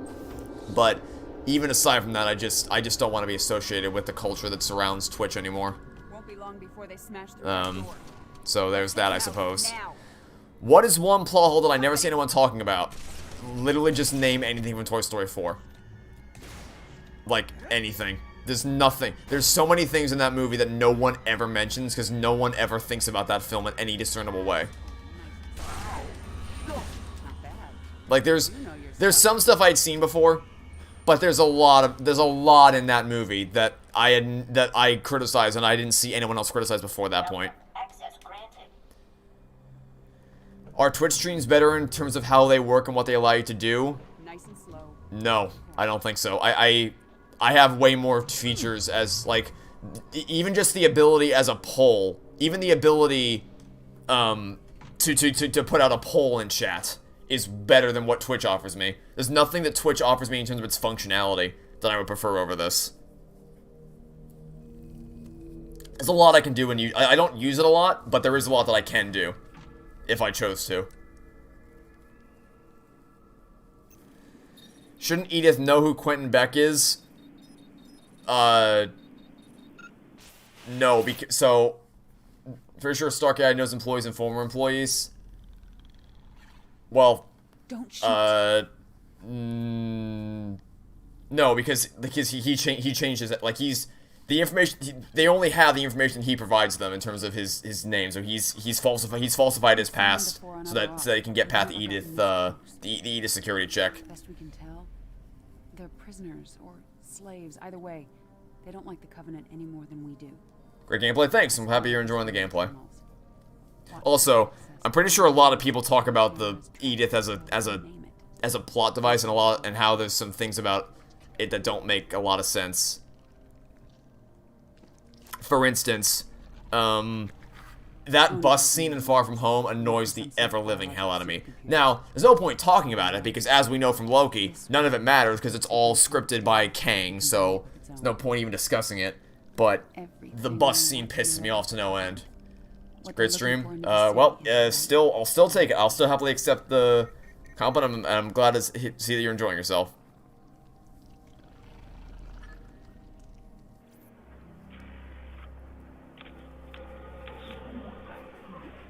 Damn! Buggers must have raised the alarm.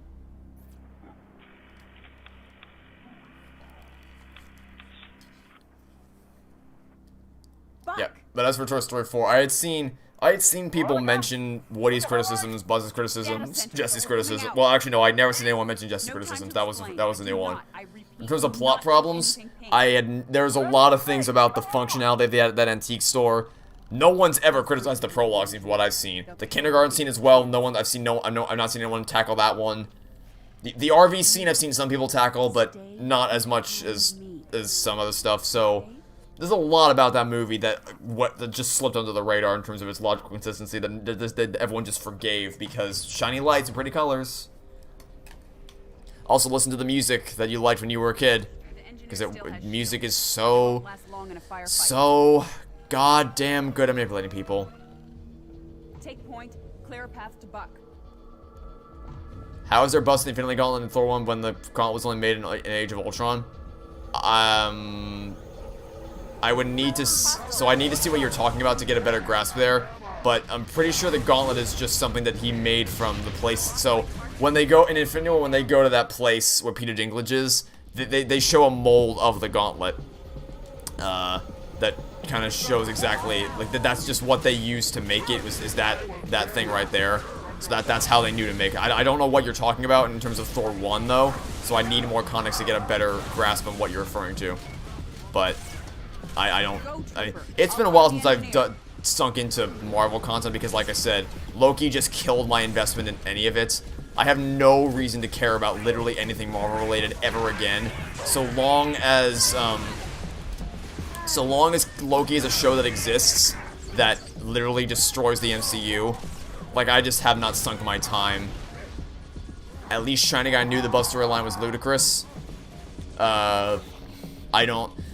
I'd have to rewatch the video again to get a better grasp on it, but all I know is he said that Woody's characterization was great, and that it's better than the first movie, and that This is our exit, rookie. and that it makes perfect sense, and it's the best anti-Toy Story movie. You just didn't care. Oh, that's even worse. That's even if you know that Buzz was assassinated and you don't care, that's even worse. Because that means you acknowledge the problem and you're just like, yeah, but it doesn't affect the movie though. That's even worse. That's actually worse. Well, I mean, I expect at this point I expected of him, but ugh. I don't really want. I hope he doesn't make a video talking about how Toy Story 4 is a masterpiece, because I don't want to have to spend the time it would take to respond to it. But if he does, you can bet that I will. You can bet that if he makes a video talking about it. I was acting so weird. Yeah, well, it's not, he was acting more than just weird. He was acting blatantly contradictive. He wasn't stupid. He was very smart. And then Toy Story 4 made him an idiot. Because gaslighting garbage. Is the infamous 8 years later from Homecoming, 8 years after the events they were talking about was the middle of the 5-year gap where Peter is dead. We have a key. So I don't think they ever actually provide a year as to when that, like, they provide timestamps for the Avengers and for Guardians of the Galaxy. We don't know. We don't see anything that would definitively confirm that Infinity War would take place in 2018. All we know is that it's 5 years between Infinity War and Endgame, but there's nothing that actually confirms that Infinity War takes place in 2018. So that's not a until they give a specific date, a specific year date for those shows. So it was the aftermath of the Avengers in 20. Yes, that does not count on what I said. So 2012. So it says 8 years after the Avengers, correct? It says it's the Avengers flashback and then it's 8 years later, correct? So that doesn't contradict what I said because I just said in Infinity War. We don't know when that movie takes place. Like they give a timestamp for 2012 in the Avengers, and they give a timestamp for Guardians of the Galaxy in 2014 and Thor the Dark World 2013.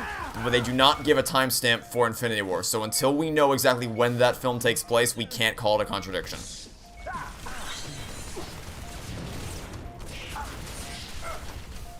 Elevator, come on.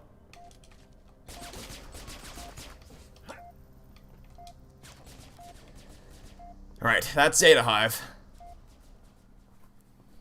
How long was that? That was... guessing half an hour? Yep, about half an hour. That's about what I expected. Alright, now it's time for the final mission. This could take a while. This mission's tough. This mission is very tough. I'm hoping to get this done before the hour is up. That's the game plan. Prior to Loki ruining everything, who was my favorite Avenger? Iron Man. I love Tony Stark and his journey. What was that for? Abandoning the mission. What mission? You dropped off the grid. It's My not even squad close. was scattered. MCU in a nutshell, how to create a decade-long legacy only to destroy it with... Oh, it was more than that. They destroyed it with one episode. They destroyed it in literally 5 minutes. The first, like, 5 to 10 minutes of the first episode of Loki already broke the universe. Thank you. There was no saving it beyond that point. You did good, rookie. What was my favorite song from WandaVision? We're not out of this yet. I think it might be the 70s, either the 60s or 70s rendition of the WandaVision theme. Let us clear a path. Agreed. I'll stay with the asset. Give it close cover. Don't know for sure though. I haven't really thought about the story, or thought about the songs in WandaVision in a while, or actually really at all. So don't really have many detailed answers to give there.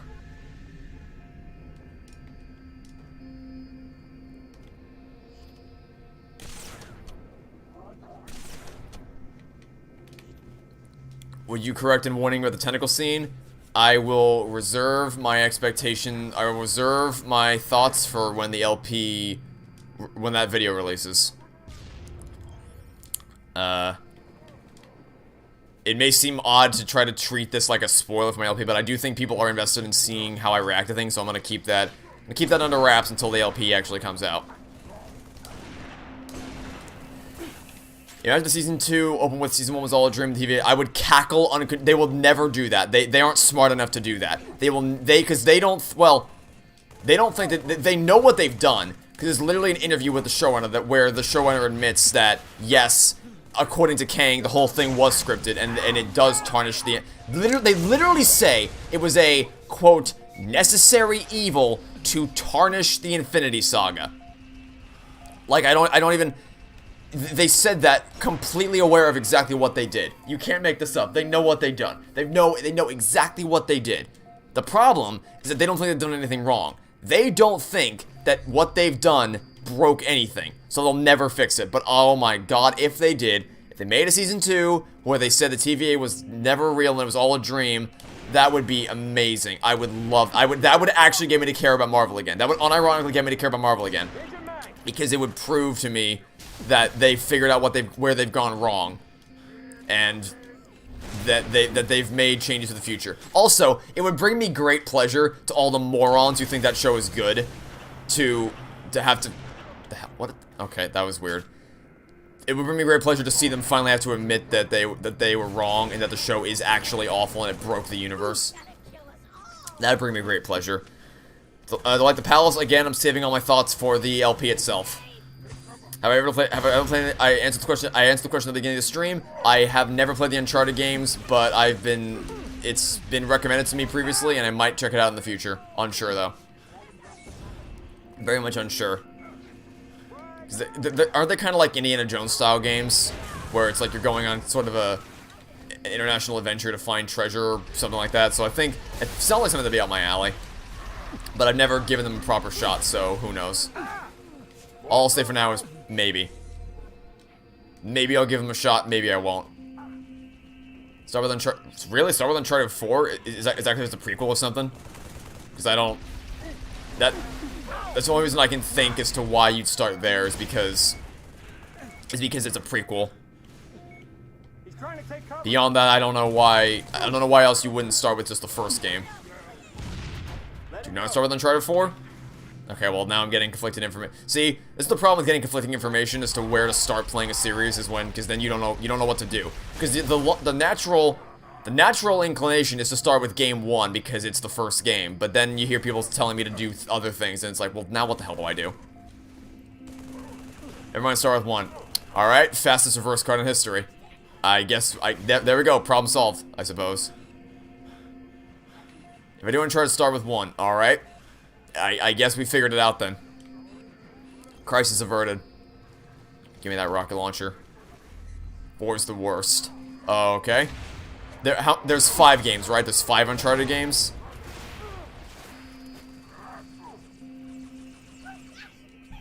You like 4 the best, and you're afraid I won't want to play up to it. Well, you must keep in mind, I finished out Danganronpa. I saw Danganronpa out through the end. If I can see Danganronpa through to the end, I think I can see Uncharted through to the end. Well, again, that's assuming again, no confirmation of whether I play this or not. I still am not sure if I'm ever going to actually play the games or not. But if I do, if I can see Danganronpa out through the end, then I'm pretty sure I can see Uncharted out through the end. I think I'll be fine on that note. Uncharted 4 is literally the last chapter in the series, literally called A Thief's End. I could have sworn there was a 5th game, but I don't know. I might have been incorrect about that. Sadder, Halo 4, Walking Dead Season 1. They both had me weeping. I think I'm gonna go with Halo 4. Side game? Okay, so there was a 5th game, it was just a side game. Okay, so I was correct that there was a 5th game, it just wasn't like a mainline entry. Got it. ODST style. Oh, that's kind of cool, actually. Sounds like a cool little addition. Am I looking forward to the Halo show coming out next year? No! No, I'm not. Because, for one, the guy who's playing Master Chief, Pablo Schreiber, he's a great actor. I really, really think he's a great actor. He played Neil LaJudas in Defending Jacob, who's the prosecuting attorney in Jacob's case. Okay, we're all set. He's a really talented actor, but he's not Master Chief. It's like, let me give you an example. Chris Evans is a really talented actor, but he's not Buzz Lightyear. Chris Evans is a very, very talented actor, but he is not Buzz Lightyear. Conversely, Paulo Schreiber is a very talented actor, but he's not the Master Chief. He just is not. I'm sorry, he's not. He's not. There's nothing about his personality means he shows that he could even remotely pull off the Master Chief's character. But even aside from that, I just don't think there's any chance. When does this ever end well? Turning a game into anything? Like, it worked well for the Sonic movie. Great, that's one. What else we got? And turning into a I just don't, I have, it's kind of unreal how little faith I have in the show being good in any discernible way. Maybe it'll surprise me. Maybe it'll blow me away and I'll love it. Because, like, I'm a Halo fan. I'm a massive Halo fan. Of course I'm gonna give it a shot. I just don't think it's gonna be good. I think that it has such a small chance of being good, it's not even funny. The 5th game was supposed to be DLC for the 4th game, but it was sure he'd come out in a full game. So, literally, that's literally, in that case, what happened with ODST. ODST was conceived as DLC for Halo 3, but then Microsoft was like, hey, Bungie, you know what we like? We like money. So what if, hear me out now, what if instead of releasing this as DLC for Halo 3, what if we instead made it so that this game is its own, this campaign is a standalone game that we can sell for $60? I think you like that idea, don't you? So it's literally that then? It was supposed to be DLC, but it came out as a full game. Someone asked who I'd cast as a Master Chief. I don't really know, cause like, it'd take a while, cause it's, no matter what, you have to have Steve Downes do the voice. Steve Downes has to do the voice. But obviously you obviously can't, like, I understand that you can't have Steve Downes playing the Master Chief, because he's really old, and I'm assuming this is gonna tell the story of, like, the Master Chief origin story. Which is another problem there, by the way, because if it's gonna try, I don't know what the story's about. Like, is this gonna be a story of the Master Chief between games? Is it gonna be a story of Master Chief working for the Infinity? Is it a story of the Master Chief? Well, no, it can't because Cortana's in it. So it has to be a story of his introductory years, right? But the problem there is that then it's gonna be now you have a problem of you have to there's already a show about the Fall of Reach adaptation, and now you have to worry about contradicting the Fall of Reach book. So I don't know what the story of this show is gonna be. So figuring out when it takes place is gonna be important for trying to figure out at what age is the Master Chief, and therefore how old does the guy who's playing him have to be. But if it's gonna be current day, then Steve Downes has to play him. There's no one else on this planet can pull off the Master Chief's voice. It can't be done. You can try to do the kind of soft voice that he does, but like, that was pathetic. What I just did right there, that was pathetic, because no one on this planet, you can try, but you can't do it. Steve Downes' voice is legendary. No one can ever replace his voice as the Master Chief. They tried to recast him, and they quickly realized, oh, this guy's shit. Literally no one other than, they tried to recast him and Cortana, and it did not take them long to realize that no one other than Steve Downes and Jen Taylor can play those roles. So, I don't know what they're thinking, but I have no faith whatsoever in that show being good, and I have no faith in Pablo Schreiber's ability to pull off a good performance of the Master Chief. Like, I really just don't. So you can't do, yeah, no one can. You can try, like, you can try to say, "Sir, finishing this fight," but it always sounds terrible, because we have to mimic his voice, but that's not him doing a voice, that's just his voice. That kind of gravelly thing he does, that's just his voice. That's just Steve Downes talking normally. So he doesn't have to do anything special, but you can always tell, like, we're trying to imitate the Master Chief. He doesn't have to try to do anything, because that's just who he is. That's just his voice. So I don't know what's in store for the for the show, but I'm not optimistic. Chris Pratt as Mario. Oh god, could you imagine Chris Pratt as Master Chief? That would be yikes. That would be distressing, to say the least.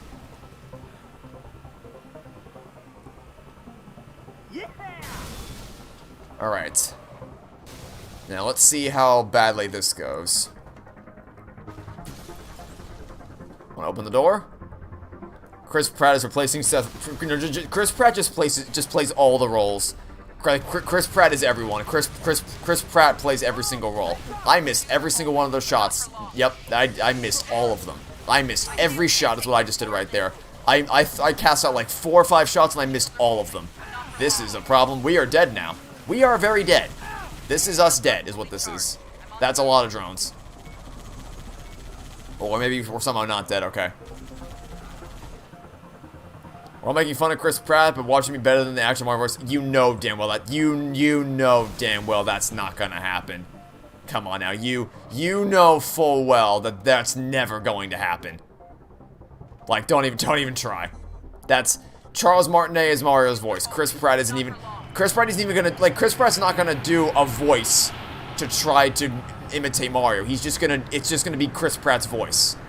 So I don't know, it's not gonna work. It's just not gonna work. Shields falling. Take out those Covenant. I got it. Just hold steady there. We can take out the Covenant. We got the drones. We're good. All's well. Buck, please shoot. Please shoot the drones, Buck. Buck. God damn it, Buck. Thank you. Yo, you're telling me to stay on target? Really? Buck tells me to stay on target after he misses that drone for like 6 years in a row. Oh, that's the problem. Problem. Why characters always recast a video game instead of adapted into a movie? It's just stupid. Even worse is when they replace the main character when they replace the character by just some random Hollywood voice actor instead of trying to stay true to the character. It makes no goddamn sense. Well, I mean, it makes sense in terms of being trying to get big names into it, but it never ends well. Like a glass half full. I like to look at the realistic glass, by which I mean we know Chris Pratt and we know Charles Martinet, and there's no chance in the world that Chris Pratt will ever deliver a voice that can be better than Charles Martinet. It's just not gonna. It's just going to be Chris Pratt's voice.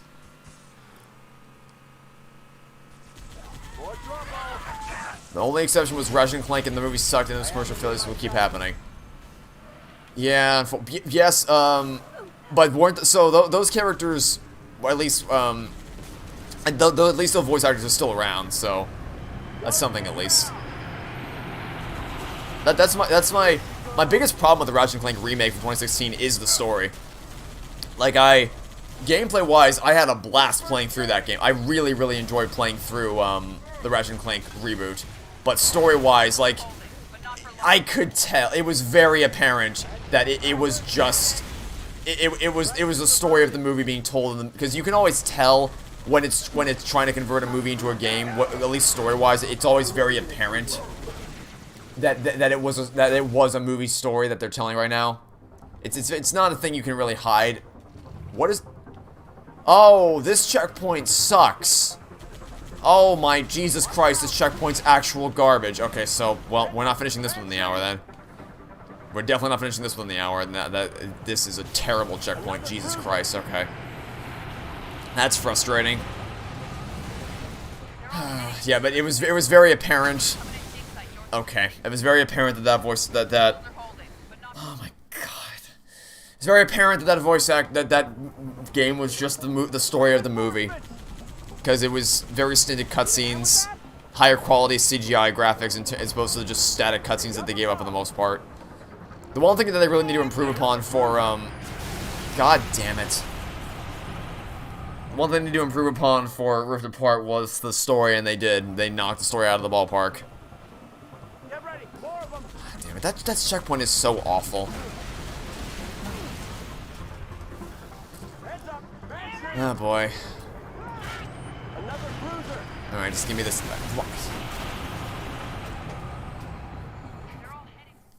Okay.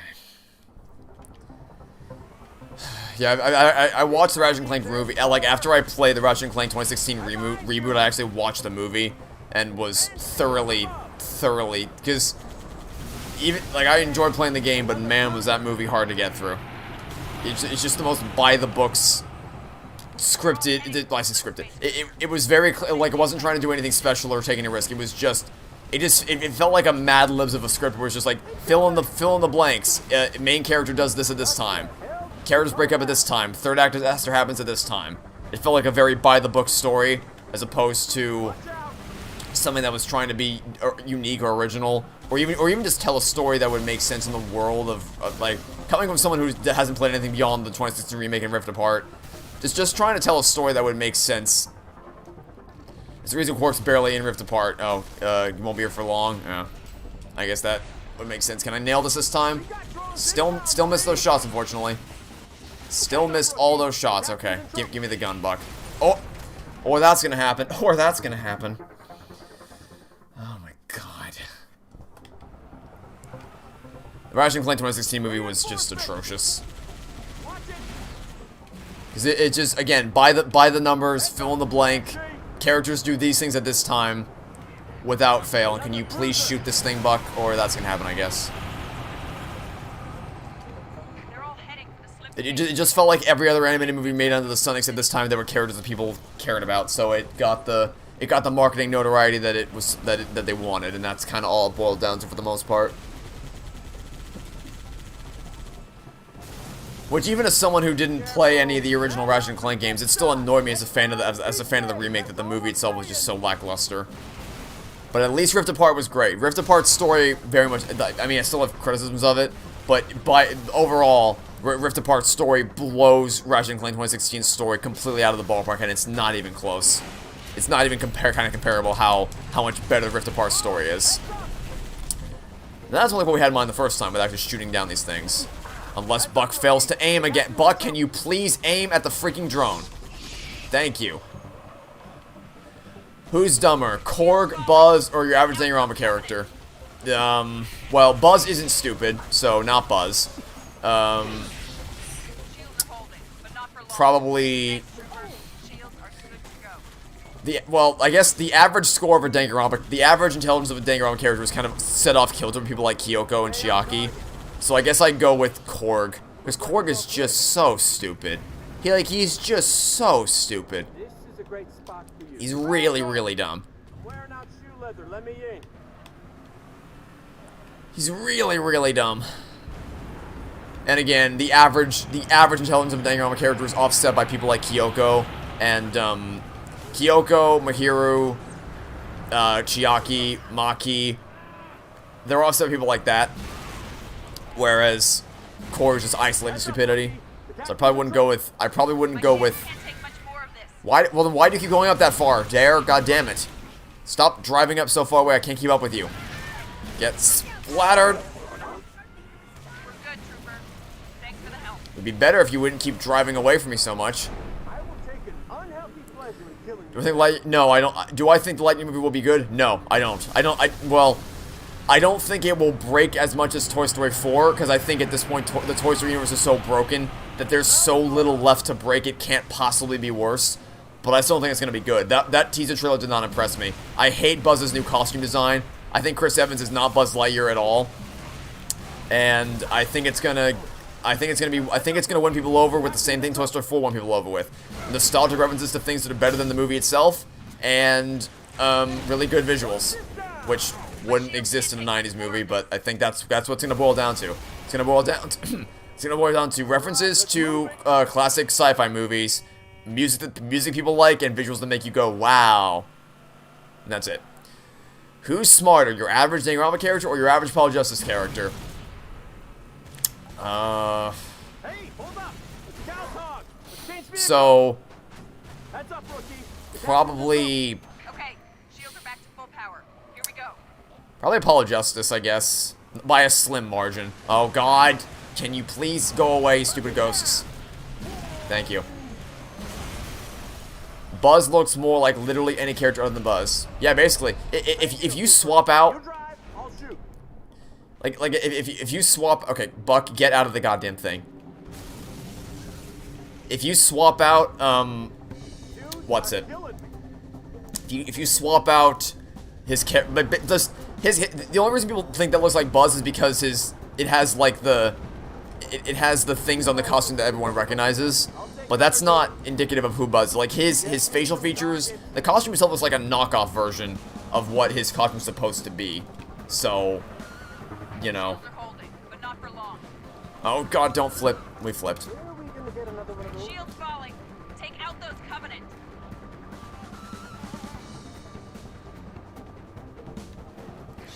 Pete Doctor is writing Lightyear, looks at my IMDb. Oh great. Dude, why do you drive so far up? I hate escort missions where the person who we're escorting drives up so goddamn far ahead. Get out of the car, Buck. We don't. No, stop. Get out of the car, Buck. Get out of the car. Get out of the car. Out of the car. Out of the car, Buck. Get out of the goddamn car. Get into the gunner seat. Into the gunner seat. Move, Buck. Move. Thank you. Now let's drive.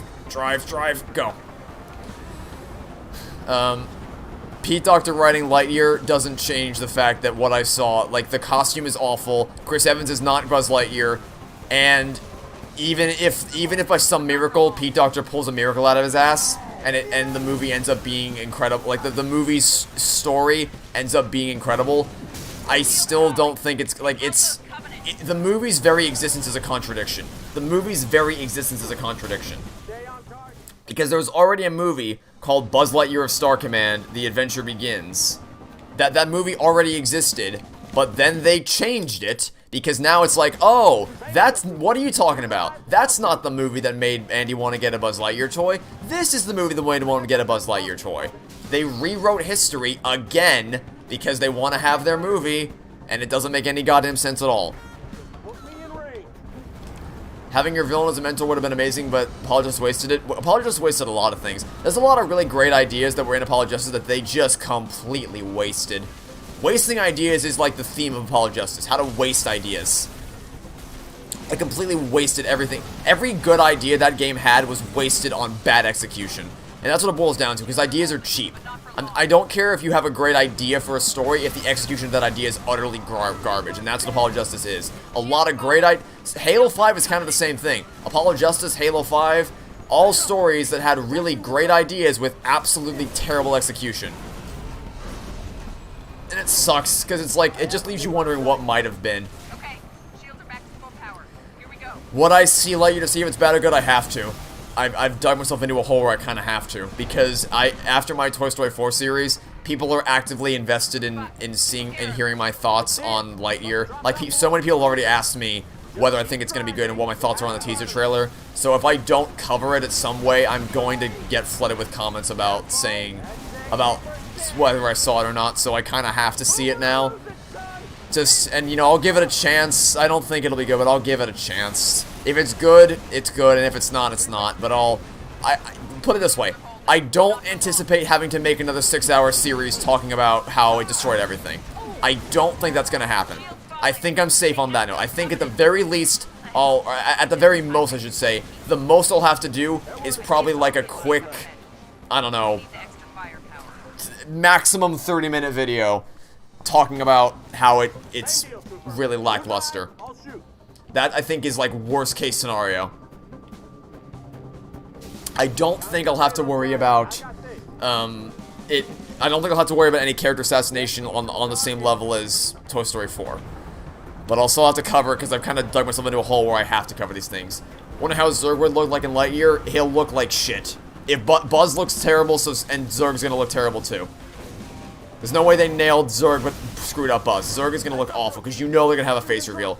Someone mentioned that they're going to they're gonna do what they did in Empire Strikes Back, they're gonna do what they did in Toy Story 2, where Zurg's like, "No, Buzz, I am your father." But instead of playing it for laughs, they're gonna play it for real, and they're gonna want you to take that moment seriously, and it's gonna be pathetic.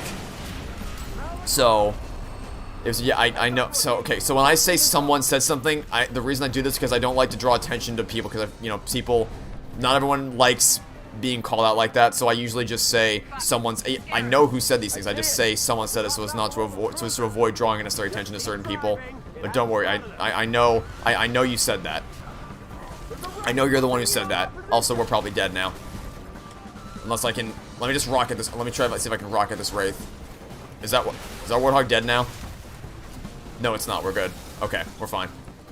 That's no big deal. I just wanted to clarify why I say someone said this thing instead of like this specific person said this thing.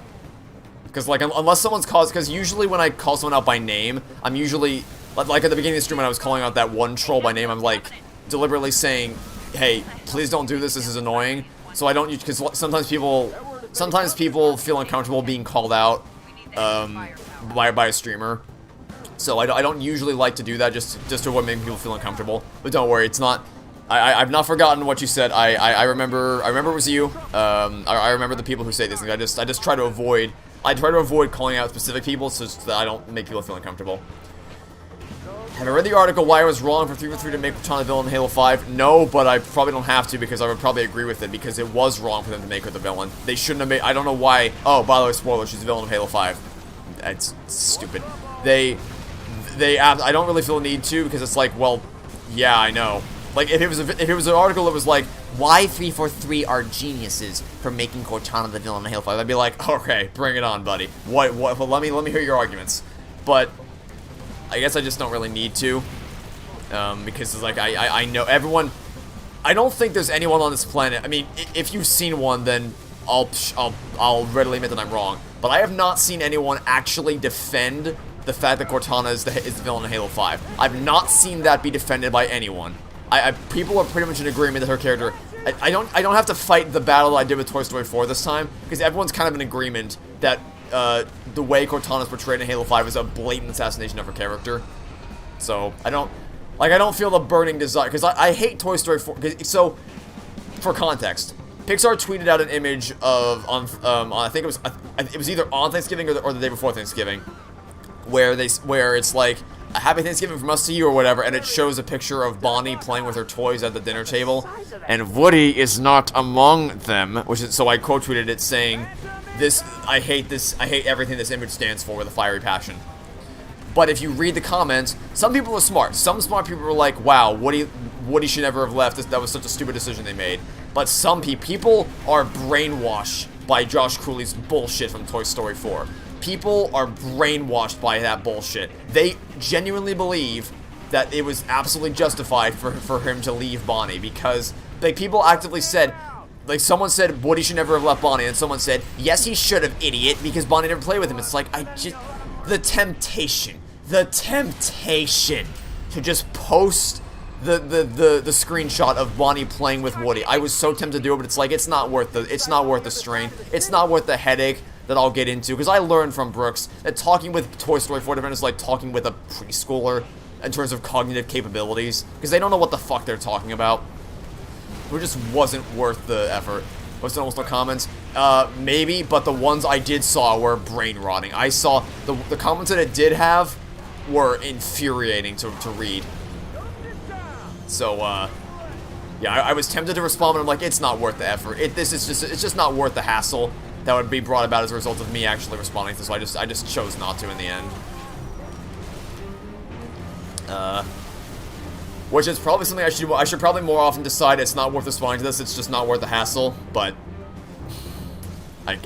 sometimes I can't help myself, and I just feel the urge to because it's like if someone says the earth is flat, you kind of have an innate desire to prove them wrong, because like, well, it's obviously not flat. Same thing with Toy. It's like I just have the innate desire to prove people who say Toy Story 4 is good wrong, because it's not good at all. But am I dead? No, I'm somehow not dead. But I need to learn to stop doing that, just to kind of let something slide, just to let people be stupid. But it's all right. We'll be fine.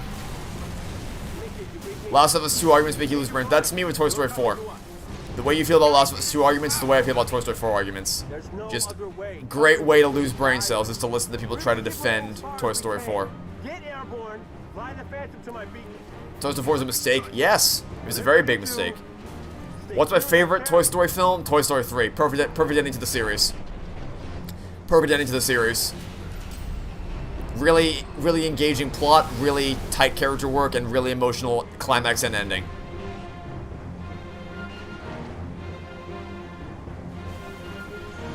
Okay, question mark? What do you mean, okay, question mark? My head probably hurt after the argument with Brooks. Oh, it did. I basically played Infinite the rest of the night to kind of just, relax after the pain of doing that conversation. And it was fun, but it took a while to decompress after that conversation. Favorite Toy Story film is Toy Story 3. The only thing you could see people defend with Cortana 5 is Halo would be her suit. Maybe. I haven't seen many people defend that, but I can see why people would defend that. But that is not at all my problem with, like, I don't care what she looks like, I care about her characterization, and her characterization is butchered in Halo 5. You saw videos of Danganronpa S. Yeah, so we talked about this at the beginning of the stream. We know that it's we know that it's not a killing game now, but it's still shit. Like it still looks like a terrible game. The article says that how she was made so that though Comet Evolved, Ryder could cope with his mother's dementia and turn evil. Not Comet Evolved. That's Halo 4. So Halo, the story of Halo 4 is like, I mean, you'll see this tomorrow, but it kind of deals with Cortana's rampancy, and like her dealing with the aftermath of like facing her inevitable demise, but she still has to work together with Chiefs. You'll see it tomorrow, but it's basically all about that. That's what that is referring to with dementia. Like it's the Halo 4 writer that focused his writing of Cortana around his mother. That's where that came from, and that's why Halo 4 has so much heart. It's because it was written from a place of passion and care and like heart, which is why it's such a great story. But Halo 5 didn't have that. In fact, Halo 5 proceeded to shit all over everything Halo 4 set up, which is frustrating. Have I seen Ackman's latest video for Halo Infinite? Yes, and he's completely correct. Basically his conclusion is Halo Infinite has great gameplay, but the content is lacking and the progression system is shit and custom games need fixing. And he's correct about all of those things. He's correct that the game needs more modes and needs more maps. He's also correct that the custom games are broken and they need to fix them. He's also correct that the progression system is terrible. Absolutely, they're all true. Because that's the thing. I have the ability to like criticize it because I love Halo. I don't know if you could tell. I really love this series a lot, and I'm having a lot of fun playing Halo Infinite right now. But I'm so critical of it because I want to see it improve. I want to see it get better. And I really do believe that if they fix those things, if they fix the progression, if they add more content and all that, I really think that they could have the best multiplayer in the series if they fix those things. So yes, I pretty much knew what his video was going to be about before I watched it, and I was correct, and he's on point with everything he said so far. So yes, I have seen it, and I concur, 100%. I hope 343 acknowledges it and fixes it. I mean, thing is, they're on Thanksgiving break this week, so I don't expect them to fix them because technically it's also still in beta right now. So I'm expecting that they're gonna have a lot of fixes for December 8th's official release. But if they don't fix things, then yeah, that we're gonna have a problem if they don't fix these things. How would I react if they announced Toy Story 5 at D23? I would be cautiously optimistic because you can't make a Toy Story movie, like a mainline Toy Story movie that literally is called Toy Story 5, unless you have Woody in it, which means that I would be hopeful that they would somehow find a way to bring Woody back into the story and fix what Toy Story 4 broke. I would love the chance to write Toy Story 5 and fix what, just find ways to spit in the face of Josh Cooley like as much as possible. Not even subtly either, just like direct jabs. Just as deliberate as possible. But I never get that chance, and they'll never make Toy Story 5 because Tom Hanks and Tim Allen are not going to be in the voice acting scene for much longer, I don't think. So, yeah, I'm never going to get that lucky. Toy Story 3 ended perfectly, and nothing happened after that. Because if it did, it would destroy the whole series. Will Halo Infinite be the final entry in the Halo universe? Yes, they have said previously that Halo Infinite is the end of Halo Infinite is the last mainline Halo game that they're going to make. That's it. It's the end. Now, I'm sure that there will be more campaign like I'm not an idiot. I'm sure they'll make more campaign DLC in the future. But they've made it a deliberate point that like this is the end. This is the final mainline Halo game. It's going to be the end of the Chief's story. So I have a lot of expectations for this. When you market your game as the end, the last mainline Halo game, and you set the stakes through the roof as much as you did in Halo 5, I have really high expectations for it, which is why I'm really nervous. I'm nervous, I'm excited, I'm tense, I'm so... Dopamine short TV specials? Oh, well, I mean, so, let me rephrase. So, like Toy Story 5, so when you label it as literally Toy Story 5, that implies that you're still continuing the mainline story of Woody and Buzz, whereas something like Toy Story: Time for God, Toy Story of Terror, those are just side adventures, which is why you're allowed to. That's why they're allowed to get away with focusing on side characters. But if they literally called it Toy Story 5, there would be an expectation that it would focus on the characters from the main trilogy and Toy Story 4. So that's why I say that you kind of have to have Woody in it, which is where my concern comes from. Well, concern and hope, I guess. Optimism and possible pessimism as well as to what they could do with it. Something happened after 3. Oh, sorry. No more movies happened after 3. No, that was the last movie in Toy Story. No other movies were made after Toy Story 3. I should have rephrased that. You're right. Sorry. I misspoke there. No other movies happened after Toy Story 3. There were a couple side shorts, and that's it. Also, I didn't kill those hunters. Buck with the Furod gun, right here, and Dare with the rocket launcher. They killed the hunters, not me. That's why I give, this is why I give my teammates heavy weaponry, and I let them do their thing, because they are awesome. You give them weapons, they will kick ass, and that's why I do what I do. That's kind of why I'm playing Persona 5 the way I'm playing it.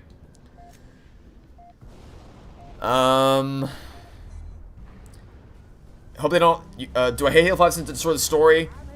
No, because it's still a fun game to play, and its multiplayer is phenomenal, and I'm still hopeful that Infinite's going to, like, it seems to be, it really looks like Infinite is going to take significant steps to try to fix what Halo 5 broke.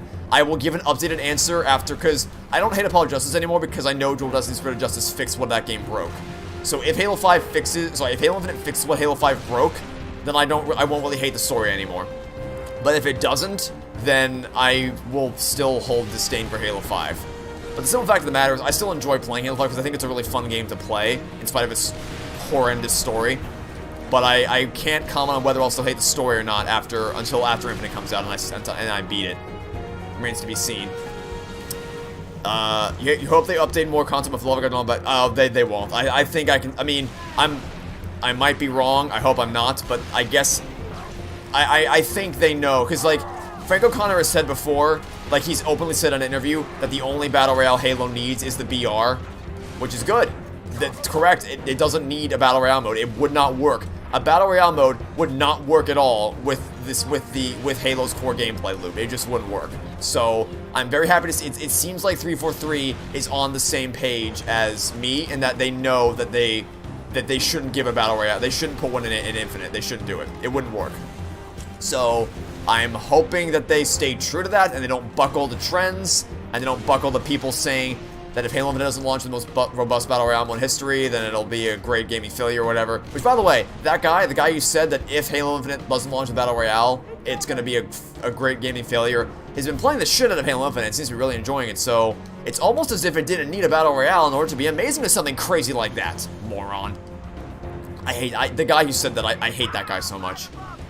No idea what he's talking about. Does that include Halo Wars? You mean like, you mean like, is Halo Wars included as a mainline entry? Because I think, if so, then I think they've also said that they're not updating Halo Wars 2, and I don't think we're gonna get a Halo Wars 3, so I think Infinite is gonna be the end of the line, because that's kind of what they said previously. If Toy Story 5's trailer hasn't run away from both saying, "I'm coming, Bonnie," it would never happen. They'd never, well, maybe. It'd be cool if they did, but I don't think they ever will. Because they don't think they're doing anything wrong, so they never will. What happens if it somehow makes it worse than Halo 5? I genuinely don't think that's possible with what Halo 5 broke, but if it does, I'll be impressed and sad for a long time, because I've waited I don't think you understand. I've waited 6 years for this. I have never been more excited for a video game in my life than I am for Halo Infinite's campaign. If it just, like, it doesn't have to be amazing, right? Because I understand my expectations are maybe a little too high. I might be placing my expectations too high, right? It doesn't have to be this mind-blowing masterpiece. But so long as it offers a fun experience, it fixes what Halo 5 broke, and it gives a definitive conclusion to the story, and then I think it'll be fine. I just really, really hope it doesn't make things even worse than they already are. And by the way, that's Halo. That's ODST. We beat it. We did it. We have beaten ODST. That took a bit longer than I thought it would. Honestly, I think made a few mistakes here and there. So took longer than I thought, but I think we still did that at a pretty decent pace. You wouldn't be surprised if they want to make a movie about Sporky. Well, they already technically did. They made a Disney Plus exclusive TV series called Forky Asks a Question. So they technically already did that, and wouldn't you know it, it's shit. I finally decided to watch it, and I regret it massively. It's terrible. We went through hell for that? Give him some meds, would you? Thinking about S looks meh. You think the character interactive is the only good thing, nothing else? Well, yeah. But that's all. But the thing is, that's all there is to it. All the game is you play a board game and then you interact with characters. That's basically all there is to it. And that's all the game is. It's just talking to people after playing a board game. It looks so bare bones and just not worth it at all. But I already pre-ordered it, so I'm gonna stream it. I'm not gonna do a Let's Play on it because it's not worth a Let's Play, but I'll stream it just so we can see how it is. You had the dream where the fourth movie with Plastic Fork and Bo Peep was released in 2019. Yeah, it was this weird dream. Then ask me that again. It was this weird dream this weird nightmarish fever dream that we all had about Toy Story 4. Was I concerned after Pixar announced it was making a fourth Toy Story movie? Yes. I was very nervous. I didn't think, because it's like Toy Story 3 ended so well, I didn't think there was any chance in the world they could have possibly done better than what, like, the story's done. It's over. It's over. It's done. There's nothing more to do now. It's over. So there's nothing more for them to do, and yet they wanted more money. So I was very very nervous. But to be honest, even the day I woke up on June 21st and I'm like, today's Toy Story 4 day, I was still kind of looking forward to it. I'll be honest, because in my heart, I still care about the characters, and I was like, you know what, maybe it won't be all that great, but I still care about Woody and Buzz and Jessie, and I wanna see them in another adventure, so I'll give it a shot. I was nervous beyond belief for it, but I gave it a shot. I had no idea. I had no idea what I was in store for. I know what the aliens like. Like, I didn't think it was gonna be good, but I didn't think it was gonna be literally the worst thing ever created. Limited, but yes. We're not entirely In an alternate reality where Toy Story 4 is actually good. Can we go to that reality, please? Or how would we go to the reality where Toy Story 4 just never existed? Can we go to that one? Can we go to the dimension where there never was a Toy Story 4? I'd like to go to that universe, please. If Master Chief gets character assassinated, I will be livid, and you will. They're digging a mighty big hole. You can probably expect a rant video if that happens, but I don't think that's gonna happen. I think we're safe. At least I hope not. I hope we're safe. Your knowledge of Halo is very lacking. Don't ever say they can't fuck this up because probably just Toy Story 4 exists. Yeah. But the thing is, with Halo Infinite, I've at least seen. So I watched the campaign overview trailer, and while there wasn't a lot of story cutscenes, they did show little brief glimpses of Chief's dialogue, and he seems to be written in character. So I'm cautiously optimistic. I hope. My heart, put it this way, my heart can't take it. My heart will not be able to take it if Chief is just, if they don't, because they have to fix Cortana. That's priority 1, fix Cortana. Get her back on track. Priority 2 is make sure Chief isn't assassinated either. Get Chief and Cortana back on track. Bridge the gap between Halo 5 and Halo Infinite to figure out what happened between games and what the state of the universe is. And then, of course, just provide an intense, awesome sci-fi story on the ring itself. And I think they can do it. I really, really hope that they can pull that off. I think they can do it. I have my hopes. I have my faith. So, for the love of God, 343, do not make the last 6 years of my life in vain. I've waited 6 years for this. Do not let me down. Bo Peep is too much of a freaking jerk to Woody? Yeah.